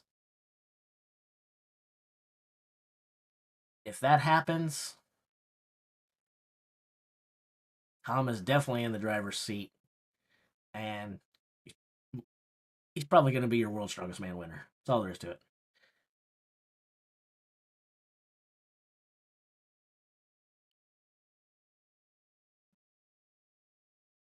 The world record is 217.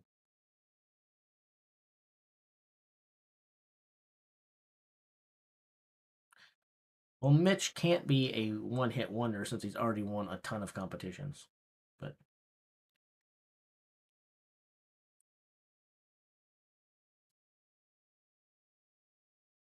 and Tom fails as well. So there we have it.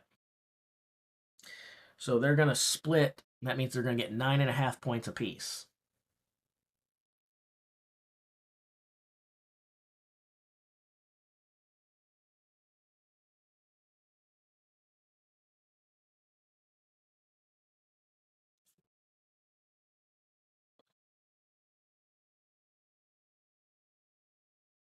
Yeah, he may have failed, or he may have, you're right, he may have skipped it. But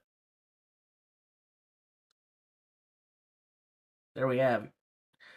So a shared first place victory between Tom and Mitch in the max axle press. Uh, Third place for Pablo gets him 8. A big tie after that. Evan, Andrade, and Luke are all taking 6 points. Tristan gets 4 points. Matthew Ragg gets 3. And then Wesley and Ivar's getting nothing. So when we look at the overall lead now, we see that Tom Stoltman is in first place, a point and a half ahead of Evan Singleton. So Tom jumps up to first. Evan falls back to second. Austin Andrade holds on to third place. I guess falls back to third place technically from second. But if you would have told me that he'd be on the podium after 2 events, I would have laughed at you. So it's 15, and he's a half a point up on Mitchell Hooper, who's trying to get into that podium. Tristan Hoth, 10 points. Pavlo Kordiaka, 9. Luke Stoltman, the same 9. Wesley Derwinski and Matthew Ragg at 7. My prediction of Matthew Ragg being on the podium at the end of the weekend, not looking too strong right now. Ivar Smokstelis with 2 points.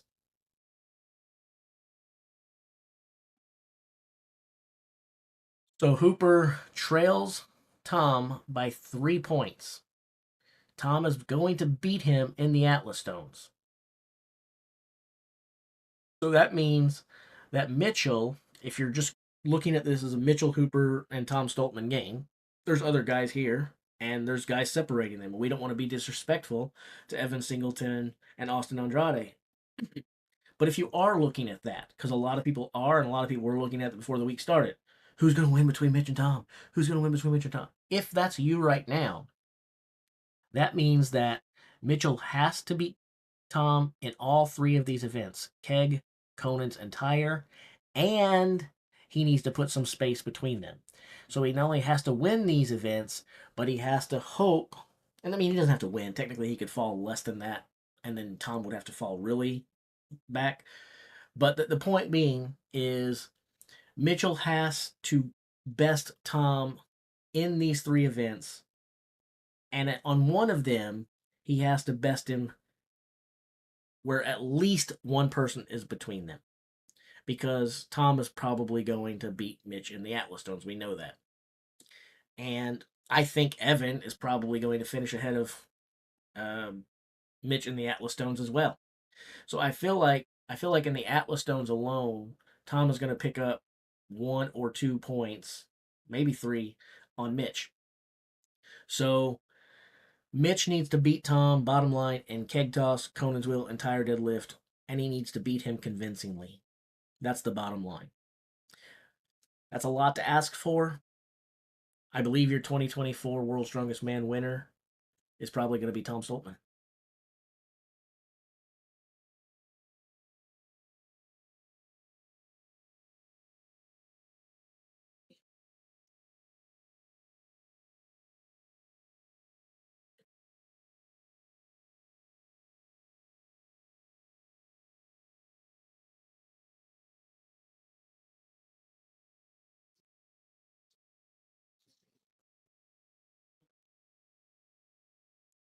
I will say this for Mr. Mitchell Hooper. If the Moose can go on to win the World's Strongest Man after trailing Tom by 3 points after 2 rounds, that's that would be impressive too. I don't know that it would be impressive as coming here and dominating outright and just cleaning up the finals like a lot of people, me included, thought he was going to do.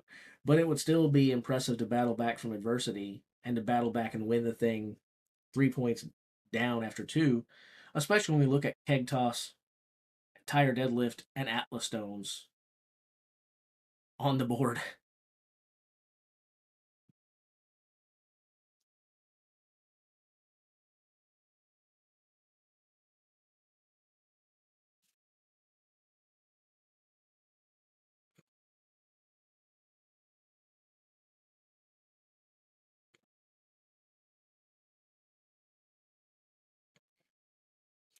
I don't think that he could drop a ton of points on the Conan's wheel. I don't think it's a specialty for him. But when you look at it, we know he's going to do amazing at the Atlas Stones. That's just going to happen. He's going to do amazing at the keg toss. It's just going to happen. In 2 of the 4 events coming up, he's going to do amazing. And he's probably going to fare pretty well in the tire deadlift as well. He used to be a weak deadlifter. Weak deadlift Tom days, those are a thing of the past. Those are gone. He's a great deadlifter now. But even if he wasn't, he's going to look fan-freaking-tastic at the keg toss and the Atlas Stones. If you're Mitchell Hooper, you want to look at the board and you want to see a couple of events, 2 or 3 events that you think that Tom's going to suck at so that you can gain some ground. I don't think there's anything up there that Tom's going to suck at.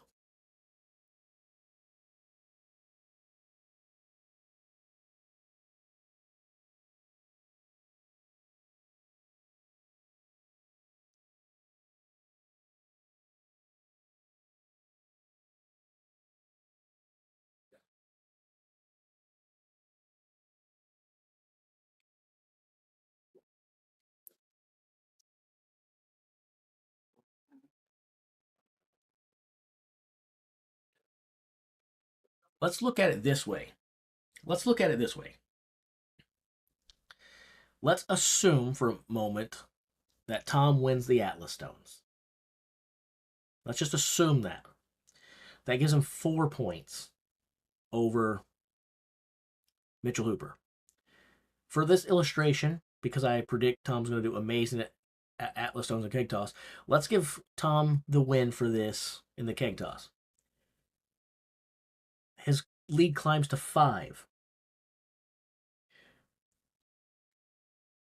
Let's say that Mitchell gains a place on Tom in the tire deadlift. Let's say he gains 2 places on him. Then the lead goes back to 3.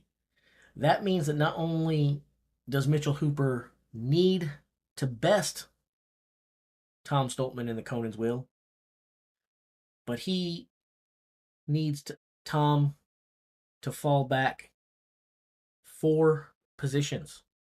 He needs to beat him by 4. Because if you go 3, it's a tie. Tom's going to win by beating him in the Atlas Stones. So, and then as of right now, Tom has the advantage, and if he does well in the keg toss, he's going to know what he has to do. If you don't think these guys are calculating and talking about these points and stuff like we are, and to a greater detail than we are, that's just naive. They know exactly what needs to be done, and they will suffer. If Tom knows what he has to do, I don't see him putting that will down until he knows he has to, especially because he will have probably already seen what Mitchell did before him.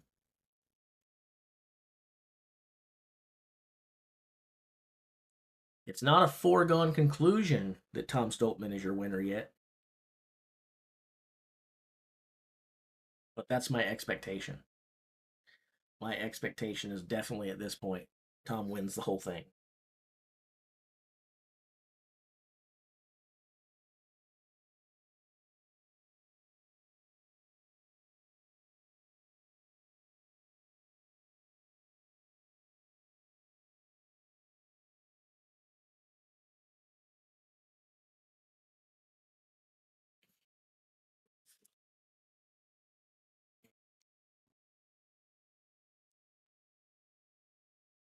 Let's see. Conan's deadlift for 2 events. Hooper needs to get points on to. Yeah, he definitely needs to gain events there.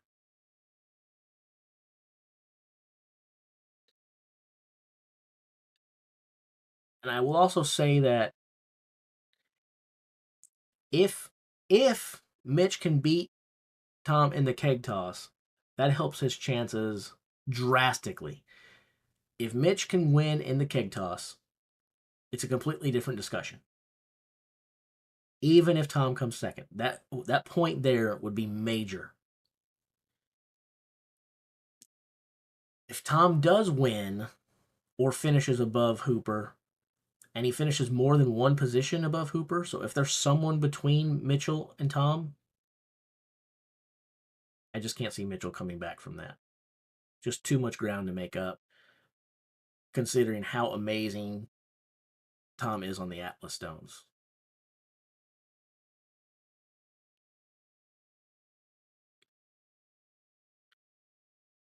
The banana hammock is correct. Tomorrow will not be fun for the guys competing. It is not. It's not going to be a day of competition if you're the whining type or if you can't handle some pain. Tomorrow's going to suck for them. Grueling. Truly grueling.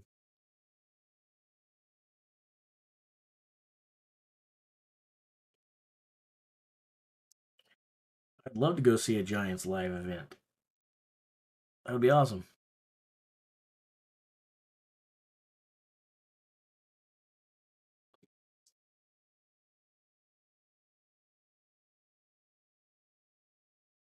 Man.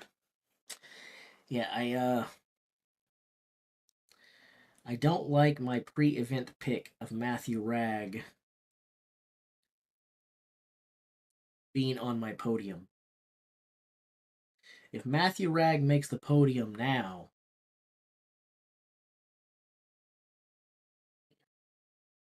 I don't know what you would say. Essentially, everybody at the top has to do terrible.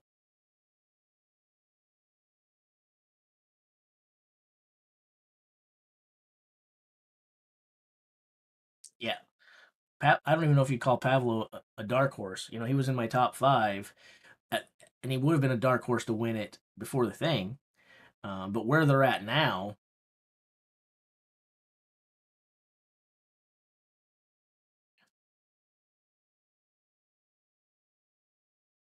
then again, it's only 2 points, not a major difference, but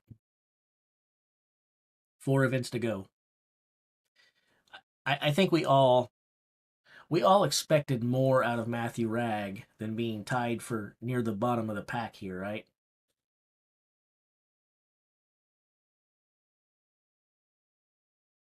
Is there anyone that expected Matthew Ragg to be where he is currently? I did not. I also didn't expect Austin Andrade to be in third place after 2 events. So I'd like to know in the comments from you guys if there's anyone who is not surprised that Matthew Ragg is where he was because you were thinking, I called it the whole time. I knew that was going to happen.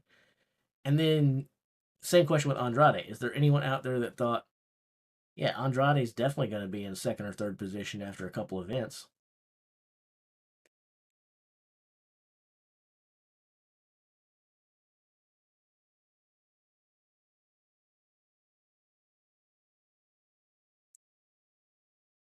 And let me go get an answer to the previous question while I'm waiting for you guys to chime in there.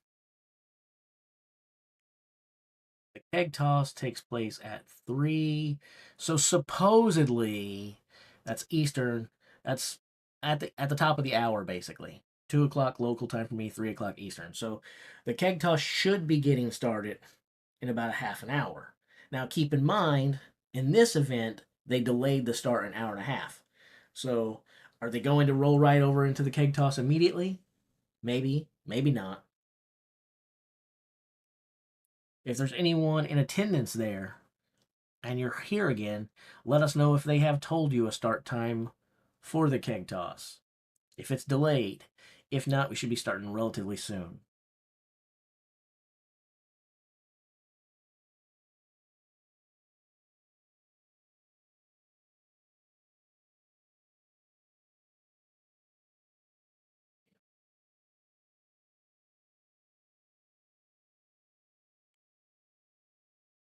Keg toss starts at 4. Is that what was announced there? Are you there, or have you heard on Laws's channel or somewhere else?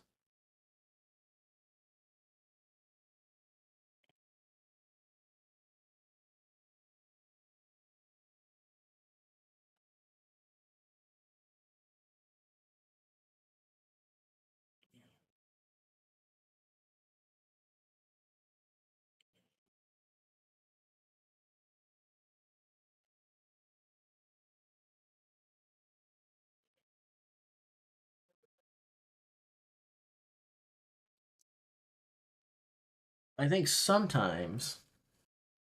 I mean, I don't know who needs more experience because Mitchell started winning everything with that experience. And a lot of these young guys are. They're like, experience, what's that? Who needs that? Um, but I'll say this: sometimes when a lot is expected of you early on, and you exceed all of these expectations and do these incredible things, sometimes it can be good for you to suffer a loss early after early dominance because it brings them back to where they were before they had any success, going into the gym every day, busting their butts harder than they thought humanly possible to try to achieve things that they didn't think they could. Then they start achieving it, and potentially maybe they don't push themselves quite as hard. If he suffers a loss like this and finishes down here near the bottom in this field when people were expecting him to stand on the podium, it may make him approach his training and just attack it with ferocity. And maybe we see really good things come from him in the future. Who knows? I don't know. I'm speculating. I have no idea.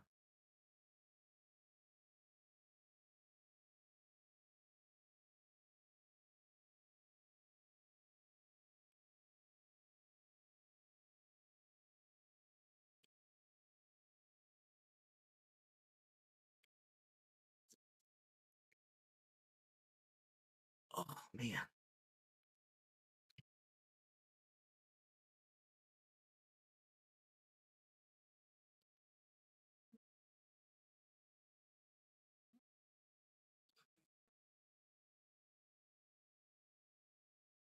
Well, if they start at 4, that really means they'll start at about 4:25. Um, but anyway, instead of having 20 minutes to kill and talk amongst ourselves, I guess we have an hour and a half to kill and talk amongst ourselves. So I'll hang here.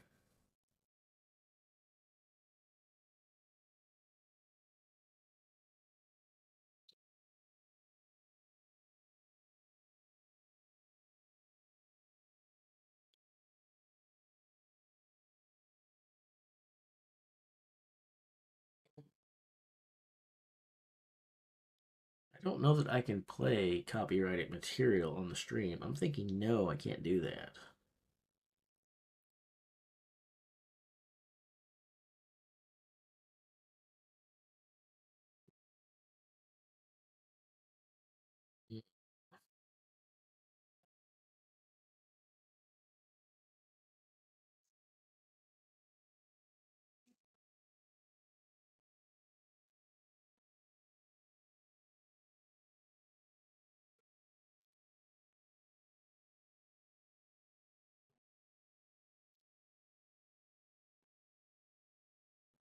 I don't think it works that way, Paul. It's my song. I give you permission.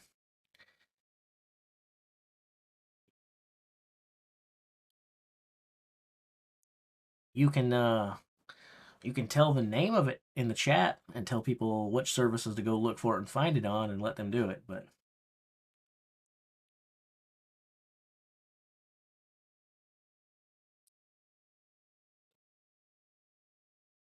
it should work that way. You should be able to tell me that.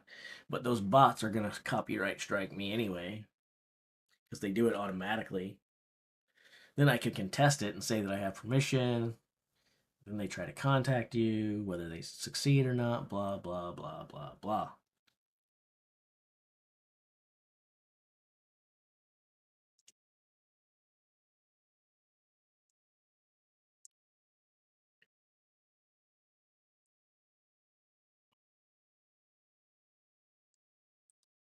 Let's see here. I want that there. I think I want to do this right here.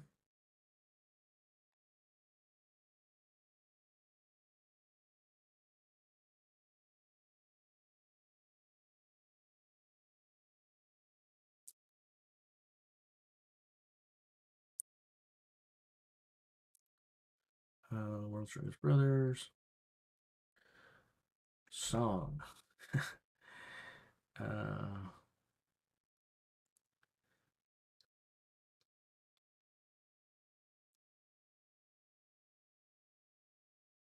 yeah, I think most people probably showed up expecting Mitchell to be on top, but he clearly isn't.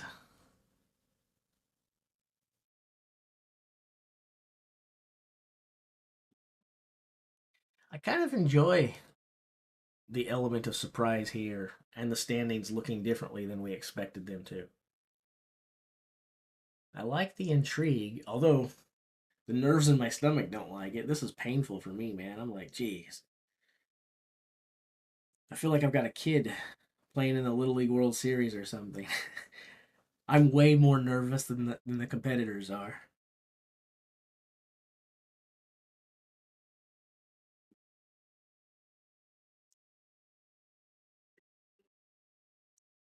Mm.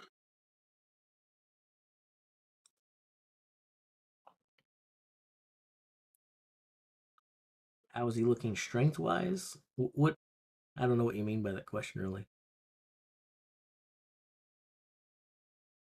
Well, I don't think any of us know, unless someone has seen some content that I haven't because they've been ducked out, and I don't have that luxury because I'm running the stream, or whatever. But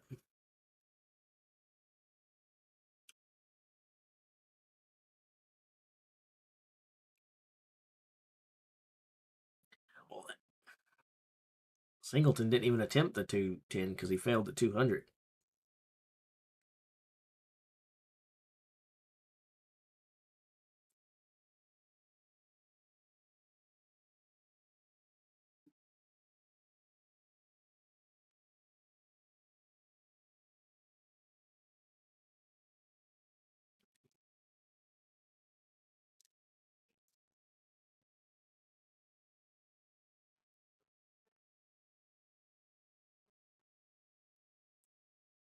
Can you guys hear my dog snoring by any chance?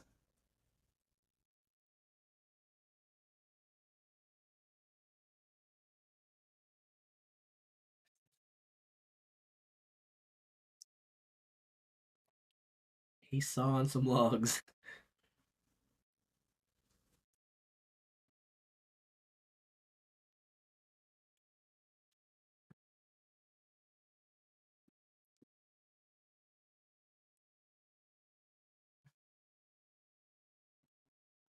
Oh, I don't really care who wins. Yeah, I'm not really someone that roots for people. Um, I just root for good competition. Who I thought was going to win before the week began was Mitchell Hooper. I figured more than likely what was going to happen was first place victory, Mitchell Hooper, silver medal goes to Tom Stoltman, third place bronze would go to Matthew Ragg, and I figured Evan Singleton would get fourth place overall. That's what I thought was going to happen before the week began. If you ask me to make a prediction now, I'm probably going to say Tom Stoltman wins it all. Mitchell Hooper finds some kind of way to claw himself into second, and Evan Singleton gets third place. That's probably what my expectation is as of local time, 1:47 p.m. on Saturday afternoon.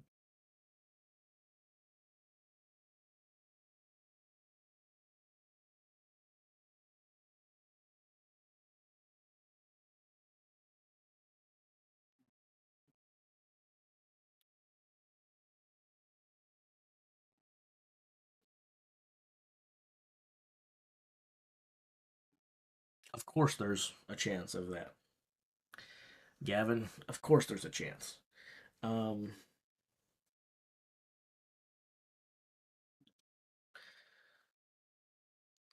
I really don't want to hope for mistakes from anyone. Um, the mistakes and seeing what happens, and of course, if you're rooting for someone and you want them at the top and you want them, the rivals, to fall by the wayside, you probably hope for things like that and things, a little sigh of relief. But because I like good competition and I want everyone to do well, I want I prefer it when nobody makes mistakes, and I prefer it when nobody does an Evan Singleton and works against themselves. I want to see everybody do their max performance, max effort, be the absolute best that they can be, stay healthy, and everyone does that. And at the end of the week, we crown a winner, and we know beyond a shadow of a doubt that person was the best man there because they took everybody's best and they beat them at their best.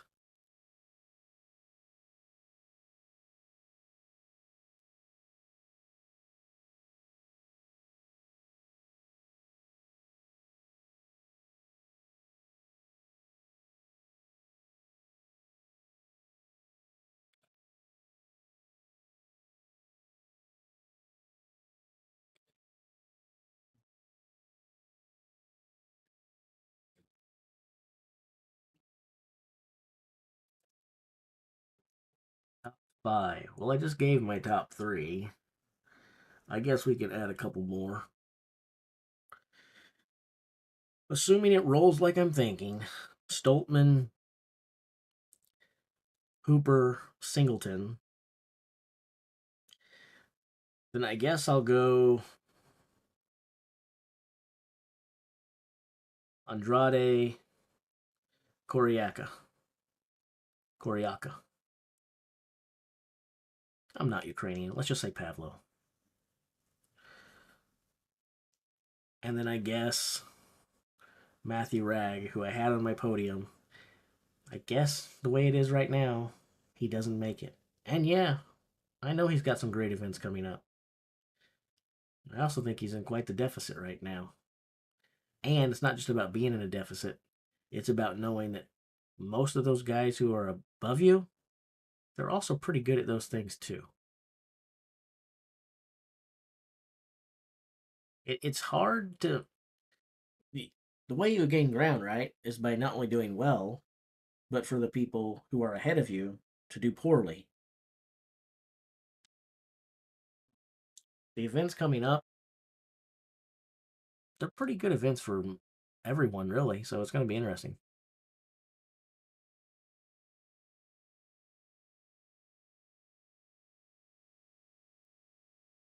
Let's see here. I'm trying to catch up. My opinion on the emergence of strong woman. Hmm. Here's my main thoughts on strong women, and you guys are gonna. Some of you are gonna get mad at me for this. Oh well. I was asked my opinion. I'll give my opinion. Some of you guys are gonna get mad at me for this. Um, I'm a straight shooter and a straight talker.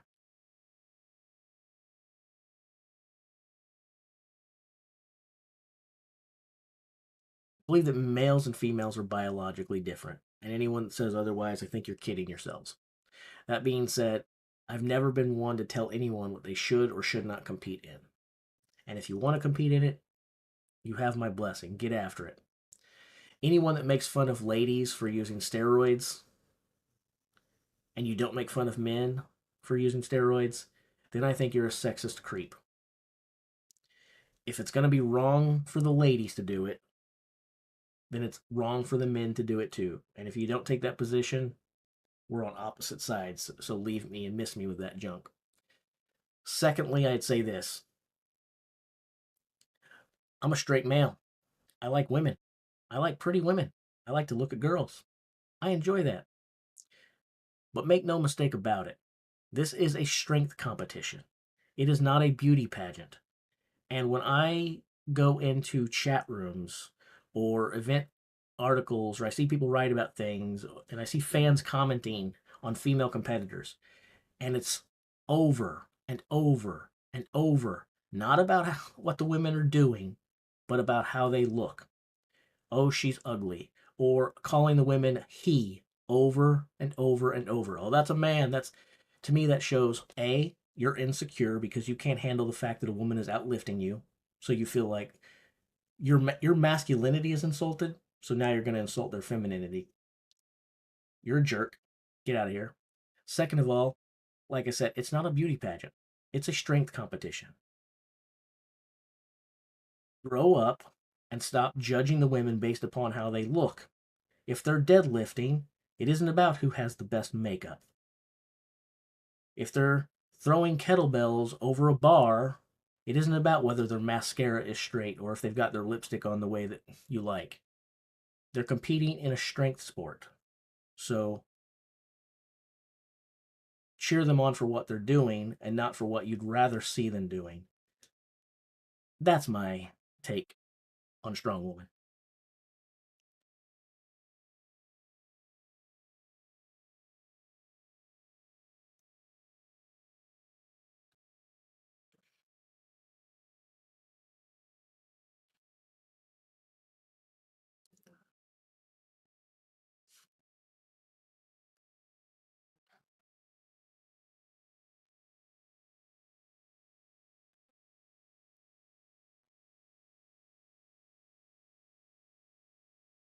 It annoys me when I see the guys ripping on the ladies and how they look and calling them men and all that stuff.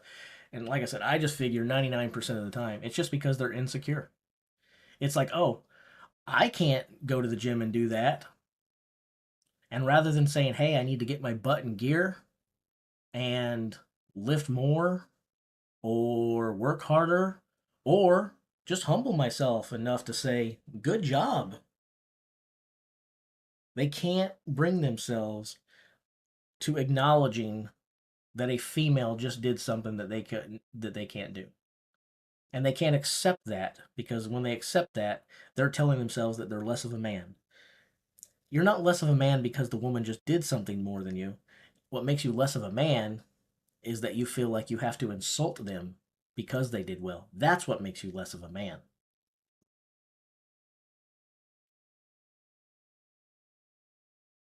So, Kale, I'm assuming you just checked in. I'm assuming you just checked in with that comment there about the chicks are juiced up. To which I would say the following. It's fine if you want to hate on them for using performance enhancers. But it's only fine for you to hate on them for using performance enhancers if you also hate on the men who use the performance enhancers too. If you sit there and tell me that it's okay for the guys to do it and not okay for the women to do it, then you're already judging them differently. You're already not holding them to the same standard, and you're already looking for a reason to justify your insecurity.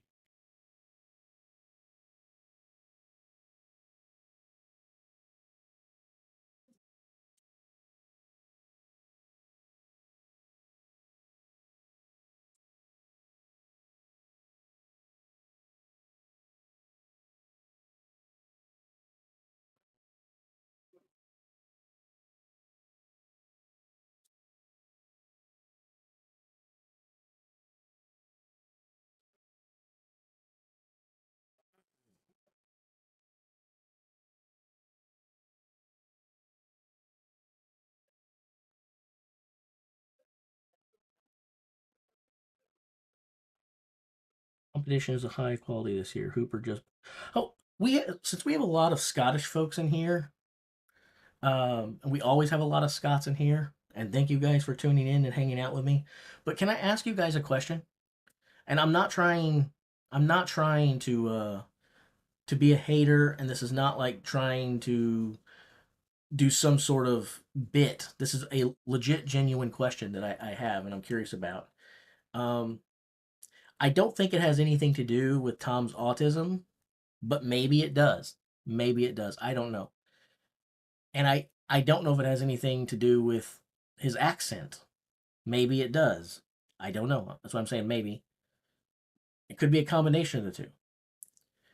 I find it a little bit tougher to understand Tom and Luke than a lot of the guys, but I find it incredibly difficult to understand Tom Stoltman when he talks. And I'm asking you guys, do you understand him when he talks? Because if you guys understand him, then I know it's probably the accent. Because you guys are used to hearing it, so you don't have to overcome the accent. If you guys have trouble understanding him too, then I think it's either maybe a product of the autism, or maybe that he's bashful, maybe that he mumbles. I'm not sure, but I just know that I have a lot of trouble understanding Tom.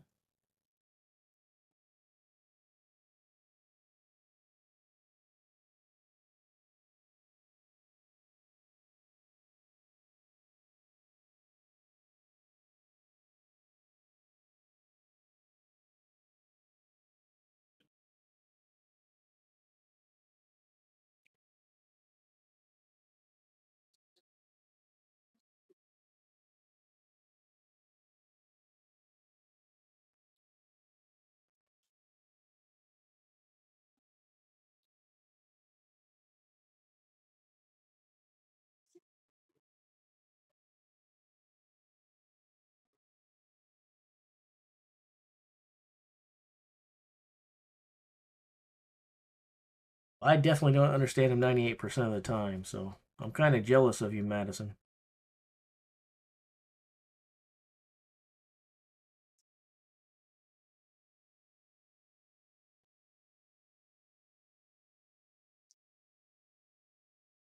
Well, it's clearly not just me because there's a lot of people in the comments saying that they don't understand him either. And I can't be drunk because I don't drink. But I was just curious. I like Big Tommy. Um, and he seems like a really swell and nice guy. Um, seems like one of those gentle giant types, but I just have trouble understanding him.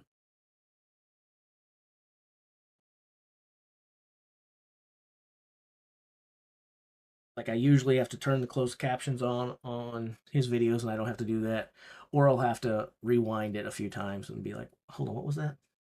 But the reason I figure it's him and not so much the accent is there's usually other people in the videos with him, and I understand the other people, and I figure they're probably from the same area. So I don't know. I just struggle with it.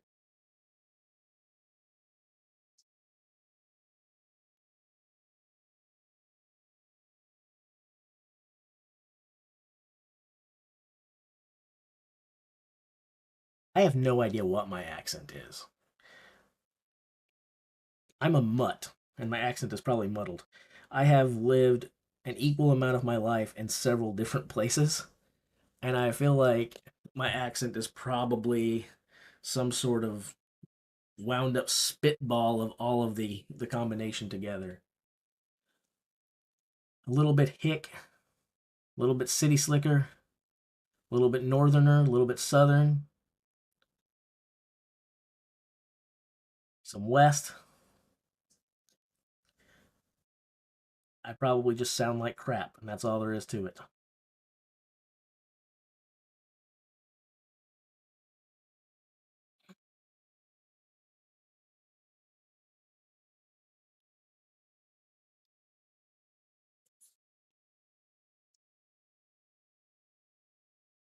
Look at that. You guys are making my point for me as far as how mixed up my accent is. I got fancy American and I got hick. Those are basically opposites. So So I think my description is pretty accurate. I have no idea what I sound like, but it's probably a little bit strange and different than a lot of Americans.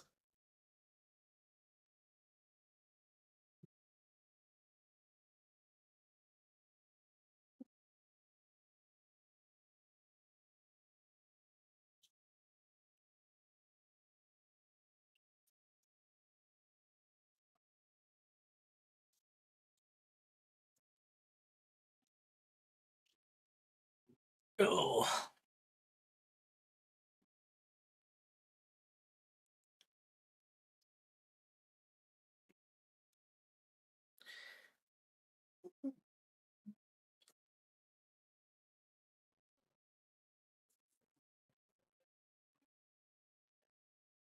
my dog is awake, so no more snoring.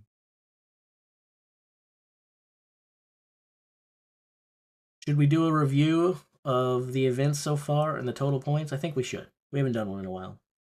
So we'll look at the Giants medley, then we'll look at the max axle press, and then we'll look at the total points. So starting out, we'll look at our Giants medley. Evan Singleton won your medley, and he did so with a good time, a great time of 30.21. Austin Andrade surprised everybody by pulling out a second place finish. Tom Stoltman, your two-time winner of the WSM, finished in third. Wesley Derwinski of Canada was your top Canadian performer, managed a fourth place finish for 7 points, and was the only other competitor in the field to complete your giant medley. After that, everyone else was competing for distance, basically. Tristan Hoth managed your furthest distance. Mitchell Hooper picked up a sixth place finish to surprise a ton of people to start the finals. That gave him 5 points. Matthew Ragg with 4 points, Luke Stoltman 3, Ivar Schmockstellis with 2 points, and Pavlo Kordiaka with a single point in the Giants medley. So after one event, things looked much, much different than the vast majority of people were expecting. We went over to the max axle press, and I think it looked a whole lot more like what people expected from the field in terms of how they performed in that event, but that still made the standings a little bit strange in the point total. So Tom Stoltman and Mitch Hooper, they shared a victory, giving them 9.5 points apiece, both managing 210 kilograms. Pavlo finished next, getting 200 kilograms with 8 points. Interesting to know is that Pavlo did not attempt the 210. He went straight from 200 to the next lift, trying to break the world record. If he would have done 210 and would have made it, which you would think he was somewhat confident going for the next, unless he really wasn't and thought, why don't I just go for broke here? I don't really know. But had he managed that and they all did 210, they would have had 9 points apiece. So potentially a point that maybe Pavlo left out on the table and awarded his opponents with some extra points there. Maybe. Evan Singleton, Austin Andrade, and Luke Stoltman all managed to press 190, thereby giving them 6 points apiece. Tristan Hoth got 4 points for 180. Matthew Ragg managed the opening lift and only the opening lift for 3 points. Neither Wesley Derwinski or Ivar Schmockstellis get any points in the max axle press. When we rearrange our leaderboard, we see that Tom Stoltman is on top at 17.5 points. That means that Evan Singleton is a point and a half behind for second at 16. Austin Andrade is your third person on the podium if the competition was over right now at 15 points. Nipping at his heels is the pre-event favorite, Mitchell Hooper, 14.5 points in fourth place. After that, the points fall back quite a bit. You go down another 4.5 points to get to Tristan Hoth at 10 points, Pavlo and Luke Stoltman at 9 apiece, Wesley Derwinski and Matthew Ragg at 7 apiece, and Ivars is on the bottom of the table by himself with 2 points. That's where we stand after 2 events. Now that I've done all of that review, I'll go back and catch up on the chat.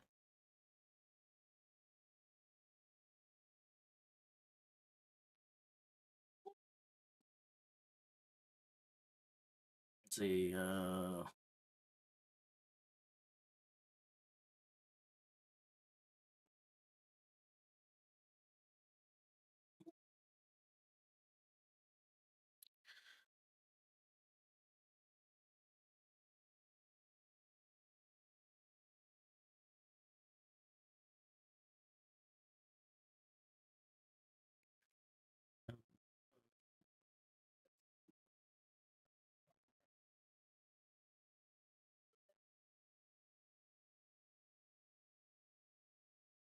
Maybe Pavlo saved energy because he's not competing with Tom and Hooper. Maybe. I would think he'd try to get as many points as possible, um, especially since he's a great presser and he's not that great of a deadlifter. Um, then again, it's deadlift for reps and not max.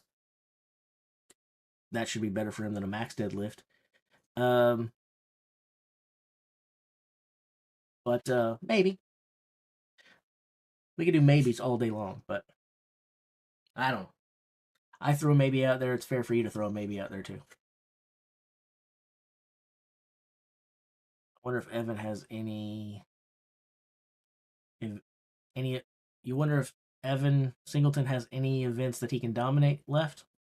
So it's 4 events left overall. Yeah, Hooper could still win it.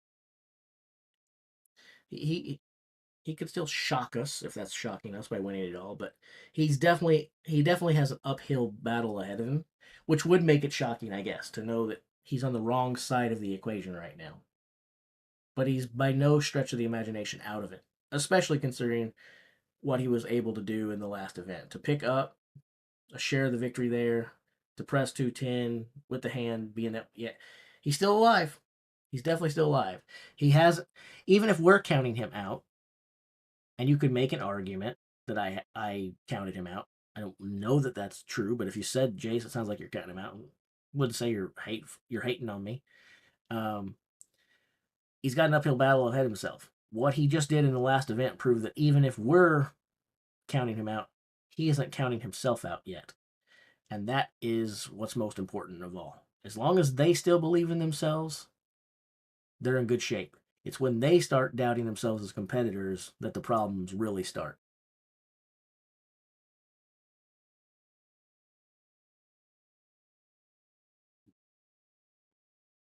Who do I think is going to win the World's Strongest Man? Well, as of right now, I'm betting on the guy who's on the top, Tom Stoltman. That is not who I expected at the start of the week. And I'm not guaranteeing it's going to happen when the week's over either. But as of right now, I like Tom's chances a lot.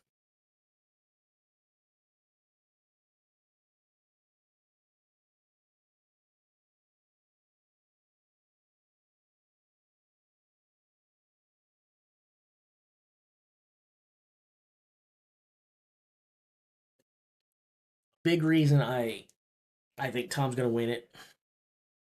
He's on top right now, so you never are that weird or talking out of your behind when you're betting on the guy who's on the top of the leaderboard. But the big thing is there's 4 events left, one of which I know he's going to win, the Atlas Stones. No, meaning anything can happen, right? But it's virtually a foregone conclusion that barring something weird happening or injury or something, Tom wins the Atlas Stones. We're just been programmed to know that. And then I suspect he's probably going to win the keg toss as well. If that shakes up, he's on the top of the leaderboard right now, and he's winning 50% of the remaining events.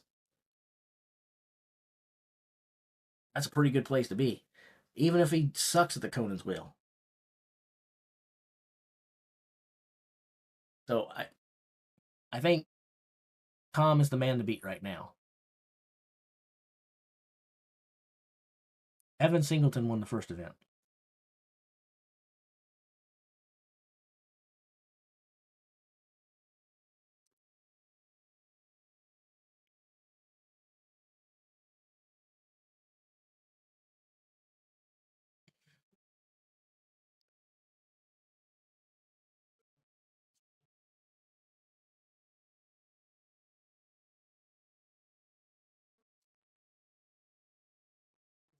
I'm gonna go tinkle again. I'm going through this liquid fast. Sorry.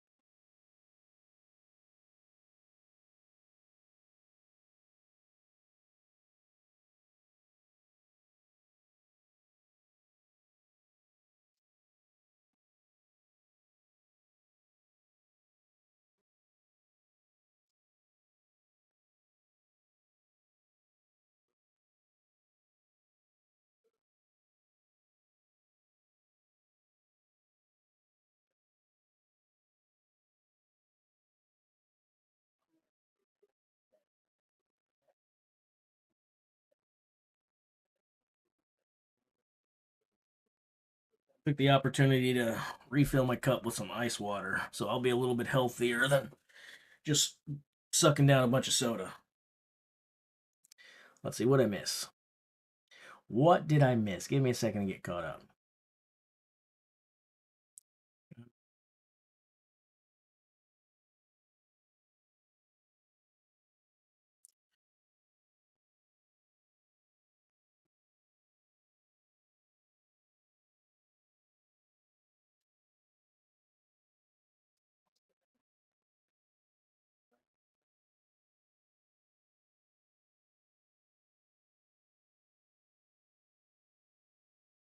Andrade made the final by way of the stone off, so he was in third place position in Mitchell Hooper's group. It was Mitchell Hooper, Andre Fatu, and Andrade was able to beat Andre Fatu in the stone off. I believe, I think it was 8 reps. Maybe it was 9. Guess I could go back and look.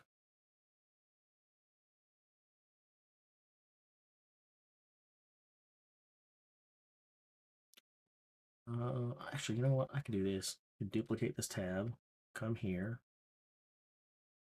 and we can look right. Oh, I could just scroll down. I'm an idiot. Okay, group 2, stones. Yeah, okay. 8. Yep. Austin Andrade managed 8 stones, and you guys can't see it because that's blocking the way. Sizing of the stupid thing. Darn it. You'll just have to trust me. Austin Andrade got 8 stones, and Andre Fatu got 7. So that's how he qualified.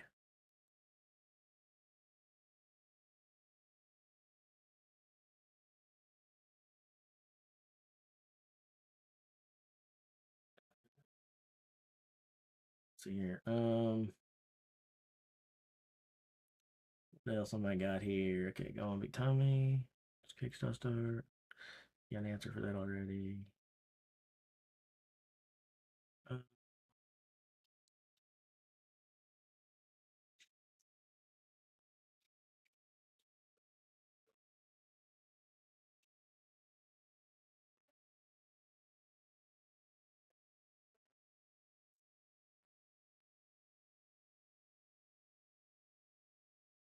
Can you do stones well enough to beat Evan with torn skin? More sensitive next day. Uh, Second ability, Evan will be my bet. Hooper lost one of his best events, tearing his skin. Are you just like asking? Are you asking like, hypothetically speaking, can a person do well in the stones if their hand is torn? Or are you asking about me specifically? Because if you're asking about me specifically, I don't win. I'm not picking any of them up. Um, but I do think that you can. I think that you can do stones with messed up hands. I don't think it's as grip sensitive as some of the events prior. Now that we have the invention of tacky, it's crazy how much that helps if it's applied correctly and stuff. Um, Back in the old days, if you're old enough to remember those days, like I am, that stuff didn't exist. And then when it did exist, it was banned from a lot of competitions. Um, so now that tacky is a thing and an allowed thing, I think that I don't think that Mitchell's hand will be that much of a factor in the Atlas Stones, if I'm being honest.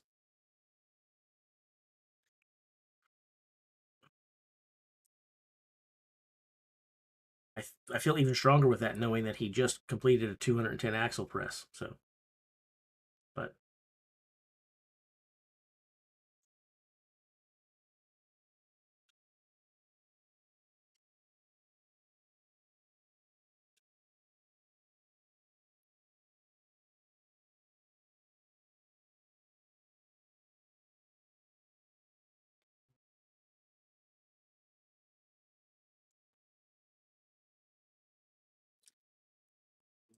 our hand's gonna mess with his deadlift.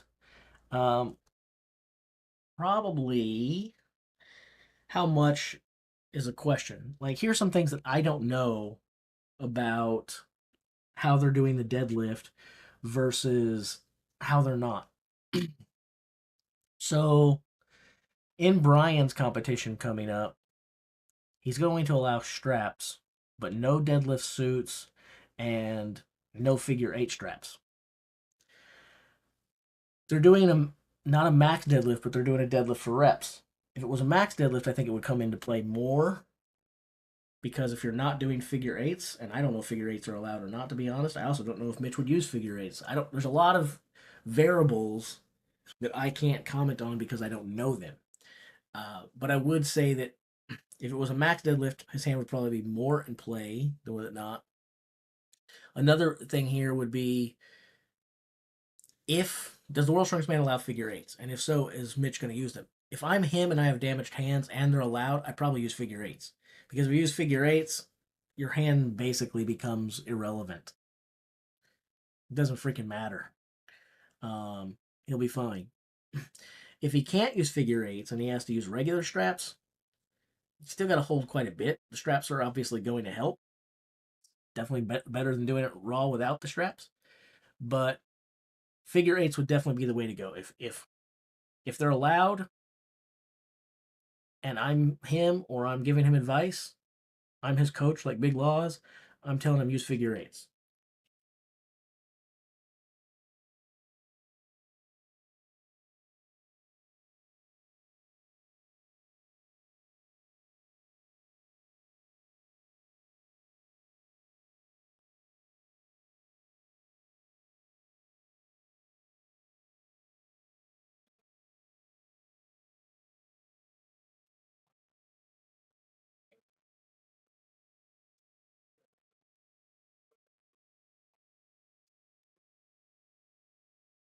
Those scoring along at home, this guy, I use figure eights in the gym all the time now. There was a girl I was dating several years ago, and I took her kid rock climbing because she asked me to, and I'm the kind of guy that likes to say yes. Well, at some point, I lost control of the wall, and I tried to catch myself. There was no major injury to me, and it wasn't a very far fall. No death there, no lower injury. But I did dislocate a couple fingers badly, and they were shaped in some very weird ways. I thought surely they were broken. Um, Once I went and got my fingers fixed, the doctors told me that it would take probably about 6 months before my grip was back to where it was. This was a few years ago. My grip has never, ever recovered. And um, I went from being a person with an amazing grip, especially for a person of my stature, aka shorter than crap, uh, to now not having the best of grip in the So I used to never use straps at all when I would deadlift. Now I always use them because I can't hold the bar if I don't.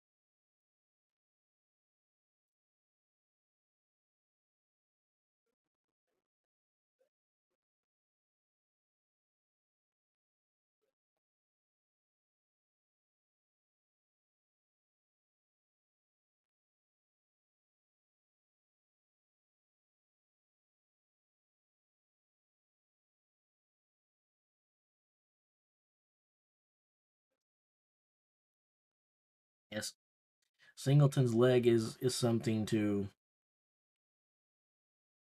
be concerned with, rightly so. If his leg is damaged, it's obviously going to affect keg toss because you need explosive power.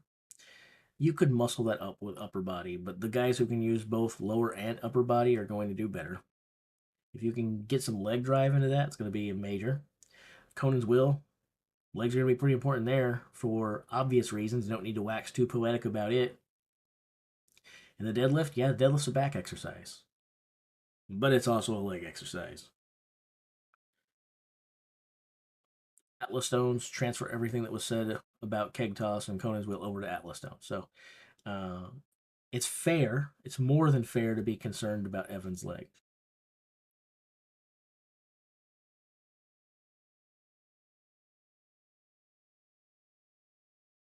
But let's not pretend that 190 kilograms is exactly light.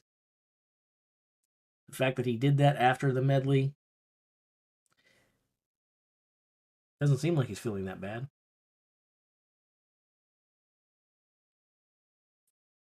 There are there are a lot of questions. There are definitely a lot of questions at play right now, and I think that's kind of fun.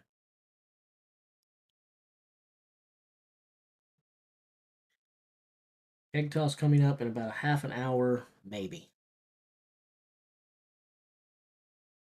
Egg toss was either a half an hour from now, anywhere between as little as a half an hour from now, up to a maximum of 24 and a half hours from now, because we have no idea when World's Strongest Man will start anything.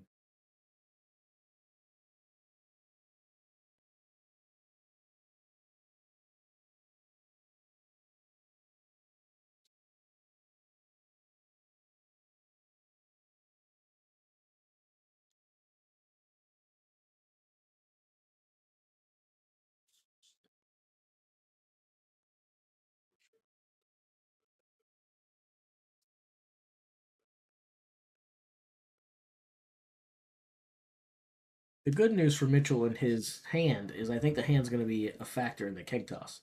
For tomorrow's events, I don't, for the reasons I've already outlined. It matters in the deadlift, but because they can strap, that will help. Because it's not a max deadlift, that will help. I think his hand is a much bigger factor today than tomorrow, and and that's when it's going to really matter because of the talk about adrenaline and things like that. So his hand's probably going to be in worse shape the day after competition than it was when he hurt it. Tomorrow's going to be worse than today, but it will be less of an impact tomorrow than it is today. So, whereas if we talk about the importance of legs on Evan's side, leg injuries, I mean, you need your legs in everything. Unless it's a bench press competition, even then you got leg drive, but these guys probably do like I do and just brute strength it up and don't worry about technique that much. Um, with very, very few exceptions, your legs are a part of everything these guys do. and they're going to be vital for tomorrow. If someone said to me, I think Evan's potential injury is way more drastic to his success than Mitchell Hooper's is, I think I'd listen to the argument. I think I might find that valid.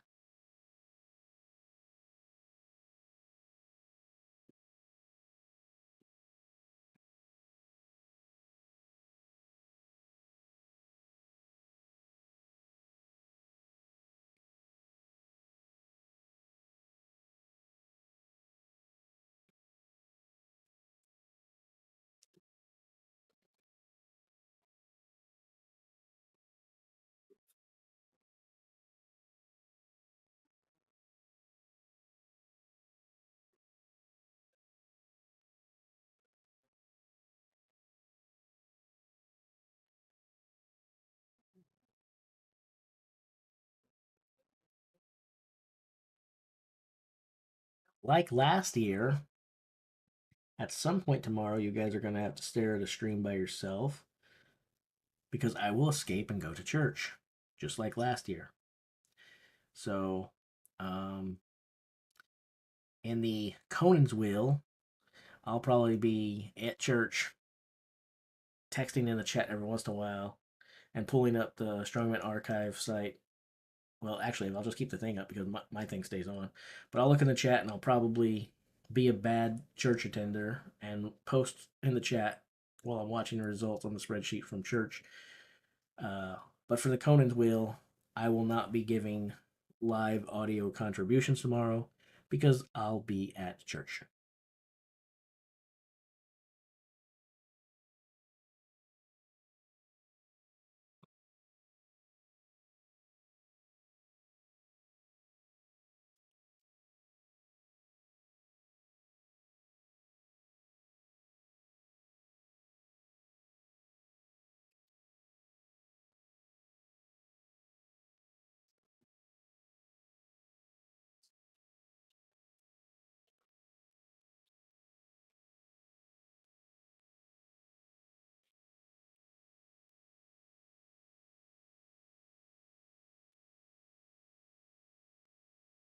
Do I think that Mitchell is going to come back and win this year?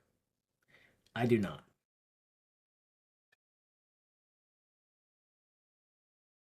I think he could because I think he's capable of just about anything.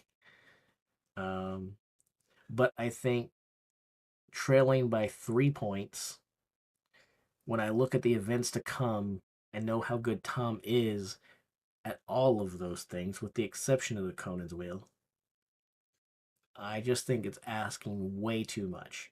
At this point, it's not just hoping. If you're a Mitchell Hooper fan, it's not just hoping that Mitchell performs well and isn't held down by the hand.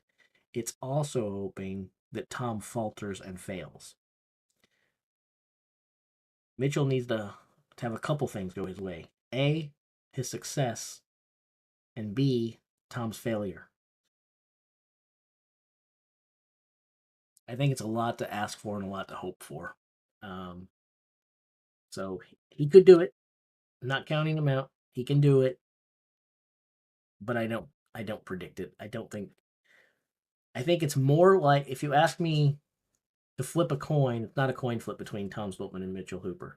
I think it's more than like Tom is more likely to win than Mitchell is at this point.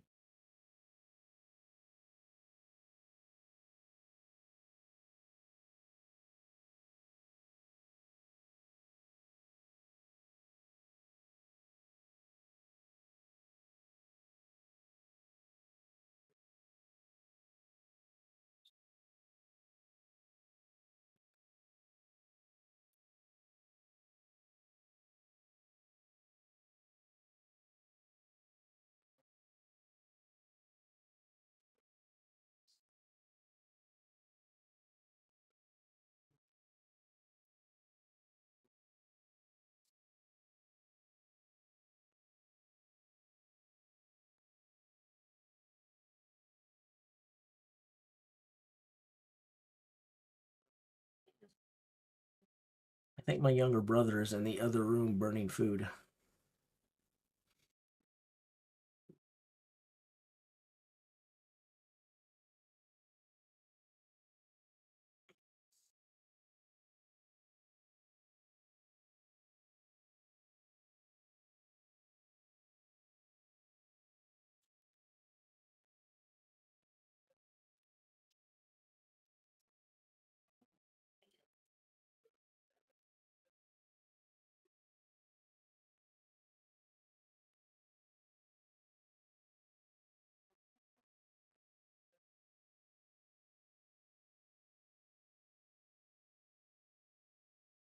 A wise a wise man fears all men.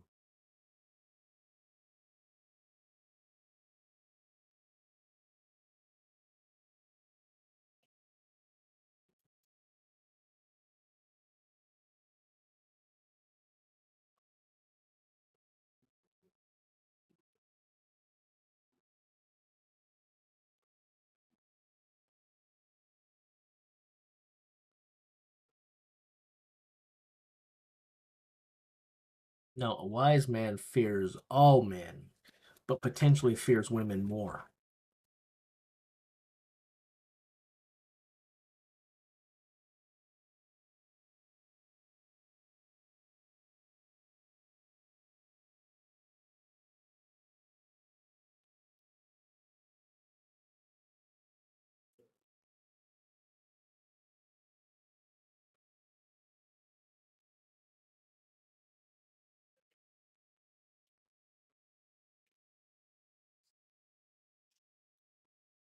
This isn't a vest. This is just a stupid little sleeveless nothing.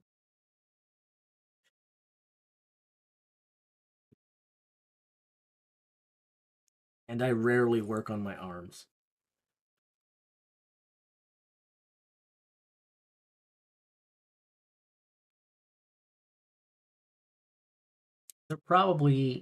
They're big, but it's not because I work them intentionally. But I do a lot of dips, and I suspect that's where the size of my arms come from. I do a lot of dips and a lot of weighted dips.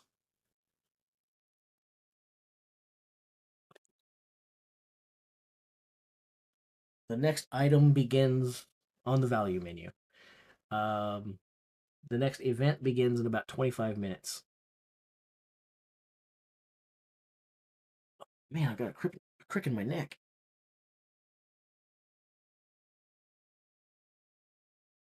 Oh,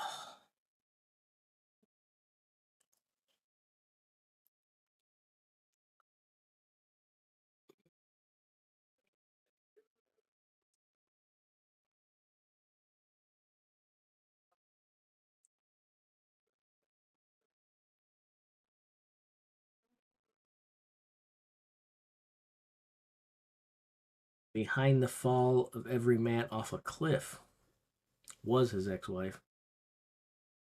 Now he hasn't one.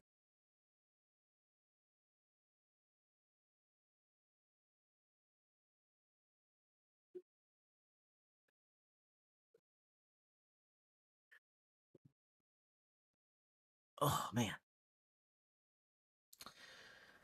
So if you're gonna make jokes about women and wives and all that stuff, here's a good joke for you guys.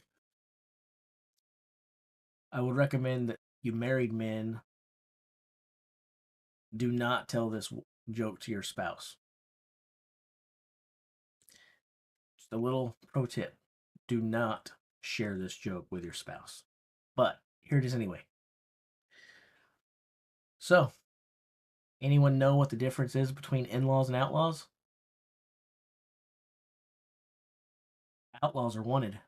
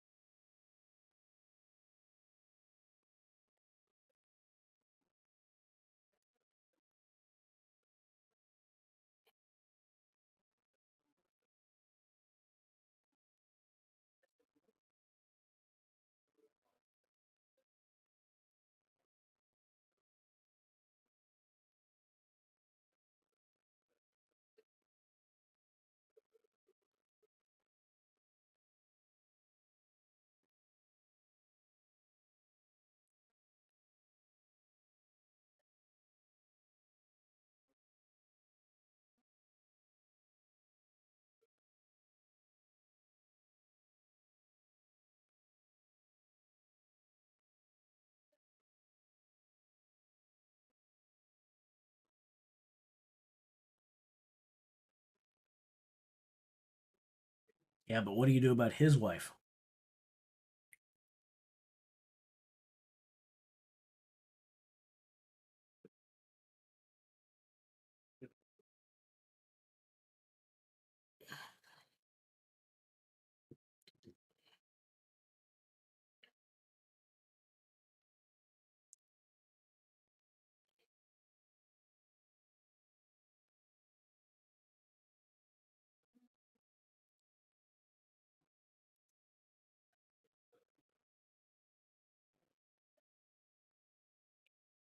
$20 to go, boys and girls.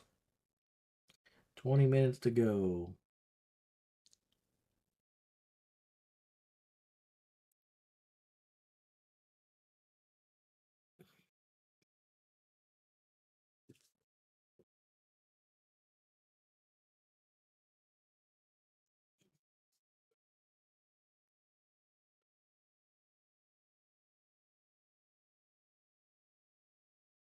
A. I don't know what we're answering, but I agree. A is the right answer. If it fails, go with B. But still not good, choose C. Last but not least, D is probably your answer.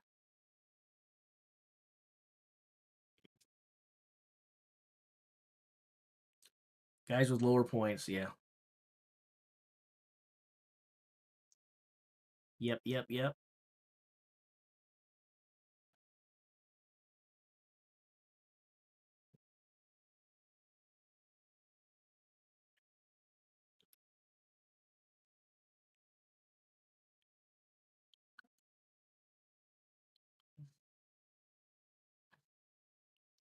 The Conan's wheel is 250 kilograms, and the tire deadlift is 374 kilograms.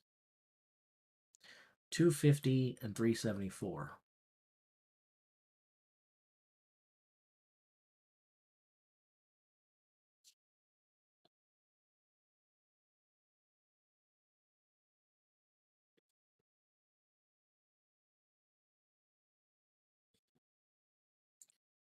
So that's a 550-pound Conan's wheel.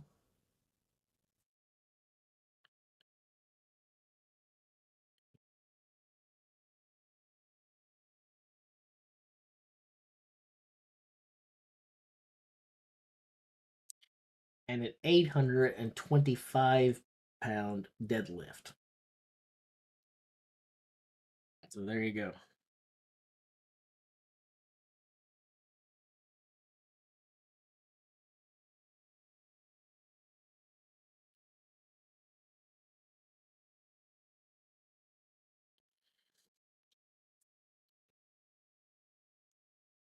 I'll have those numbers probably on the screen tomorrow, both at the same time, so that no matter where you're at, you'll be able to know what the guys are doing.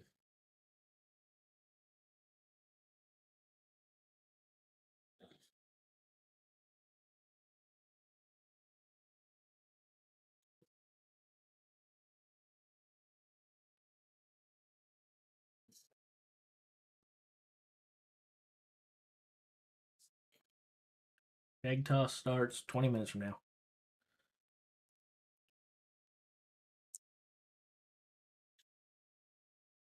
It is indeed.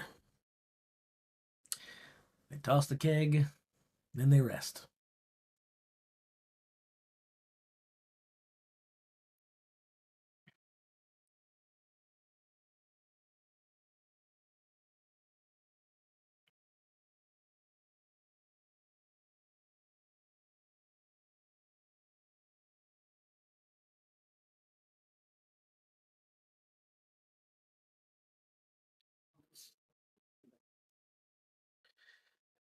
Tom is good at a lot of things. And I think he's going to start winning a lot more competitions other than just worlds. I mean, assuming Mitchell doesn't just beat him everywhere. Um, but I think what I mean by that is I think Tom used to be one of these guys who had some really amazing events, and then Tom had some, let's just be honest, he had some pretty glaring weaknesses. And so a lot of it came down to what kind of events were in the competitions that were there, and also whether or not he was going to train for them. To be honest, he's right or wrong, and I think it's fair criticism. There has been this criticism of Tom over the years about how he trains for World's Strongest Man, but he maybe doesn't train for a lot of the other events. Um, I'm not so sure that's still quite true, but I also know I can say unequivocally he doesn't have a lot of weaknesses anymore. He's still good at the stuff that he was always good at, but he's gotten a whole lot better at the things he used to be poor at. And there used to be something interesting about the Stoltman brothers. A lot of the things that little brother Tommy was good at, Luke wasn't that good at. And a lot of the things that Luke was good at, Big Tom really wasn't. Now the stuff that Luke is good at, Tom is really good at too. And in most cases, the things that Luke's good at, Tom's actually better at. So I think the bottom line is what I'm trying to say is Tom is much more consistent than he was earlier in his career. And so now he's a guy who's got some world class, amazing events where he's just untouchable, and then some other events where he's just really good at. So the weaknesses are pretty much gone. Um, as long as he takes his training seriously, Tom's probably going to do some pretty good things with the rest of his career, I would think.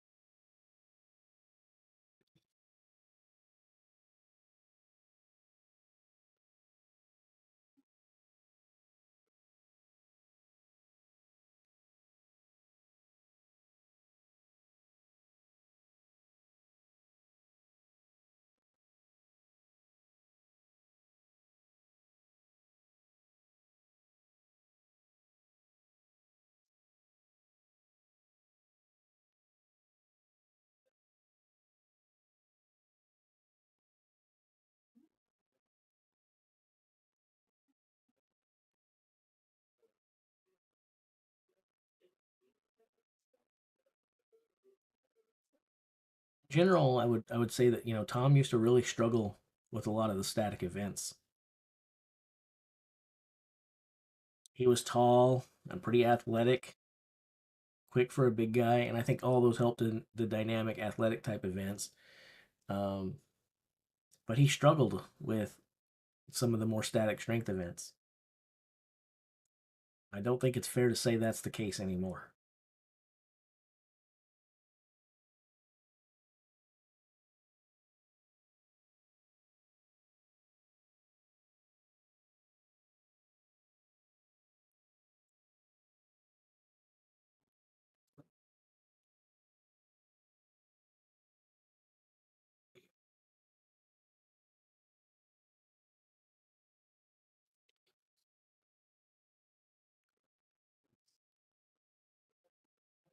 I'm tired. So tired.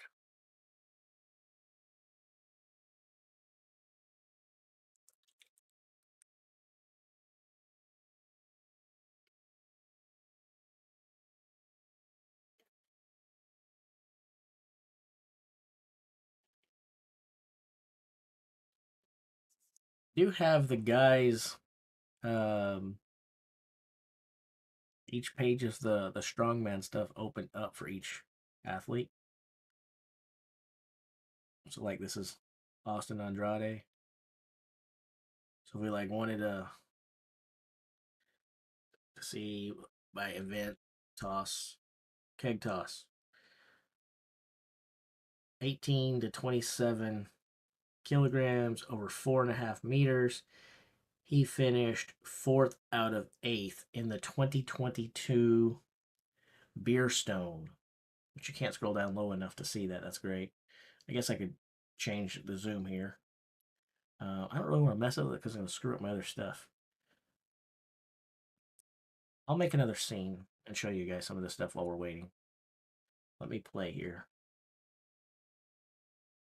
Let's see here. View.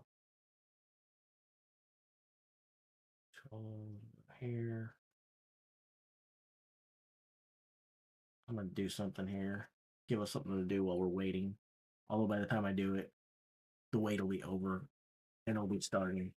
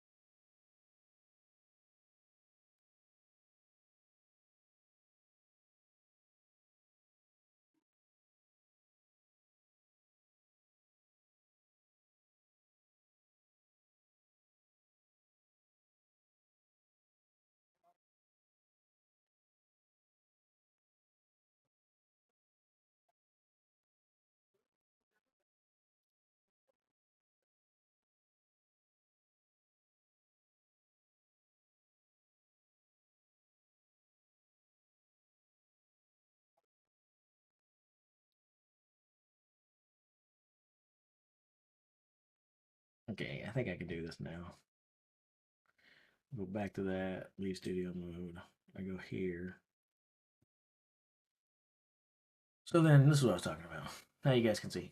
So there's Mr. Austin Andrade. We go down to the single event.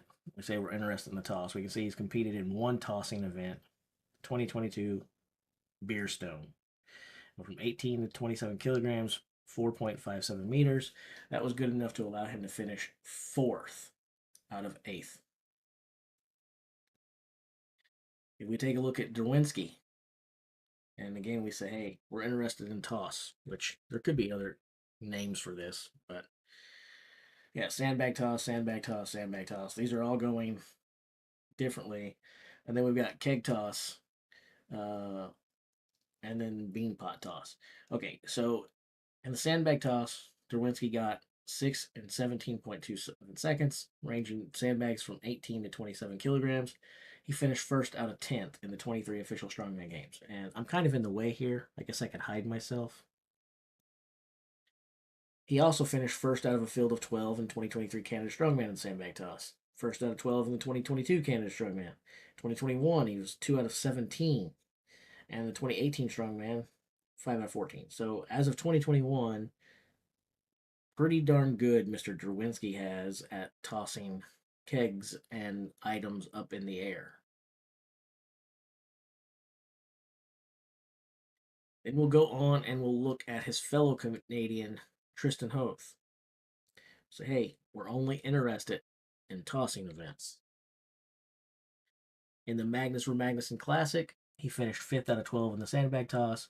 In the 2023 Strongman Classic, he finished 2nd out of 12. Two of the gentlemen we just looked at. 23 Western Canada Strongest Man, 3rd out of 14th. 2022 Western Strongest Man, keg toss, 10th out of 12.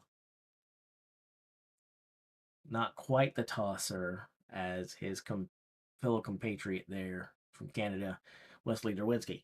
Then we're going to go ahead and look at Mr. Mitchell Hooper. Sandbag toss for max height. He finished 2nd out of 8 at the Arnold UK, 5.49 meters. Sandbag toss, all 6 implements, finished 6th. Kettlebell toss, 4.57 meters. I think this might have been distance, but I'm not really sure, to be honest.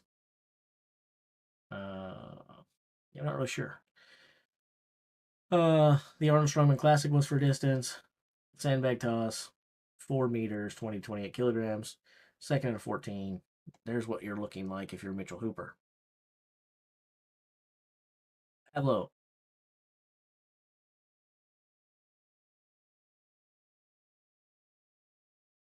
All right.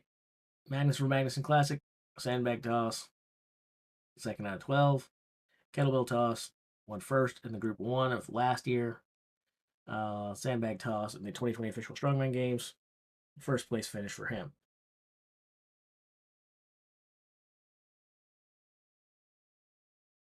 Definitely tossing the tire toss out here.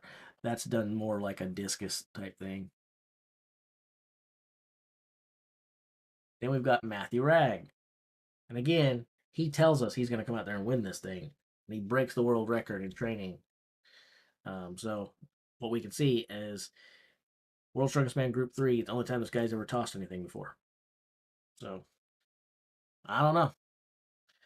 He's not performing that well in the final so far, but he assures us he's really, really, really amazing at this. We'll see. E-Rex. How do dinosaurs with the shortest arms in the world, with no arms, do it tossing? Well, they do decidedly average, middle of the pack when they compete. In the Shaw Classic, sandbag toss, got 7 implements, finished 4th place. Group 5 last year in the World's Strongest Man, he finished 3rd out of 6. The 22 Shaw Classic, he finished 8 out of 15. The 21 Shaw Classic, 5 out of 16. Keg toss, back in 19, long, long time ago, kind of hard to look at that as meaning anything, 11th out of 12. So Evan's usually middle of the pack. Now we look at Ivar's. And you can find a ton of events for all kinds of stuff for Ivar's because the guy competes like every hour and a half. Just goes to tons of competitions. Um, so, and the 2024 SCL Iceman Sandbag Toss, he took first. 2023 SCL Poland, he took 3rd out of 12. 2023 Shaw Classic against much tougher competition than just being against his own fellow compatriots there. Bottom of the pack, 12 out of 14. SCL World Breakers, first place. SCL Finland, first. So basically, what you can see from this is when he's competing against smaller fields with less competition, he's good. When he comes into bigger groups, it's usually around middle of the pack or back of the pack. So take your guesses.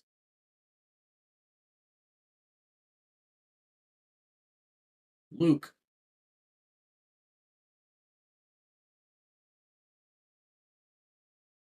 Britain's Strongest Man, 7th out of 12. Shaw Classic, 10 out of 14. 2023 group last year, second in his group.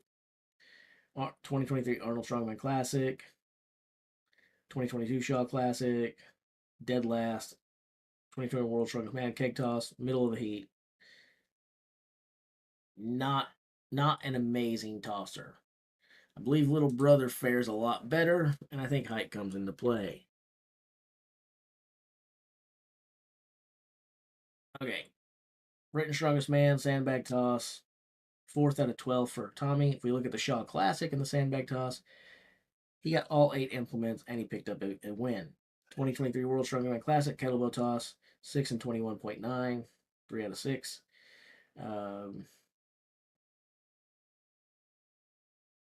You can see the results there. And here's the only one on there that says for height 2021 Strongman, World Strongest Man Final, 2nd place. Some of these don't say whether they were height or distance. Some clearly do and some don't, and it makes me wonder which way they're going. Usually it's vertical unless it says for distance, but I don't know that I would trust usual to mean, hey, it wasn't this competition.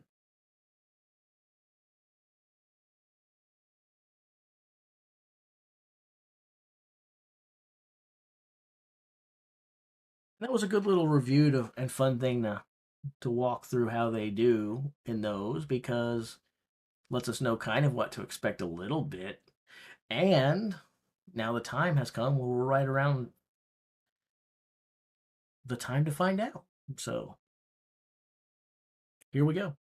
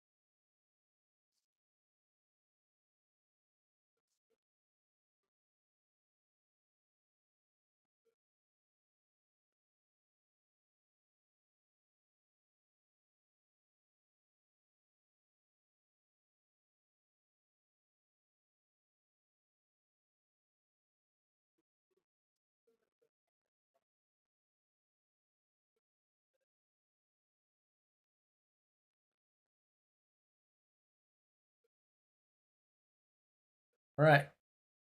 Should be good.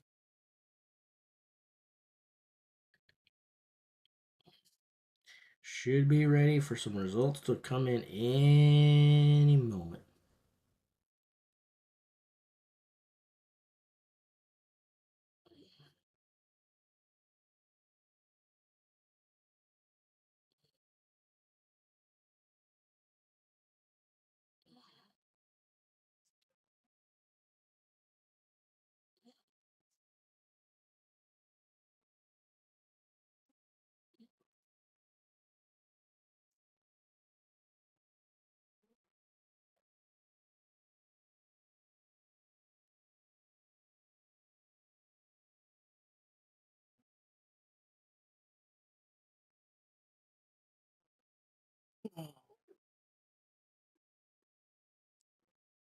I need to check out and see if I'm waiting to watch UFC tonight. Let me see who's on the UFC so I can see if I'll be in front of the TV doing more stuff.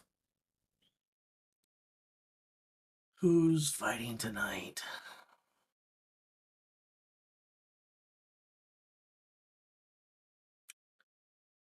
Let's see here.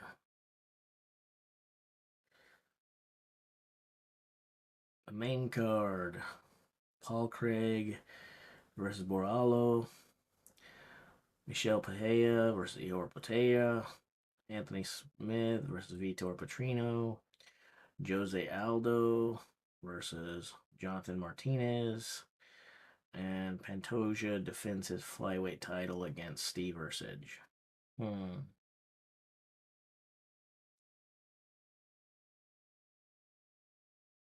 Maybe I'll kind of watch while I do some programming in the background. I don't know.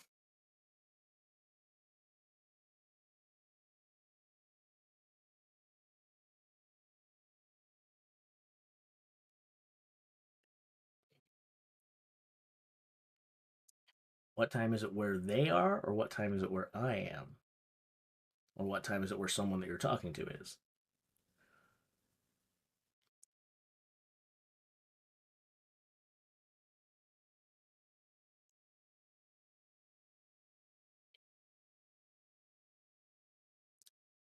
Where they are, that's in Myrtle Beach, and it is a little after 4 o'clock in the afternoon there.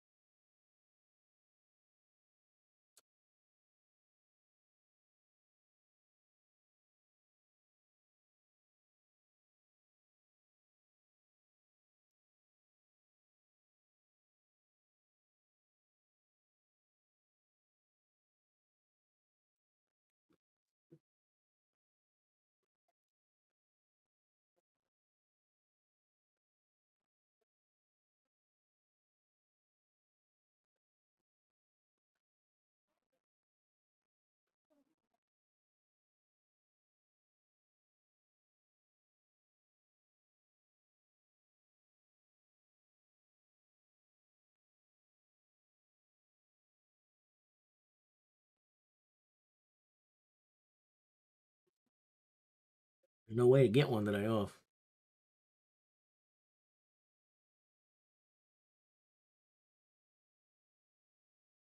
Now, in terms of live streaming while there,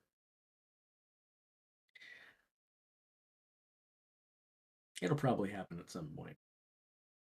Because I can't imagine that I don't actually go to one of these at some point in my life.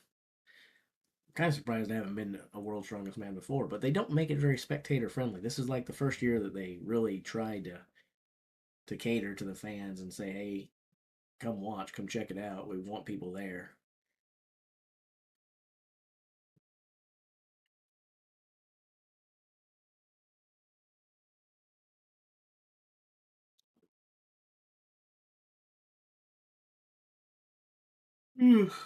Man,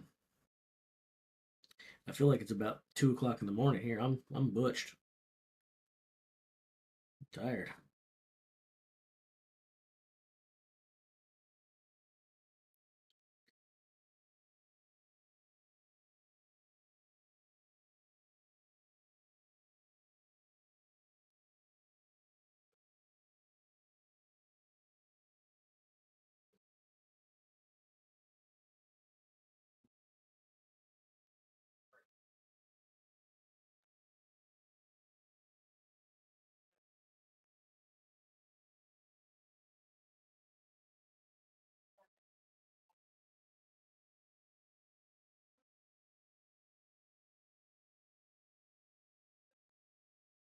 Should be seeing some keg toss. There we go. Ivar's 6 meters.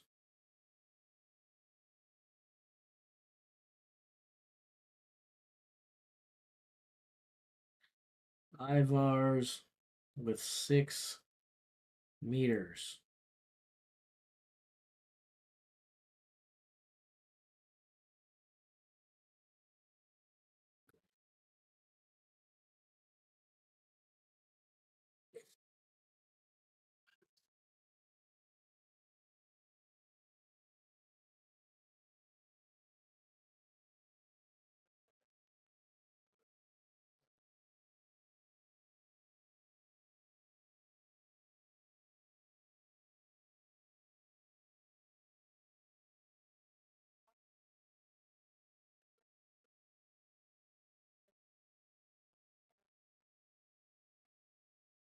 Six meters for Wesley Derwinski. Okay, so they just answered a question for me, and I had a question. I was wondering, are they going to do these in order by how they did in the last event, or are they going to do by total points? Now they just answered it. It's by last event, so I'm going to change this over here like this. Actually, I'll put it at the top. We'll go down this way.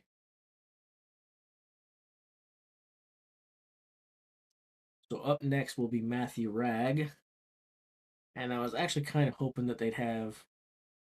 Oh well, it doesn't matter what I was hoping. Doesn't matter. I'll keep my thoughts to myself.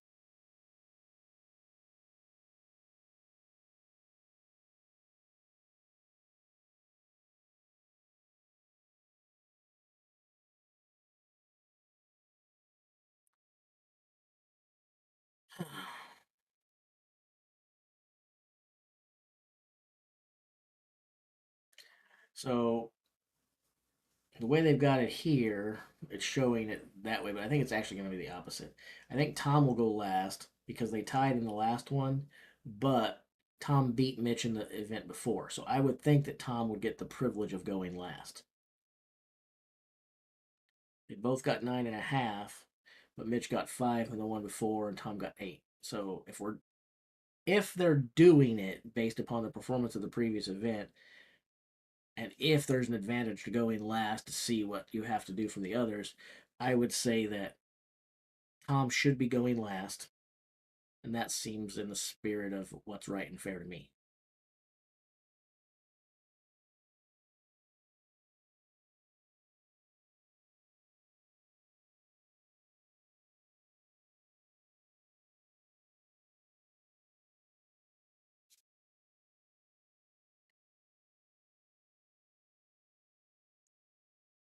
Same kind of thing when we get down here to these 6 points before. Should actually go in the opposite order is here first. Luke should go, then Andrade, then Evan.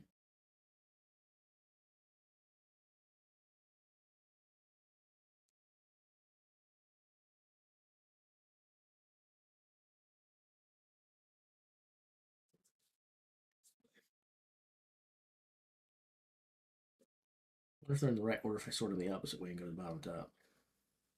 Luke, Andrade, Evan. Yeah, I think they're in the right order if I sort bottom to top. So that's how we'll keep it. We'll go this way. It makes more sense. And we'll go from bottom to top, filling out the form. So up next, Tristan Hoth.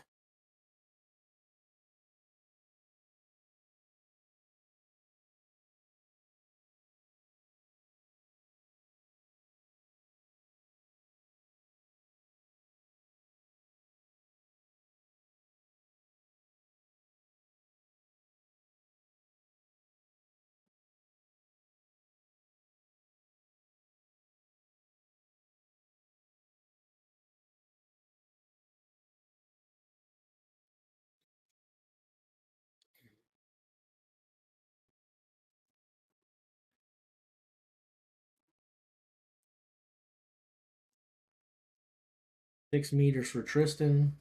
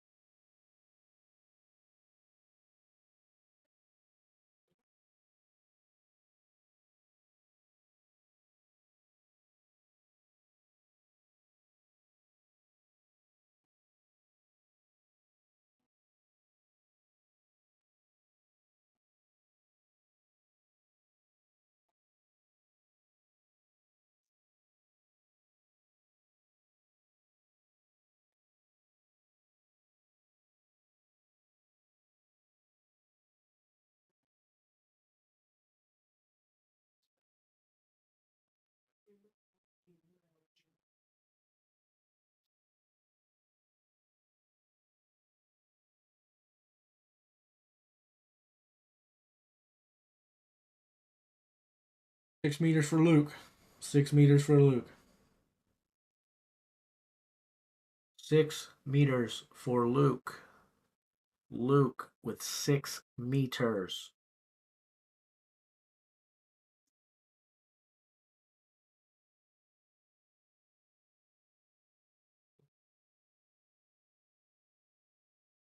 Imagine they're all going to clear this.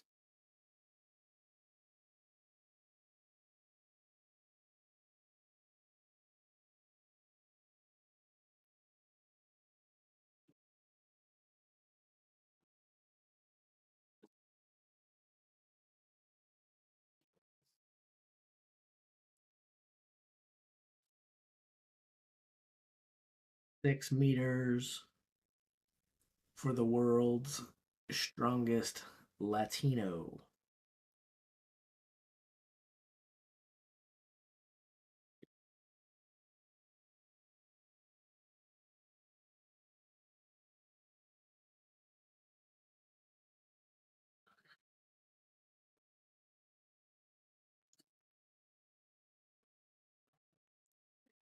T Rex. T Rex. Oh no.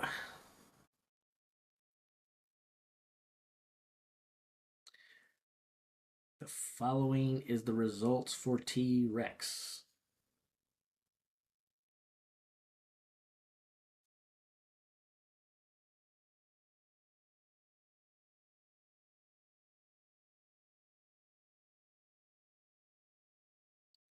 No.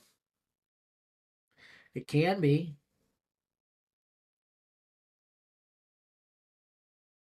It's just a 15 kilogram keg, and then they're trying to throw it as high as they can.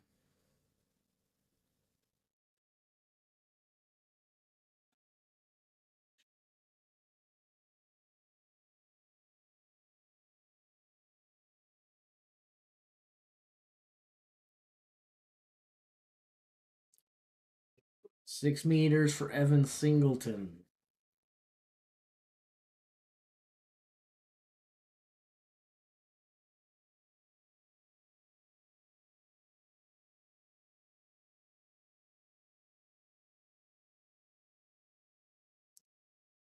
They're all going to get this 6 meters. I knew they all wouldn't get the starting weight of the max axle press, but I think they're all definitely going to get the starting height of the keg toss.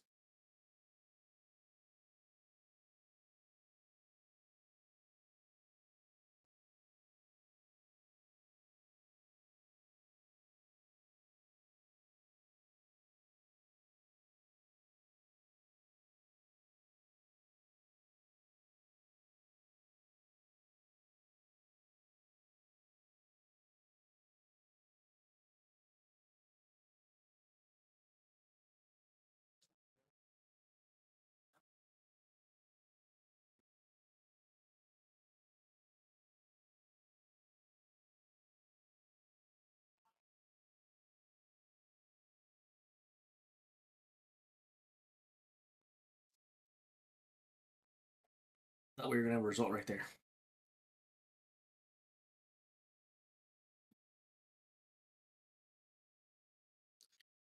I hope it wouldn't remind me of that. I can't make a layup.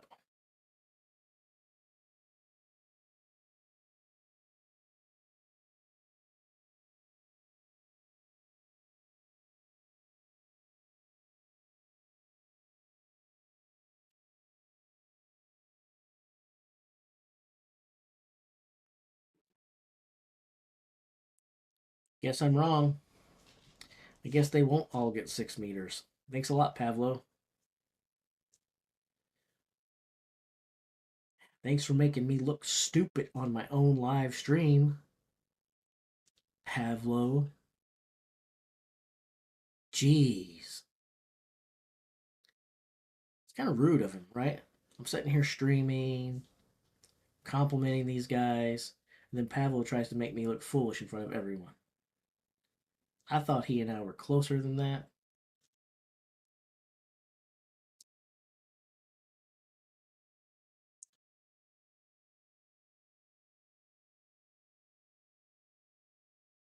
Well, for those who were saying, hey, in this world where these guys are hurt now and who's making it and who's that whole dark horse of Pavlo being on your podium and stuff, that's gone.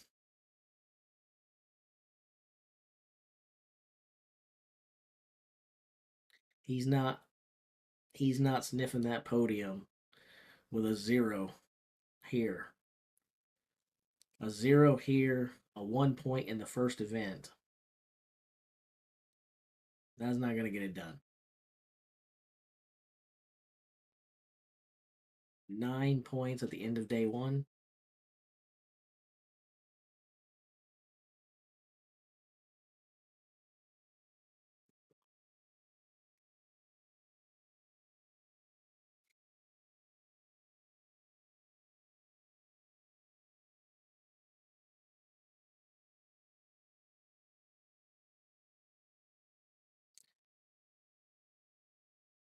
One competitor remaining.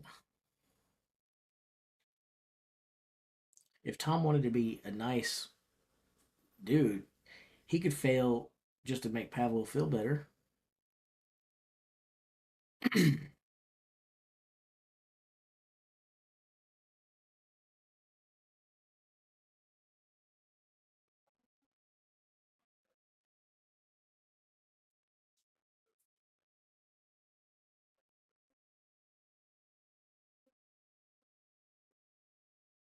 6 meters for Tom. It's really not fair because Tom's basically 6 meters tall. So all he had to do was like lift the keg above his head and then drop it backwards.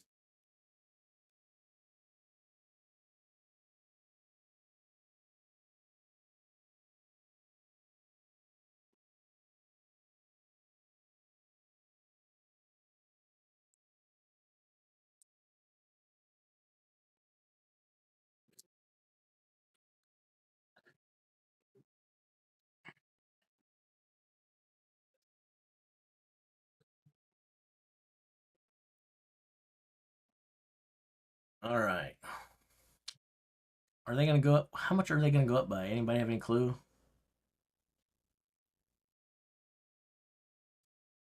It doesn't really say.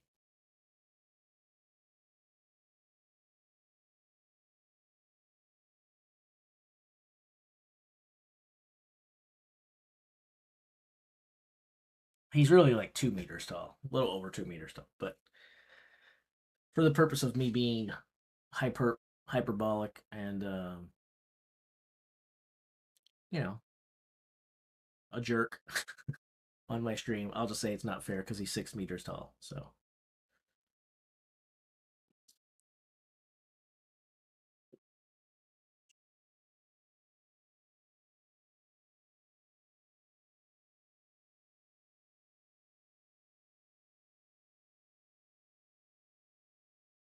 1.2 meters is the amount that they're increasing by.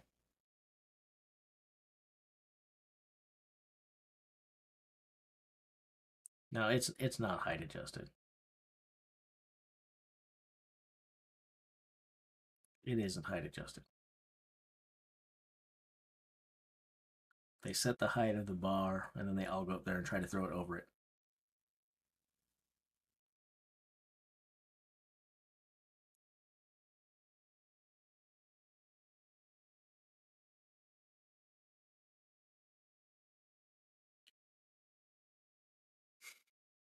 So if they go up by 1.2, then it'd be 7.2 next.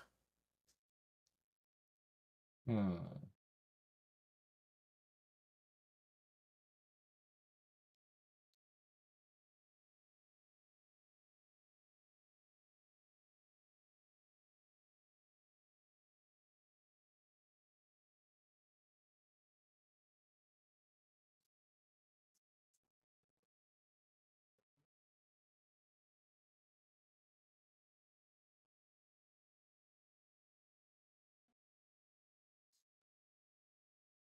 They all did it the same way.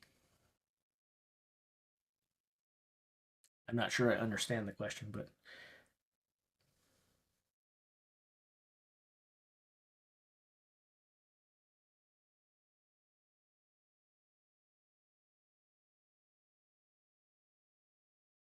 There are some different techniques.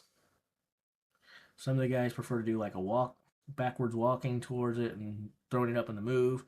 Some guys like to plant, do a few practice swings, then toss it up. Some guys just like to launch it on the first one. Some guys hold the grip differently on the keg.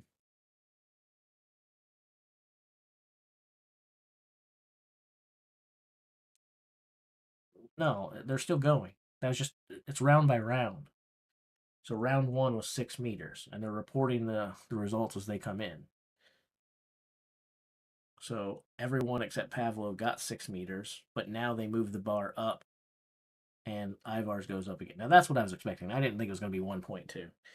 I figured they'd go up by about a half meter, maybe 1 meter at the most. And then they may not do it the same interval every round either. But so now it's up a half meter, 6.5 meters. Ivar's nails that.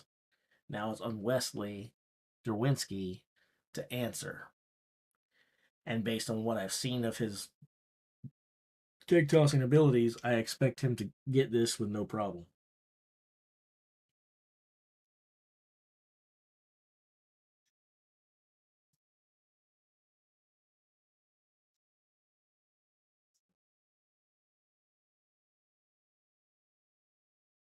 Yeah, there's a reason why he's skipping this over the Shaw Classic. He wants nothing to do with Colin Bryce. It goes back to the whole Eddie drama and stuff that I really don't want to review in my chat or thread this year because people get too divided and it gets nasty, and I just rather leave it in the past. But that's the reason that he's not doing this. He's never, he says he's never going to compete in another event that's ran by Colin or their crew.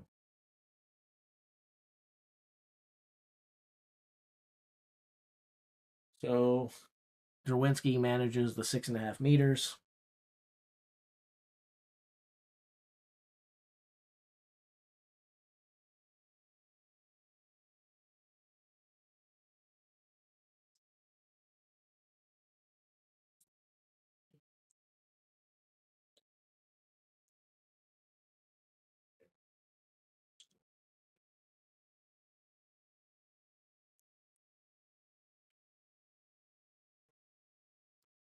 It'd be a little tough to do it that way, Gary.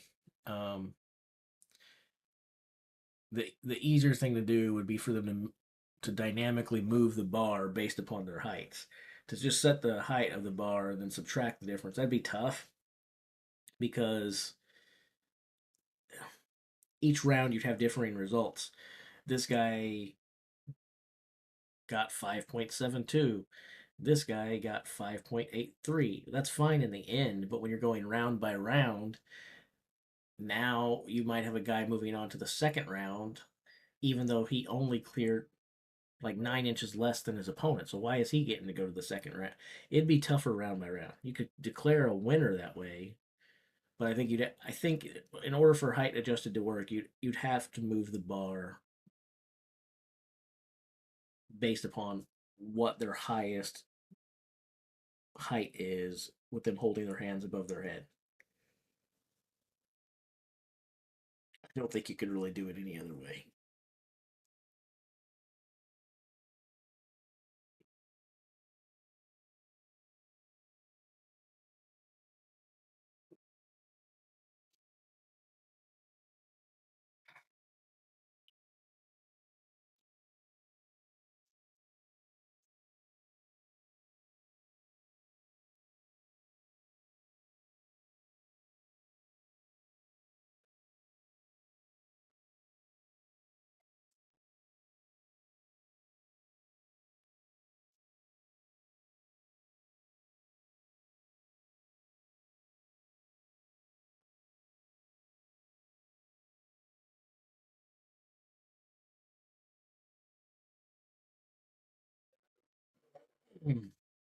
Sorry. Well, I guess what happened was he failed to do it. I don't know if he failed because he didn't try or just couldn't get it over. But I guess that's the bottom line. A 15 kilogram keg did not fly over a 6 meter bar for Pablo. Didn't fly over for Tristan Hoth either. Now I'm a little bit confused as to why they moved the result up to here afterwards. That's kind of weird.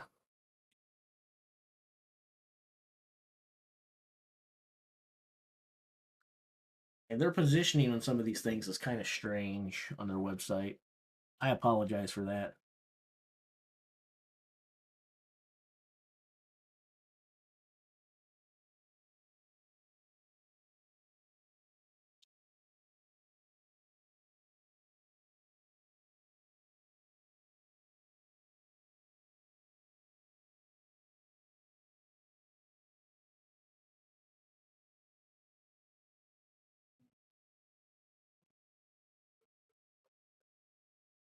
It could have banana hammock, but like I said, there's a difference between trolling and heckling and saying some of the things that were said.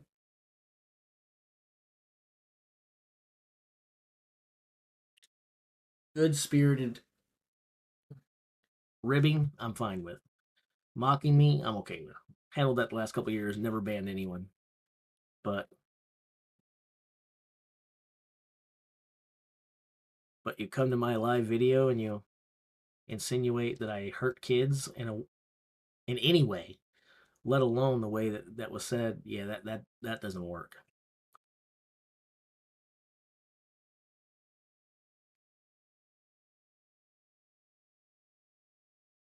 Yeah, the stars they're done.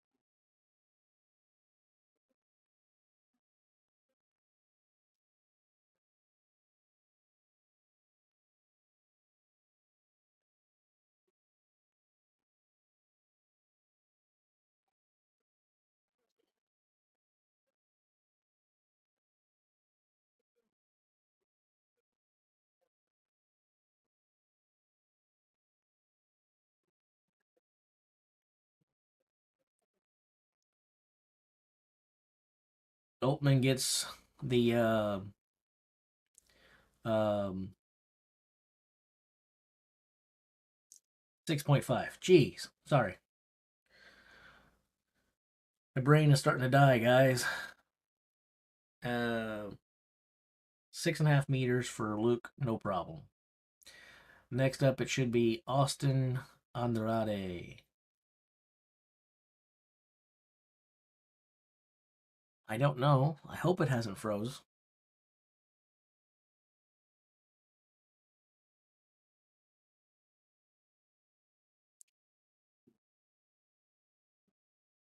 Is the stream still going for peoples? It doesn't show that there's any dropped frames in my software. It says frames dropped since the beginning of the stream is 0, so hope it's working.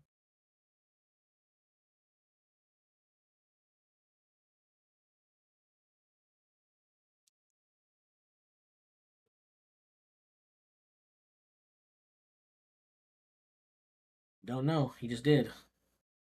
Austin Andrade clears 6.5 as well.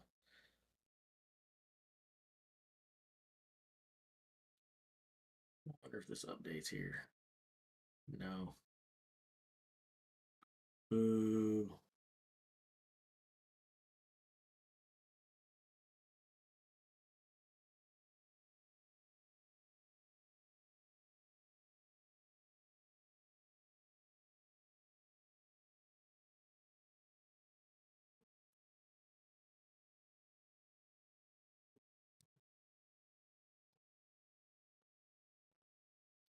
Yeah, none of those sort orders are going right. They don't have this set up very well right now.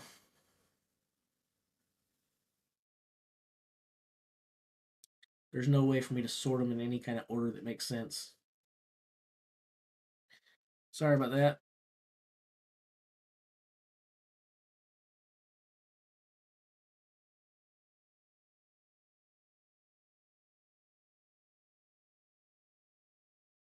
We're waiting for Evan Singleton.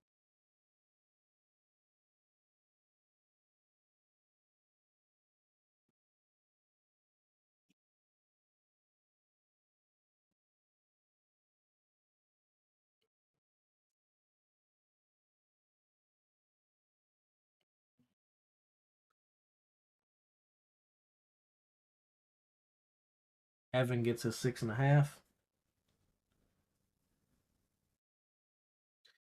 And that means we should be going to Mitchell Hooper. And then Tom should go last.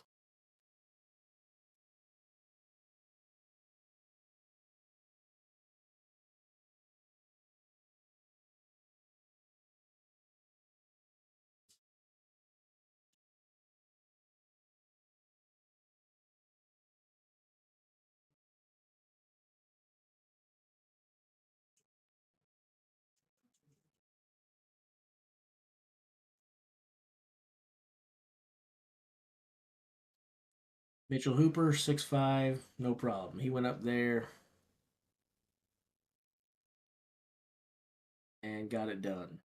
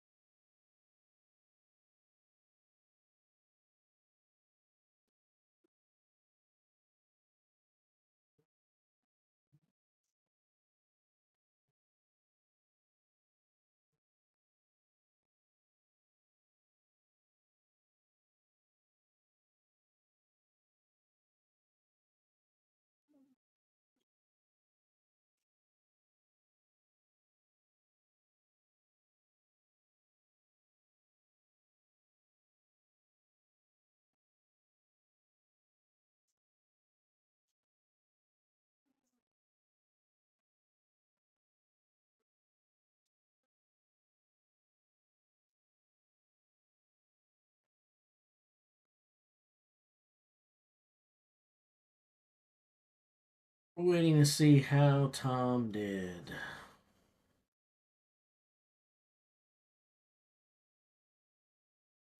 I'm assuming 6.5 meters, no problem for the tallest man in the field. 6.5 meters for Tom. So we go on to 7 meters. So the only person we lost there at that height was Tristan Hoth. So we had Pavlov fail to make the opening height, Tristan failed to make the second height. Everyone else is still alive so far.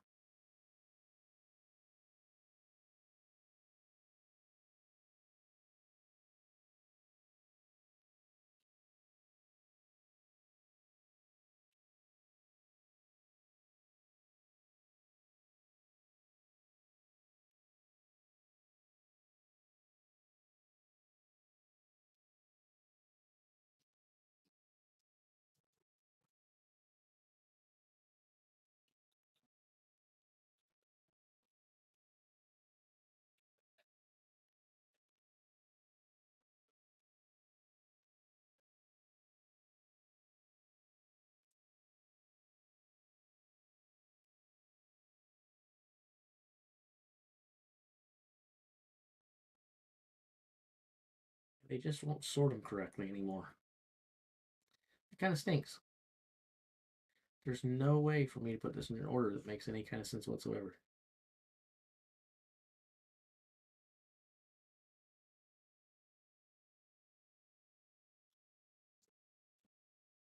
Well, anyway, Ivar's will be up next.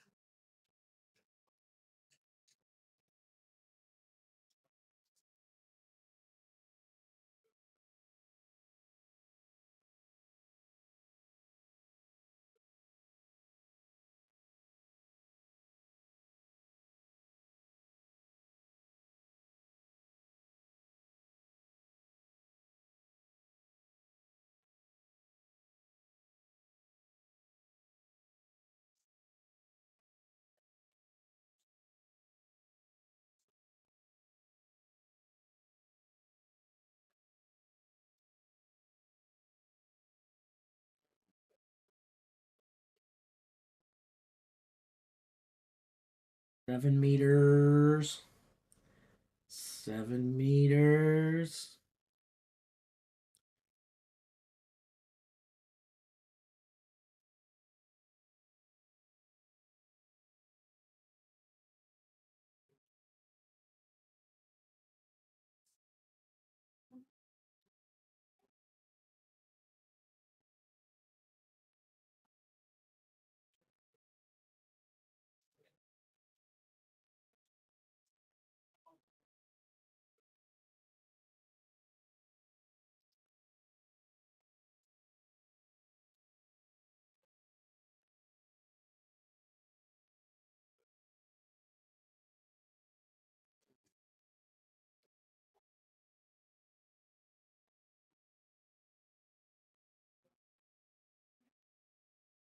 Well, I guess the next round is a lot slower.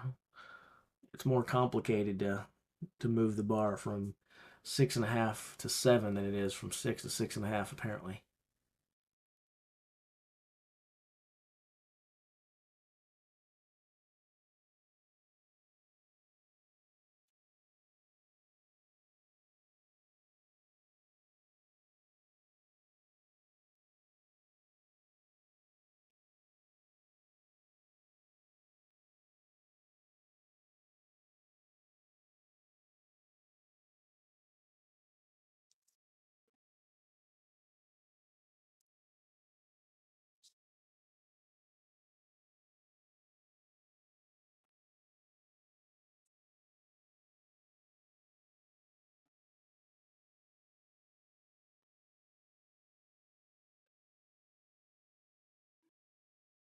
I don't know what the world record is, to be honest.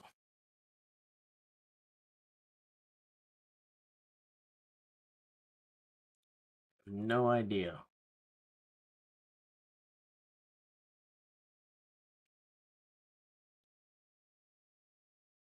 Let's see if I can get a Google answer. Keg toss, floor height, 15 kilogram world record. Keg toss records.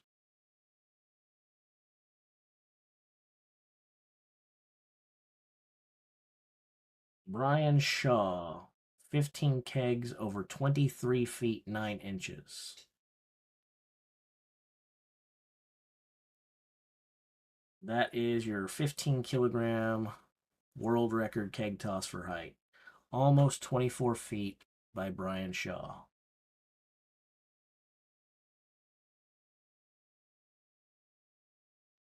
So Ivar's gets 7 meters. For those of you who are wondering where that goes to, that's 7.25 meters. So if they continue going up in a half a meter increment, anyone who survives this round and the next round will all break the world record. 7.5 meters would be the world record. If the site that I'm reading on is accurate, which I don't know. And then I find a site immediately that says that's not the right record.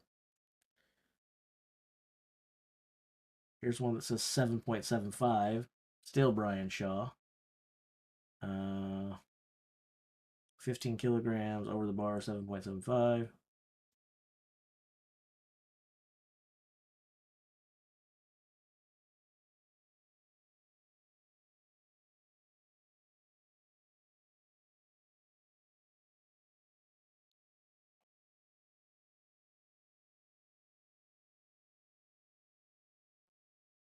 Okay. Looks like there's more sites agreeing that it's 7.75 than 7.25. So there you go. Brian Shaw, 7.75 meters.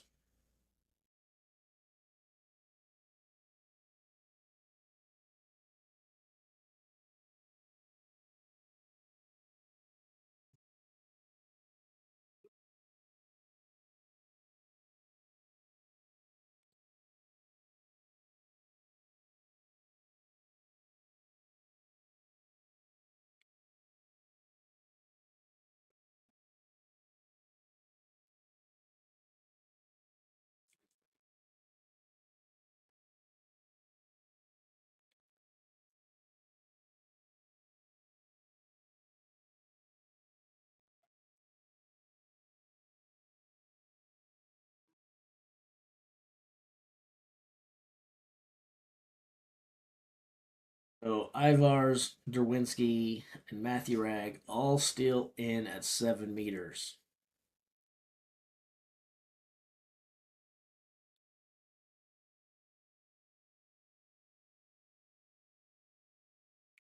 If the record is 7.75, 7.6 wouldn't break it. You'd need to go to 7.8 or 7.76 if you wanted to just break it by 1 centimeter.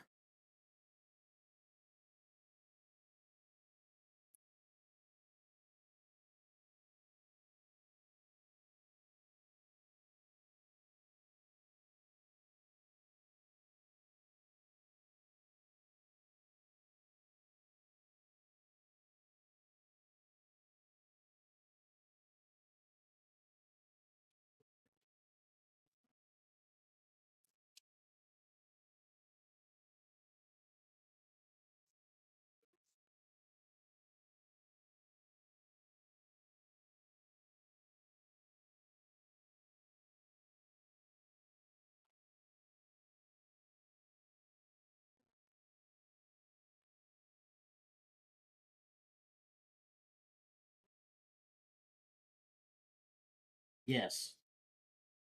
And 0.01 is 1 centimeter. So from 7.75 to 7.76 would be 1 centimeter.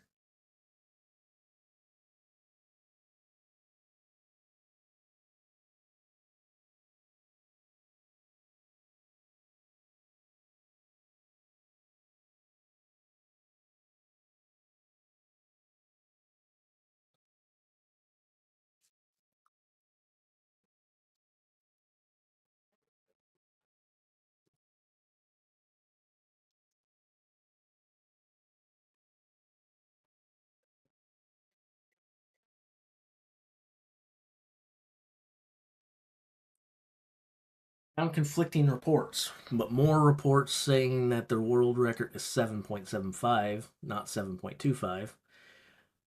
So I'll assume that's what it is, and it's the higher number. So, um, but if it's 7.25, then the next round we'll see some people trying to break records. But I believe the record is 7.75. Either way, the answer to who holds it is Brian Shaw.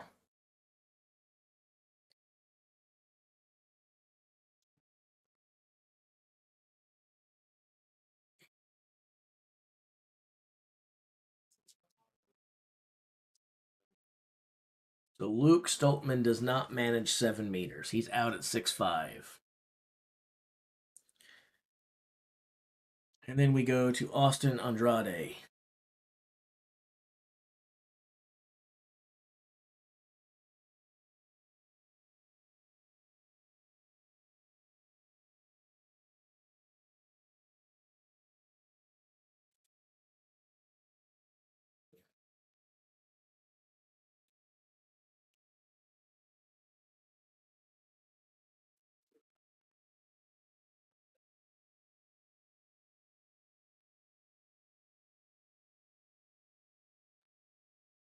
I think 6.5 meters is probably what I would have had Luke for. That's probably what I would have expected out of Luke.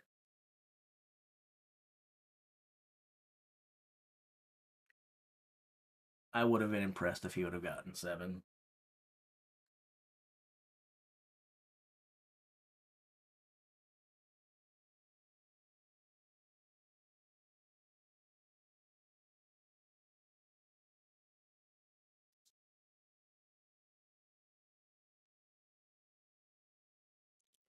Waiting on the world's strongest Latino.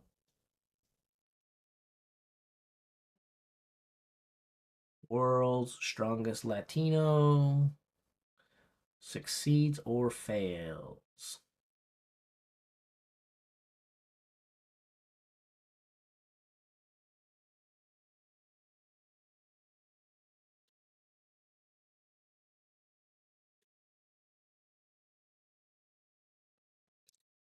I think Brian would be okay if it's broken, but I think he'd rather see it broken at his event later. He actually seemed genuinely excited about the possibility of his record getting broken at the strongest man on earth later this year.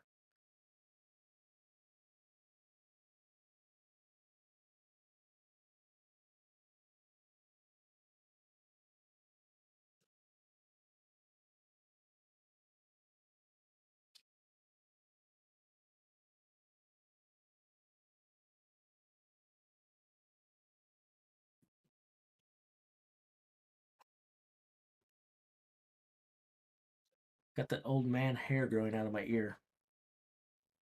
Don't get old, guys. Don't get old.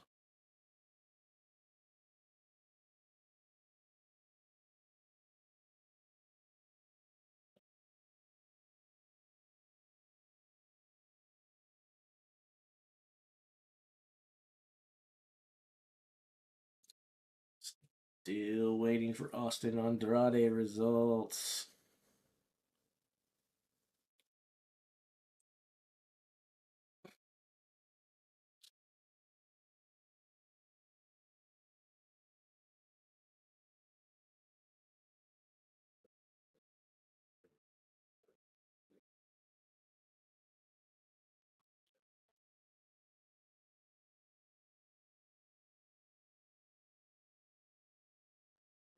As to the question about, or the thing about Laws and Liz having results up a little quicker than I do, that will more than likely always be the case because of who they are.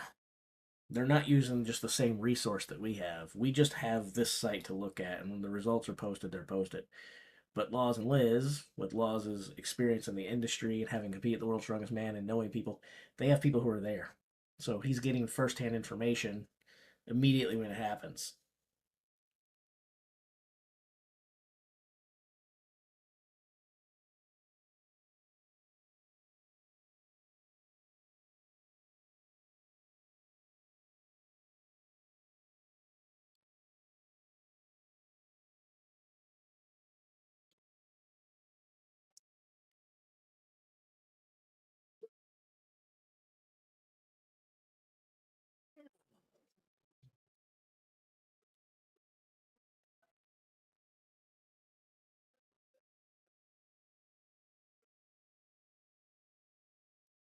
I wish we didn't need these streams because I wished we could just watch it. That would be amazing.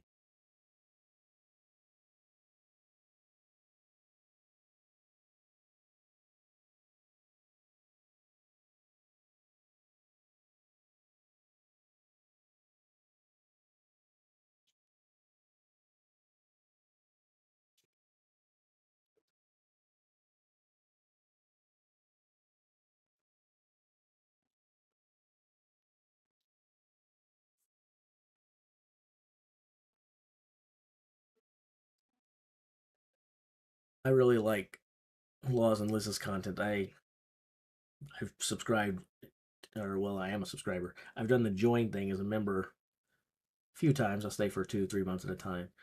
Um, I enjoy their content, but there's obviously some bias there because he trains a lot of the guys and works with. So I don't hold that against him. That's human nature.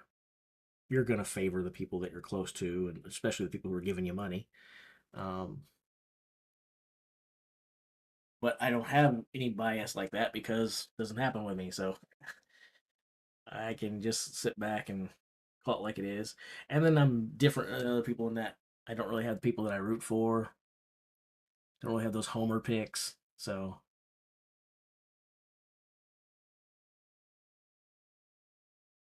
who do I think will win overall? At this point, I think Tom Stoltman will win overall.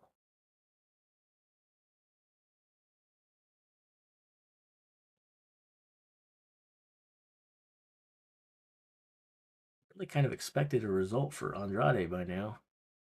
Pass or fail. I'm gonna refresh just in case the site has stopped.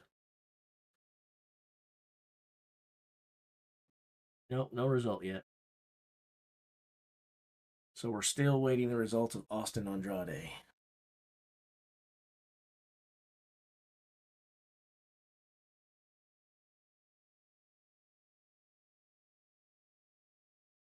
I have never had a few beers in my life. I'm a weirdo. I don't drink.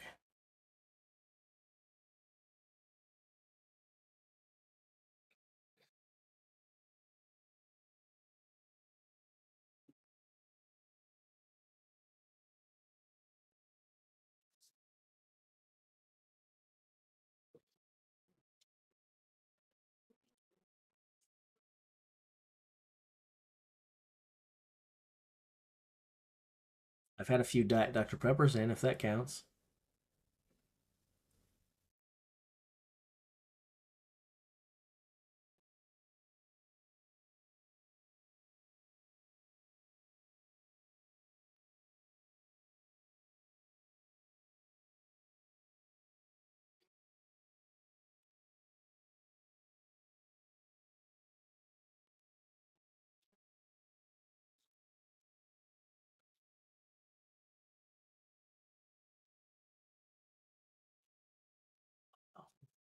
Really, really slow with this result, man.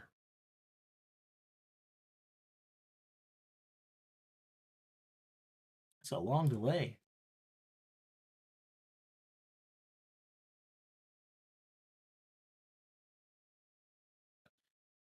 Sure.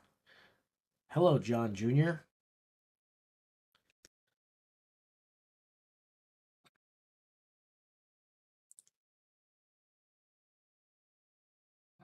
I've never had THC either. The list of things I haven't tried is pretty long.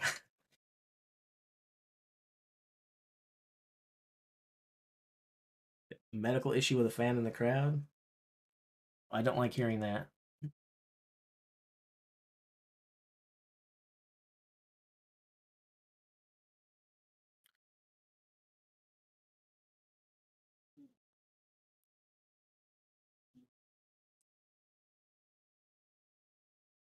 Hopefully the fan is all right.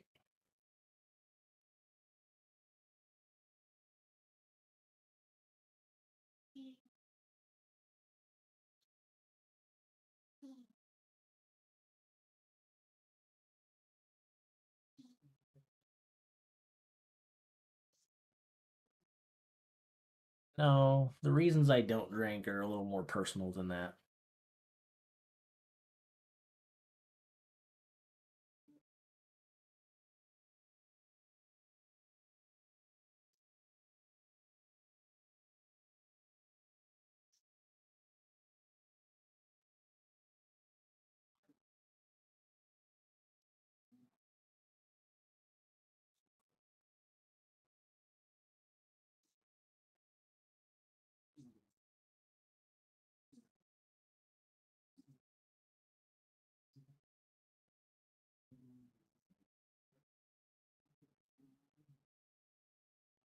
Did a fan really get hit by a keg? Because that's pretty major stuff. If they did, and it's really not good for the rest of us spectators either. I want to make sure I pray for the fan safety, which I will do. I almost stepped away from the screen to do it right now, but then you said we're getting ready to get back underway. So, um, but if a fan legitimately got hurt from something like that, that could be bad for us as spectators because World's Strongest Man's already not the most spectator friendly and tries to avoid doing stuff. If they wind up someone getting hurt and the liability that comes with that, those stands that they just brought in, that's not going to help.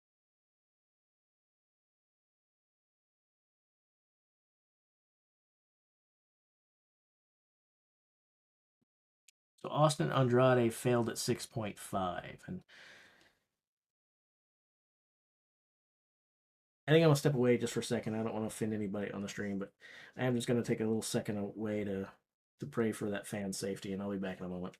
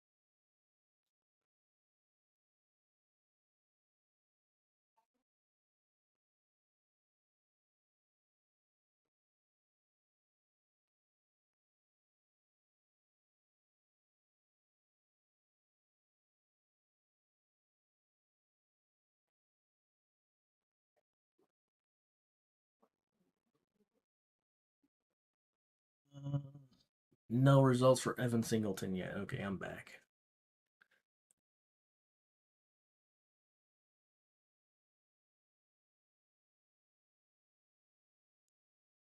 Closer the fans to the action? I don't know, but if they got hit by a keg for real, then I guess the answer is closer than they should be.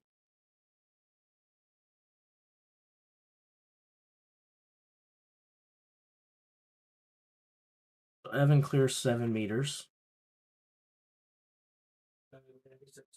And now it's Mitchell Hooper's turn.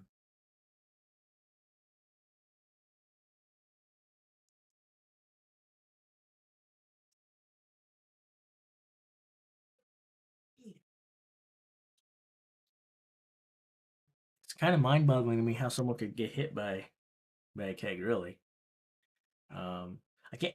It's hard to wrap my head around how they could be close enough for that to happen. And unless people are packed in really crazy ways, I mean, you would think first of all they wouldn't be throwing in the direction of the stands, right? You would think that there would not be any stands behind it. But even if there was, a keg is not exactly not a thumbtack, it's not a paper clip.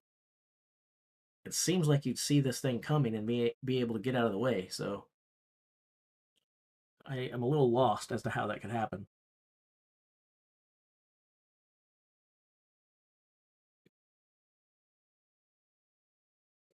But I do truly hope that they are okay.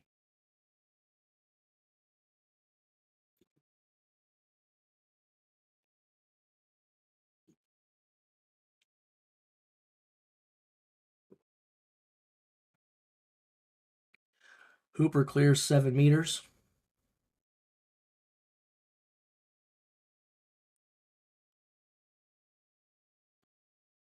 Can you imagine being the competitor that threw the keg that got the fan hurt? You'd have to feel terrible. And since it happened between Luke and Andrade's run, I guess without hearing otherwise, I'm inclined to believe it was probably Luke that threw the keg. But and Luke's a pretty sensitive guy anyway. If it was him, I I don't know how it happens, but I also can't imagine how Luke would be taking that.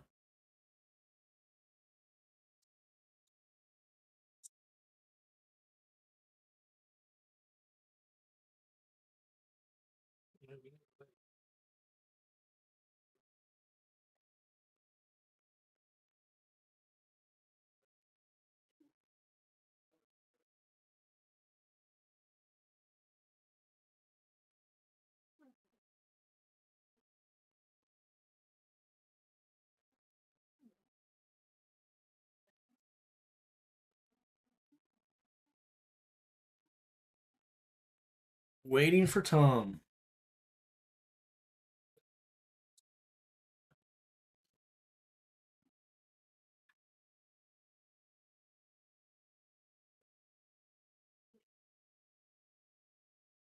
I do wish I knew if they got more than one try. If it's one throw and you're done, or if they get a second attempt,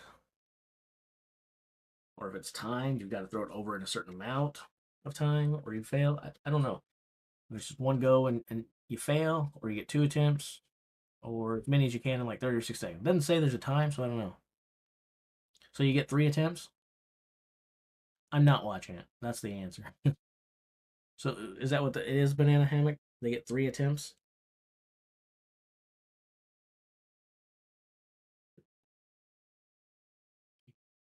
At each weight, right?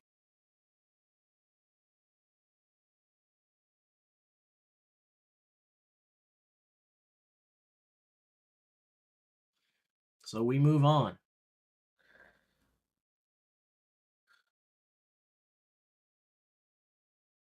So we had Luke and Austin Andrade fail at 7 meters, and everybody else is still here.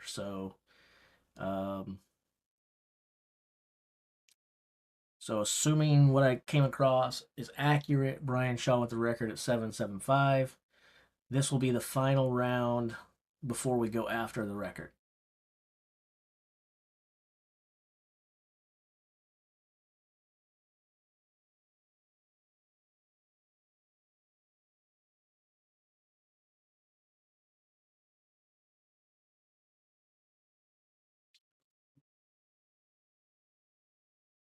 So Ivar's will be the first person up to go after 7.5.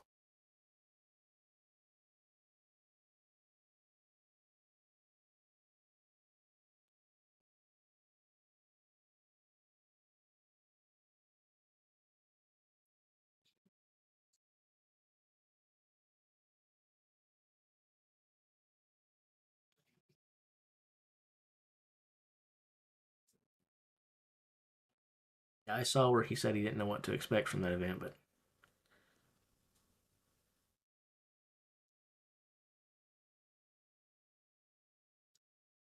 it's kind of crazy to me that 6 guys just cleared 7 meters. That's pretty good.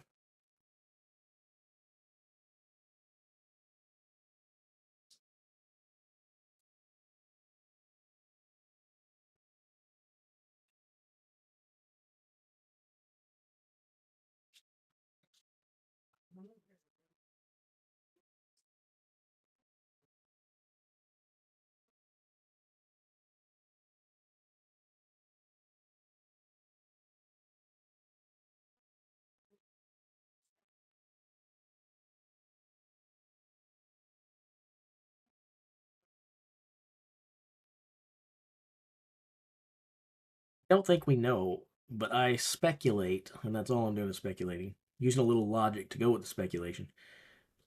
I speculate that it was Luke because we got Luke's results in, and then there was a 10, 15, 20 minute wait between Luke's and Andrade. Um, so because since the delay happened between Luke and Andrade, I posit that it was probably Luke's toss.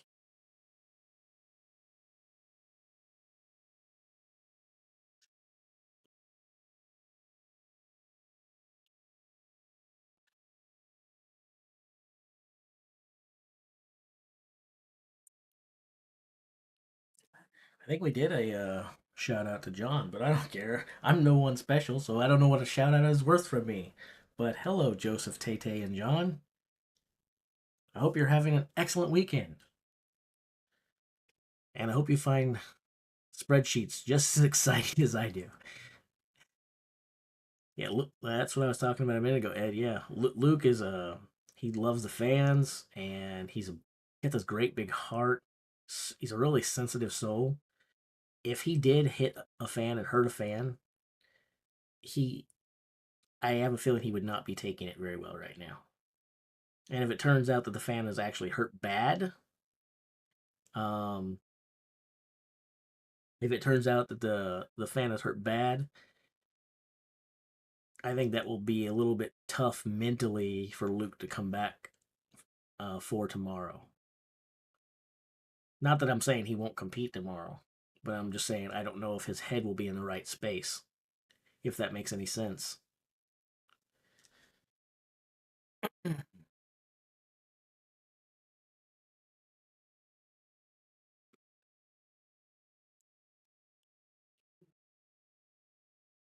Sad stuff, man. People go getting hurt at the events.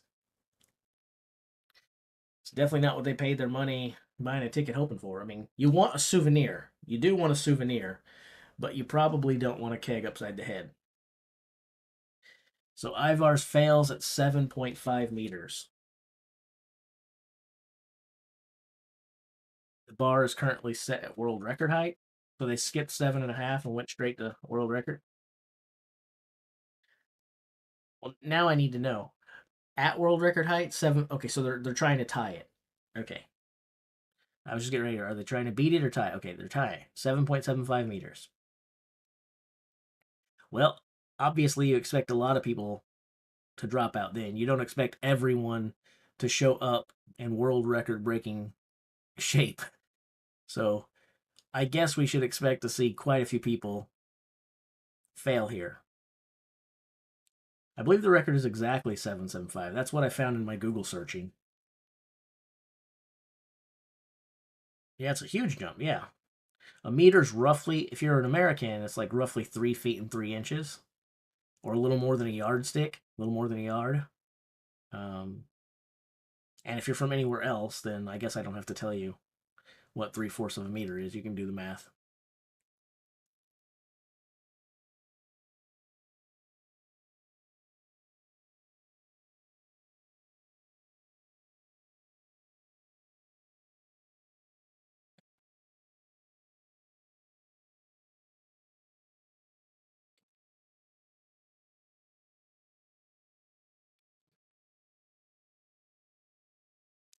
Ray Pennybody was the person in the crowd. That's the name of the person. Well, hopefully Ray is okay.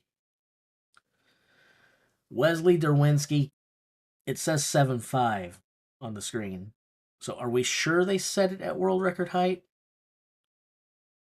Or are we still going up by half a meter? Because it could be 775, like you said, like you reported, and they just may be reporting it wrong on the Strongman Archives website. But they just gave Wesley credit for 7.5 meters.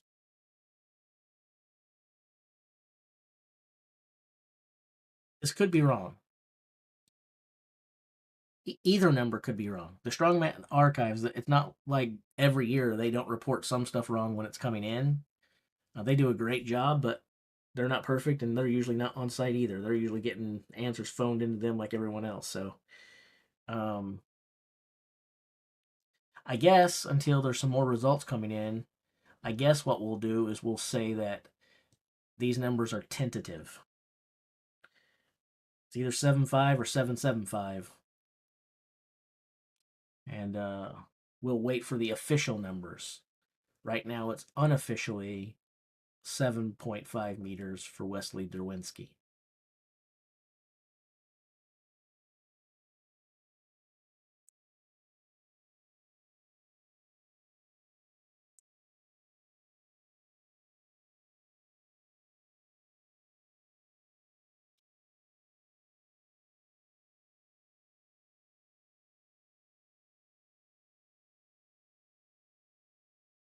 Okay, 7.5. So now we're all on the same page. So we're not at world record height yet. But this is still super high, and it's approaching world record height. We're getting awfully close. We'll probably lose a couple people here for sure. The fact that Derwinski cleared 7.5, I told you guys before the event started, he was very good at this. And yeah, that's not going to be easy. Matthew Ragg is out at 7 meters. So we've only got 3 guys left who have a shot. You got Singleton, Mitchell Hooper, and Tom Stoltman. That's it.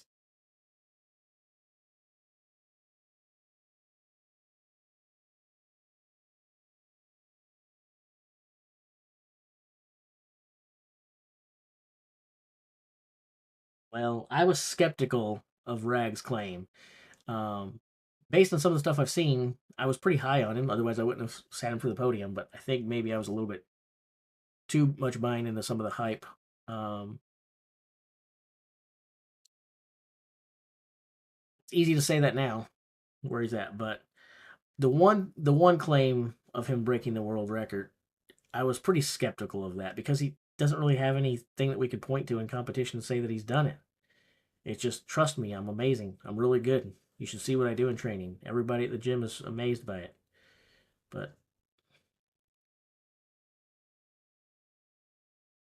still, 7 meters is pretty dang good. Nothing. It's not like that's a terrible result.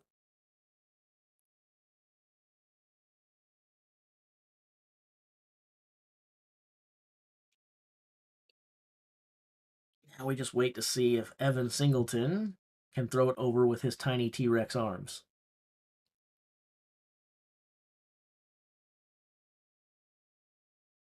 It shouldn't take Evan long to go through all 3 throws because, he's always amped and hyped. So it should be throw it, throw it, throw it. I doubt he dilly dallies and spends a whole lot of time between each one.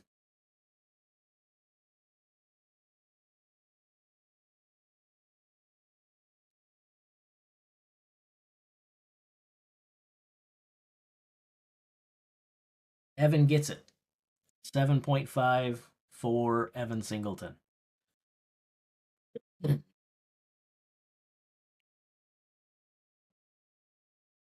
So this goes to show you do not need to have very long arms to throw a keg over a bar.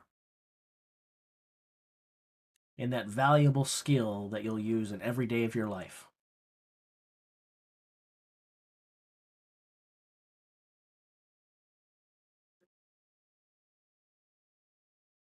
Two gentlemen to go.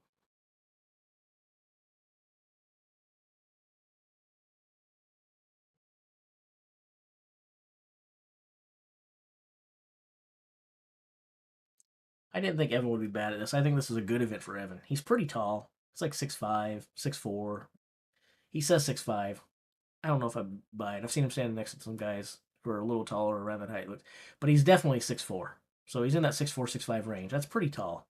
Not It's not Brian Shaw and Thor and Tom Stoltman tall, but it's pretty tall.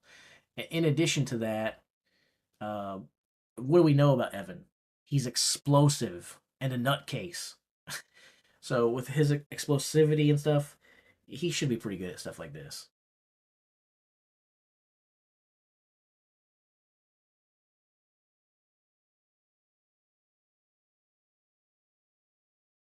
Mitchell Hooper gets 7-5. So now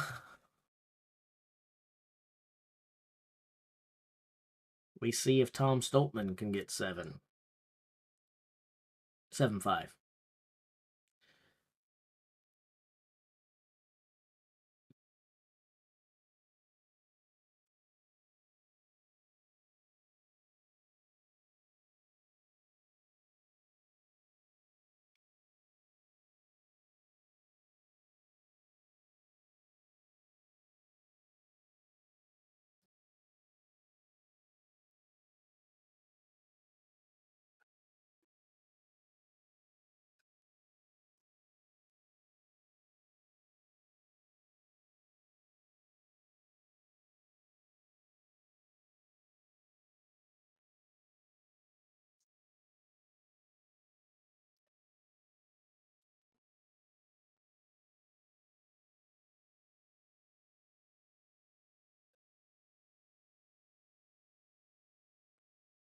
We're waiting. Come on, Tommy. Come on, Tommy.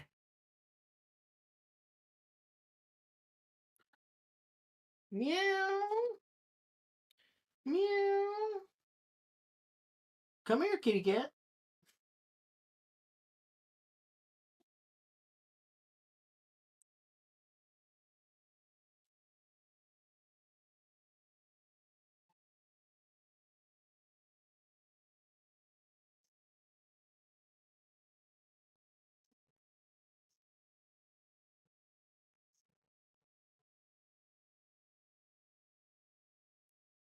Gets 7.5 as well.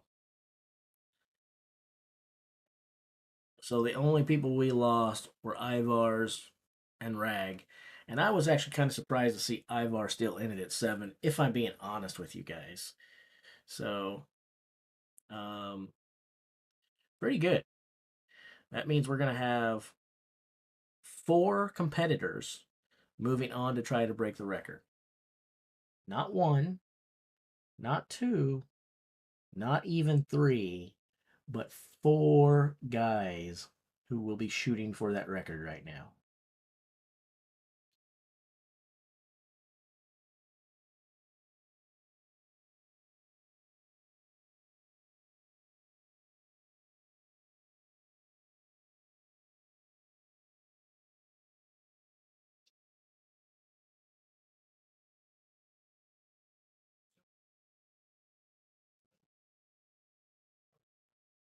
Five what?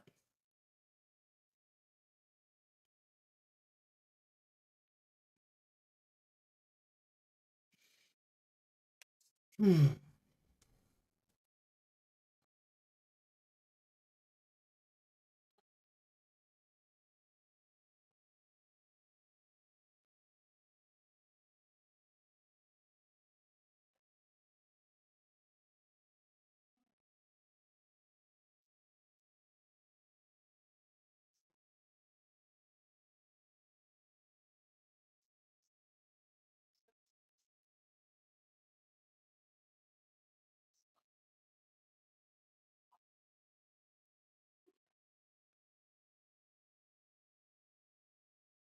Now I wonder if they're gonna go for like 8, or they're gonna go for like 7.75 to tie, or 7.76 to break it.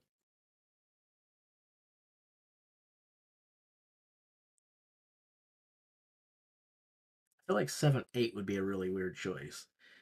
I figure they're either going to tie the record at 7.75, go for a 1 centimeter break, because a break is a break, 7.76, or they go to 8 because it's the next half meter increment up. But man, that's a major jump when you're at this kind of heights.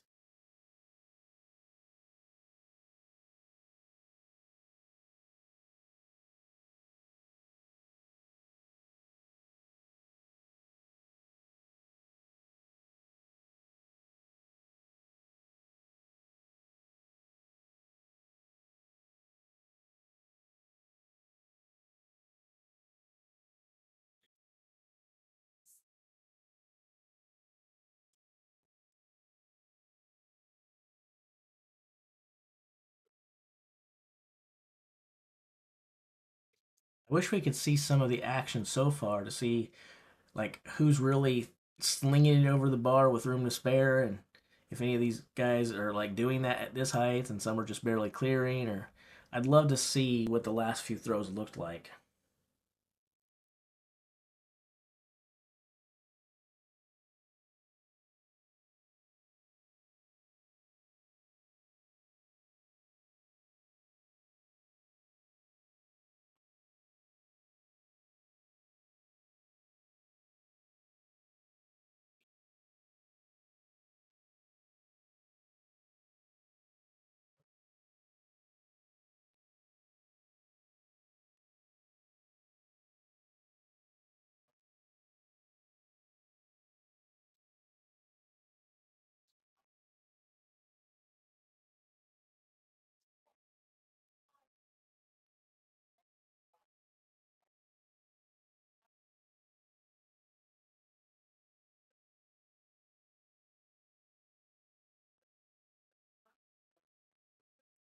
Still waiting for that first one for the new round.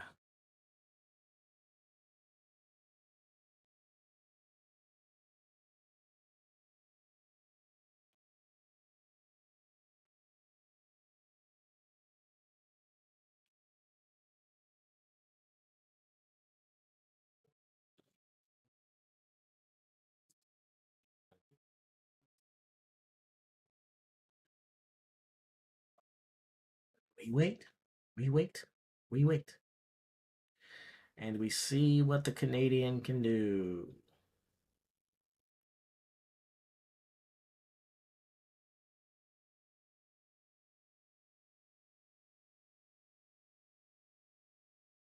So Derwinski is going to climb above Hoth with this performance here.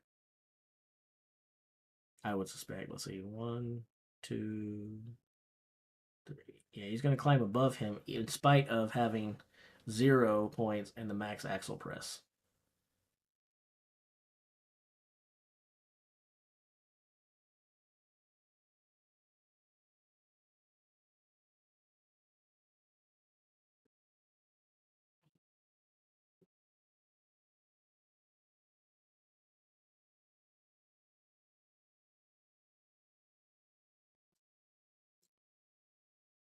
So this was a good pickup of points for Derwinski.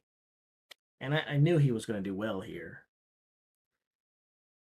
I didn't know that he was going to do 7.5 meters well.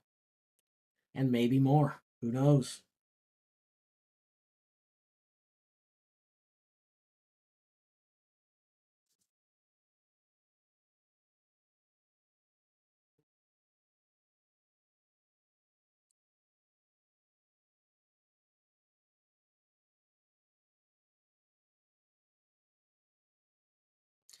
You just kind of feel like with a name like Derwinski, you should be good at throwing kegs. I mean, it just sounds like a beer name, doesn't it?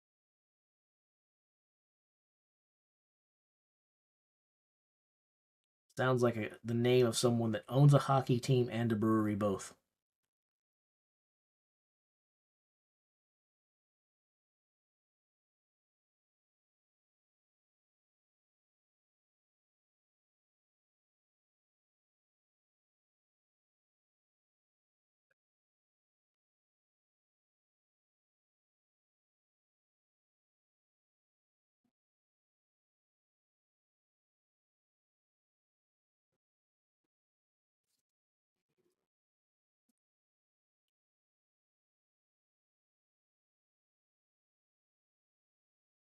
Derwinski breaks the world record at 7.76.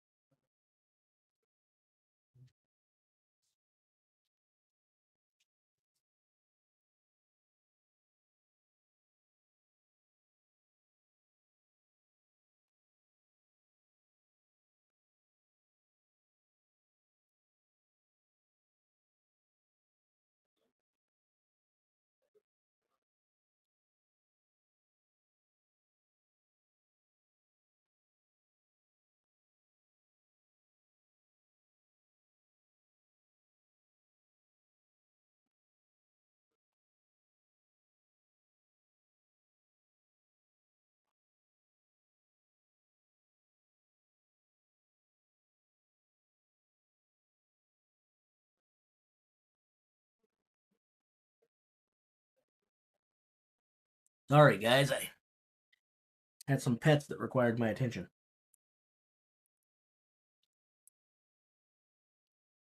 So Derwinski breaks the world record.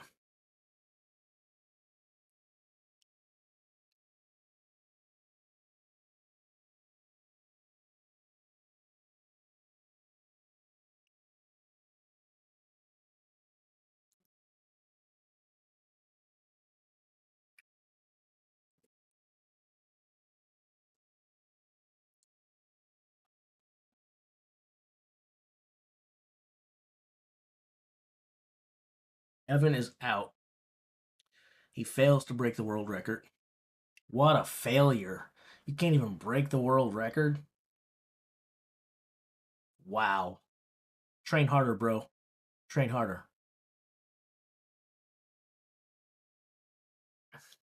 Okay, so Wesley Derwinski. How tall is Wesley Derwinski? I've got his thing open here on one of these. He is 6 feet 3 inches tall, according to this. Now, this may or may not be accurate. These listed heights are sometimes kind of like wrestling heights. Sometimes these guys lie and embellish a little bit. But supposedly Derwinski's 6'3".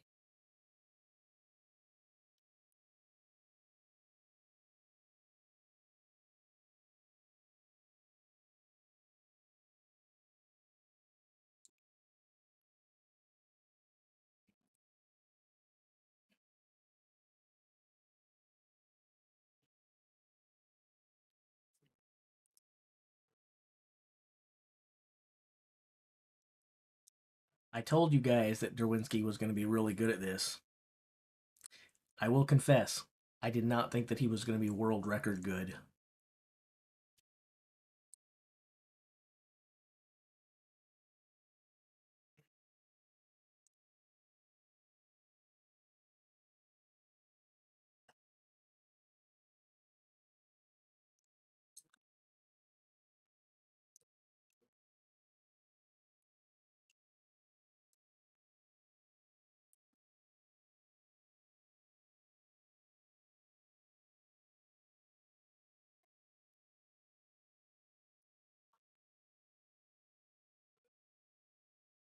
Cooper clears it as well, so we now have two people who have broken Brian Shaw's record in the 15-kilogram keg for height.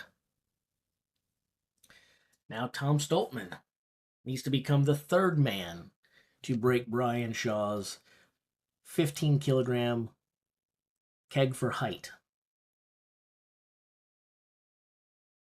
And he do what the two Canadians just did.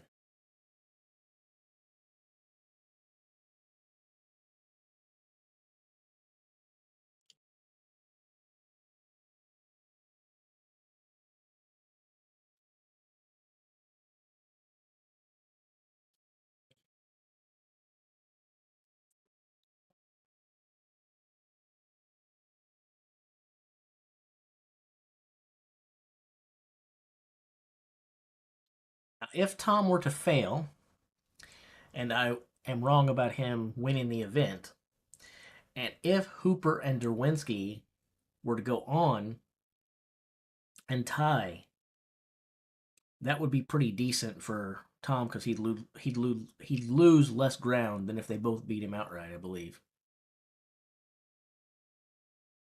So they would get 9.5. He would get 8. Yeah. Well, he would lose.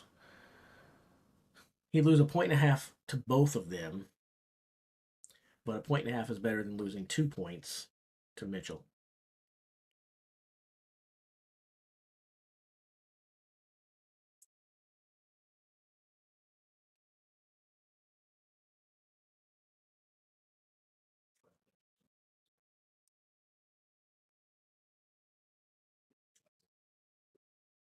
He clears the bar. 3 men break the world record.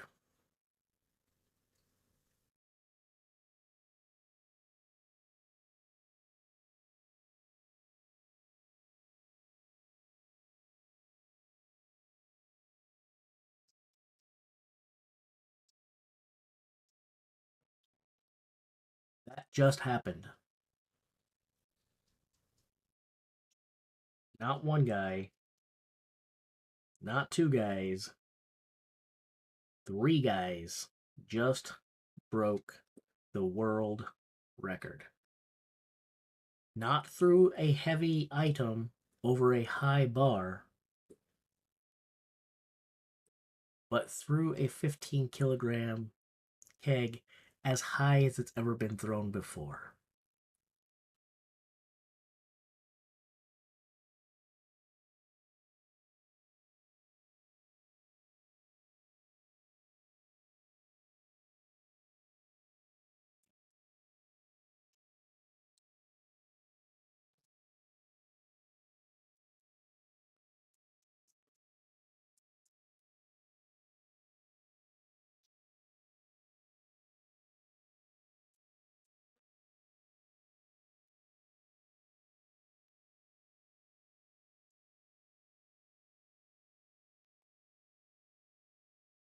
So, back to Brian Shaw, the guy whose record they just broke. He did seem legitimately happy and legitimately psyched that the guys were going to get a chance to break his world record at the strongest man on earth, held and featured at the Shaw Classic. Now he'll have to settle for just being happy that the guys are going to get a chance to break the world record and not his world record because it's no longer his.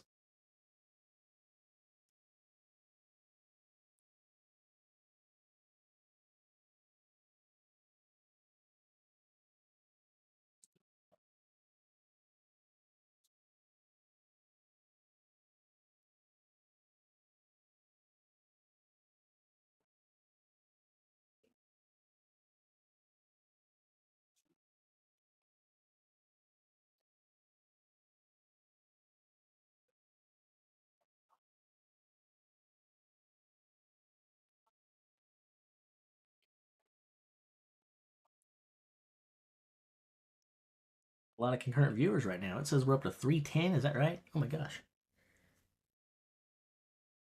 In this case, make sure you like, share, and subscribe. Or, yeah, whatever.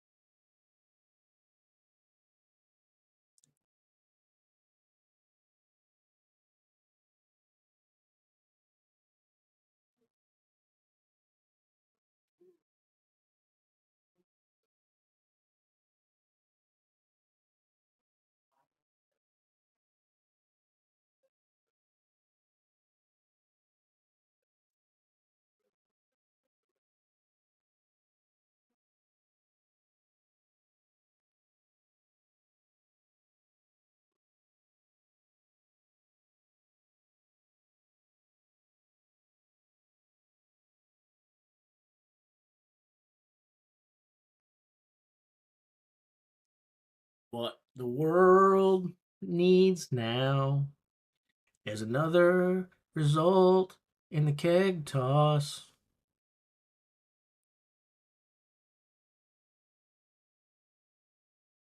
Nobody, nobody, nobody. Nobody, nobody, nobody.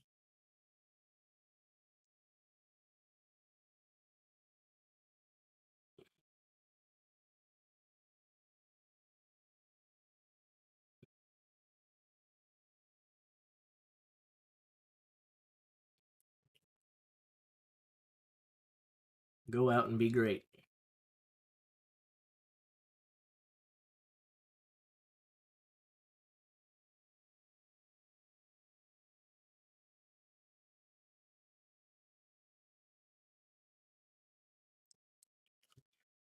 We still wait. When this is over, we got to review the event, and then we have to review day one.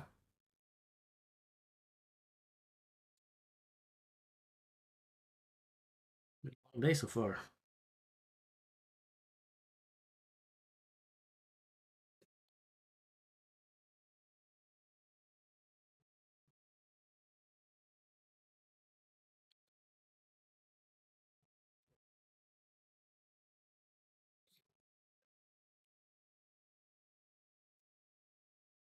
$7.85 meters next. So they're not going with even, they're not even going to go up with a quarter of a meter to go to a flat 8. They're just going to go up in tenth of a meter increments, I guess.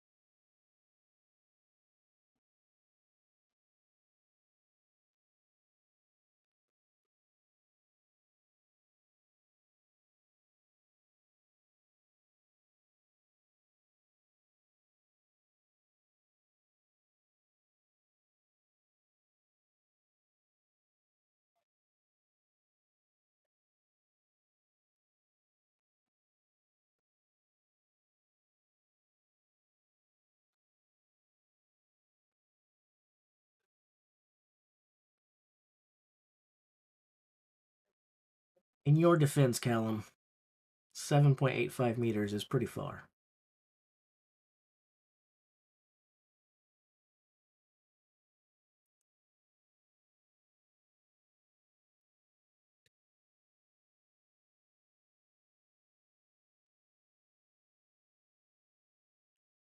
Right. All that's left are the top two men.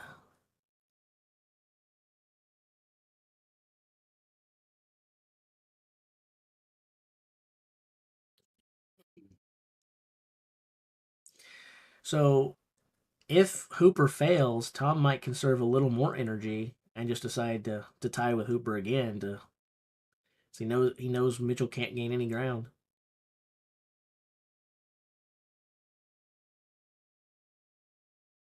It really would come down to does he want the record by himself or is he okay with a share of the record with a couple other guys? That's assuming that Hooper were to fail, obviously.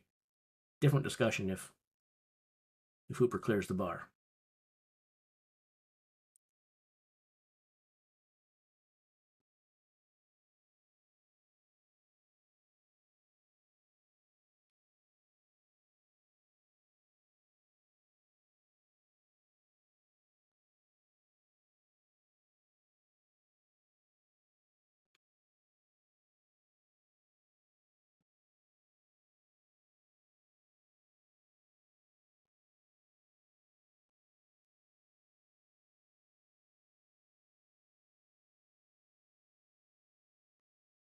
He had a night off. He doesn't have a night off.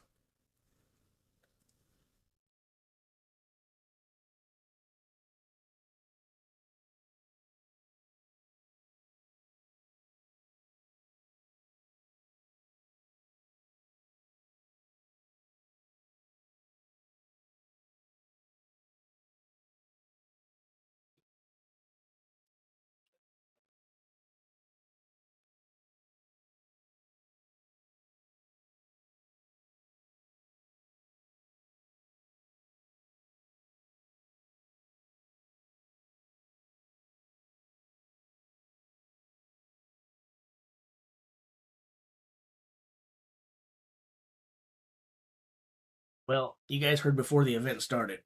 I predicted a Tom Stoltman win in the keg toss. So Mitchell fails.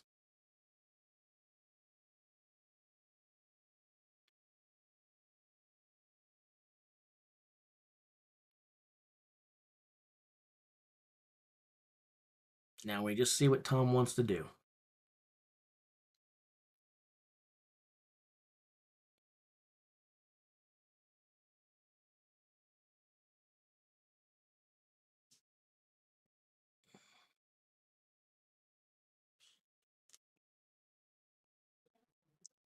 If Tom doesn't do it, passes or fails, and it's a three-way tie, they all get 9 points.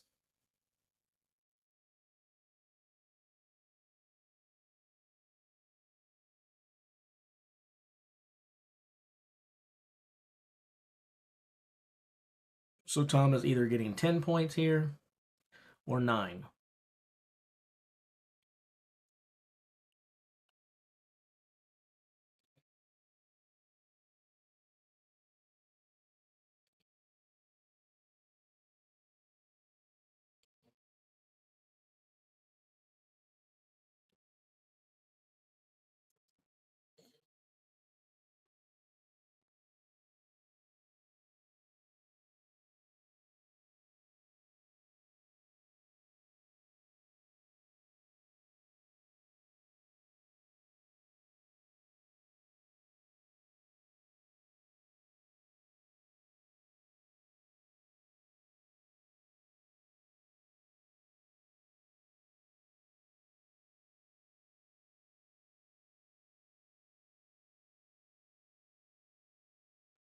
Well, we haven't seen a star go up, so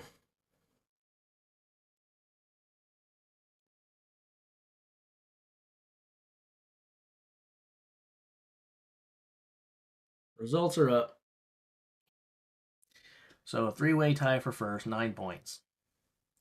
So the keg toss shakes out like this. We have a three-way tie with 3 gentlemen breaking Brian Shaw's record by a centimeter, putting up a new 15-kilogram best mark over the bar at 7.76 meters.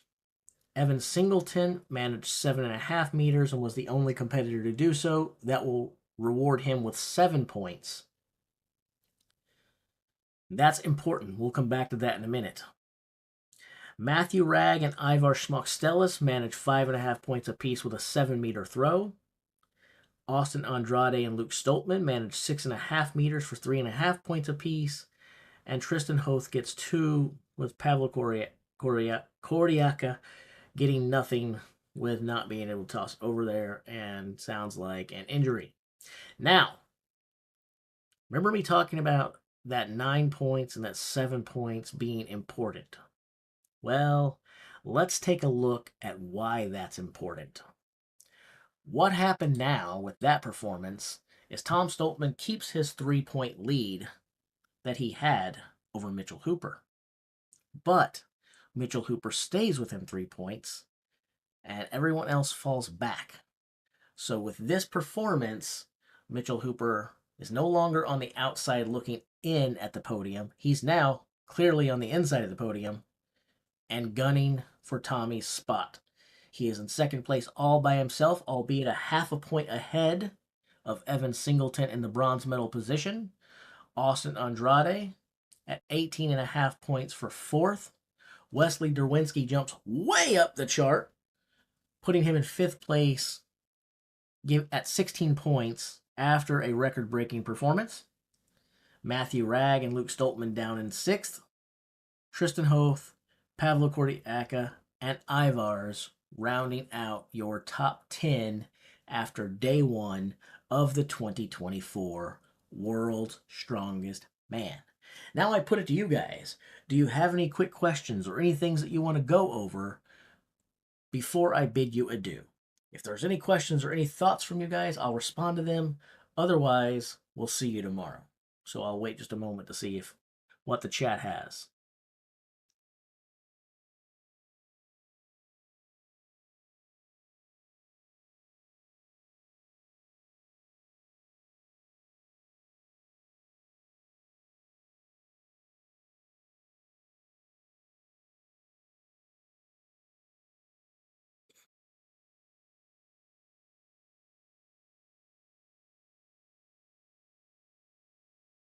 How many points do I think Tom will drop on the Conan's wheel? Um, not three. Not three. He can do bad, but I mean he seems fired up. He seems ready to go. His weaknesses have been shoring up. He's put a lot of thing work in the stuff that he's not good at, and he gets to sit back and see what needs to be done. This isn't him get up there first and go for a mark, and it's like, oh, it's heavy, I'll put it down. He gets to sit back and go very, very last, and he that means he won't only know what Mitchell Hooper has done, he'll know what everyone else has done. So he only has to handle the pain to make sure that he stays within two of Mitchell Hooper to keep his lead.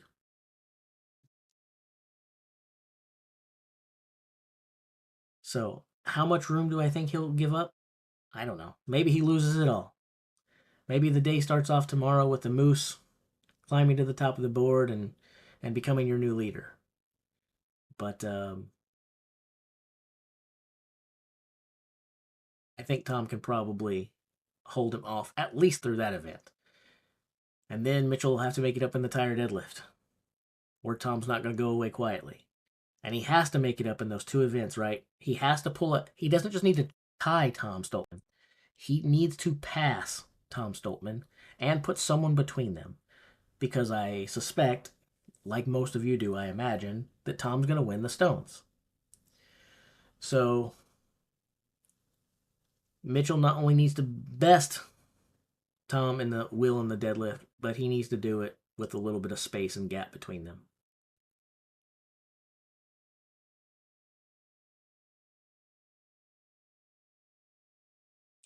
If I had one of those to bring along, banana hammock, I probably would. Unfortunately, I don't have one.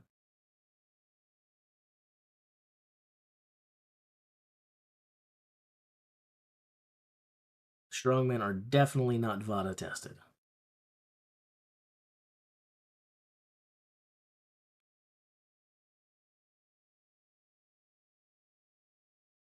Hooper can be as fast as he wants on the stones. He's not beating Tom. I mean, again, counting people out is stupid. We should have learned our lesson. But if you just look at the last 6 years of strongman competitions, Tom has lost like two stone stone races in the last like 6 years. I might be exaggerating a little bit, but I don't think I am. He hasn't lost many. Is the Tom? It's not hyperbole. Tom Stoltman is the greatest Atlas stone lifter in the world right now, by far.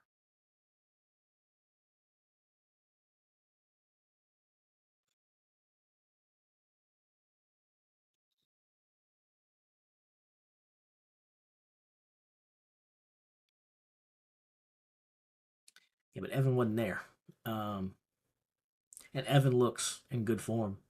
He has fallen, as proof by the fact that he just gave up the lead to Mitchell Hooper.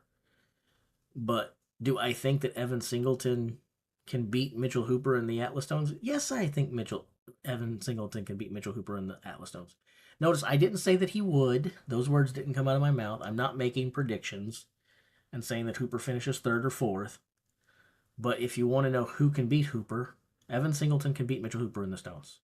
And Tom Stoltman can and probably will beat him. So there is potential. There is potential for Hooper to lose not only just a point, but potentially 2 points because Singleton might beat him as well.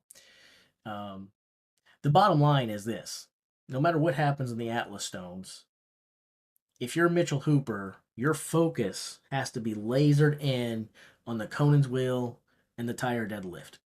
You need to go balls out, balls to the wall, give it everything you've got on those two events tomorrow. And it should be exciting. It should be really, really exciting.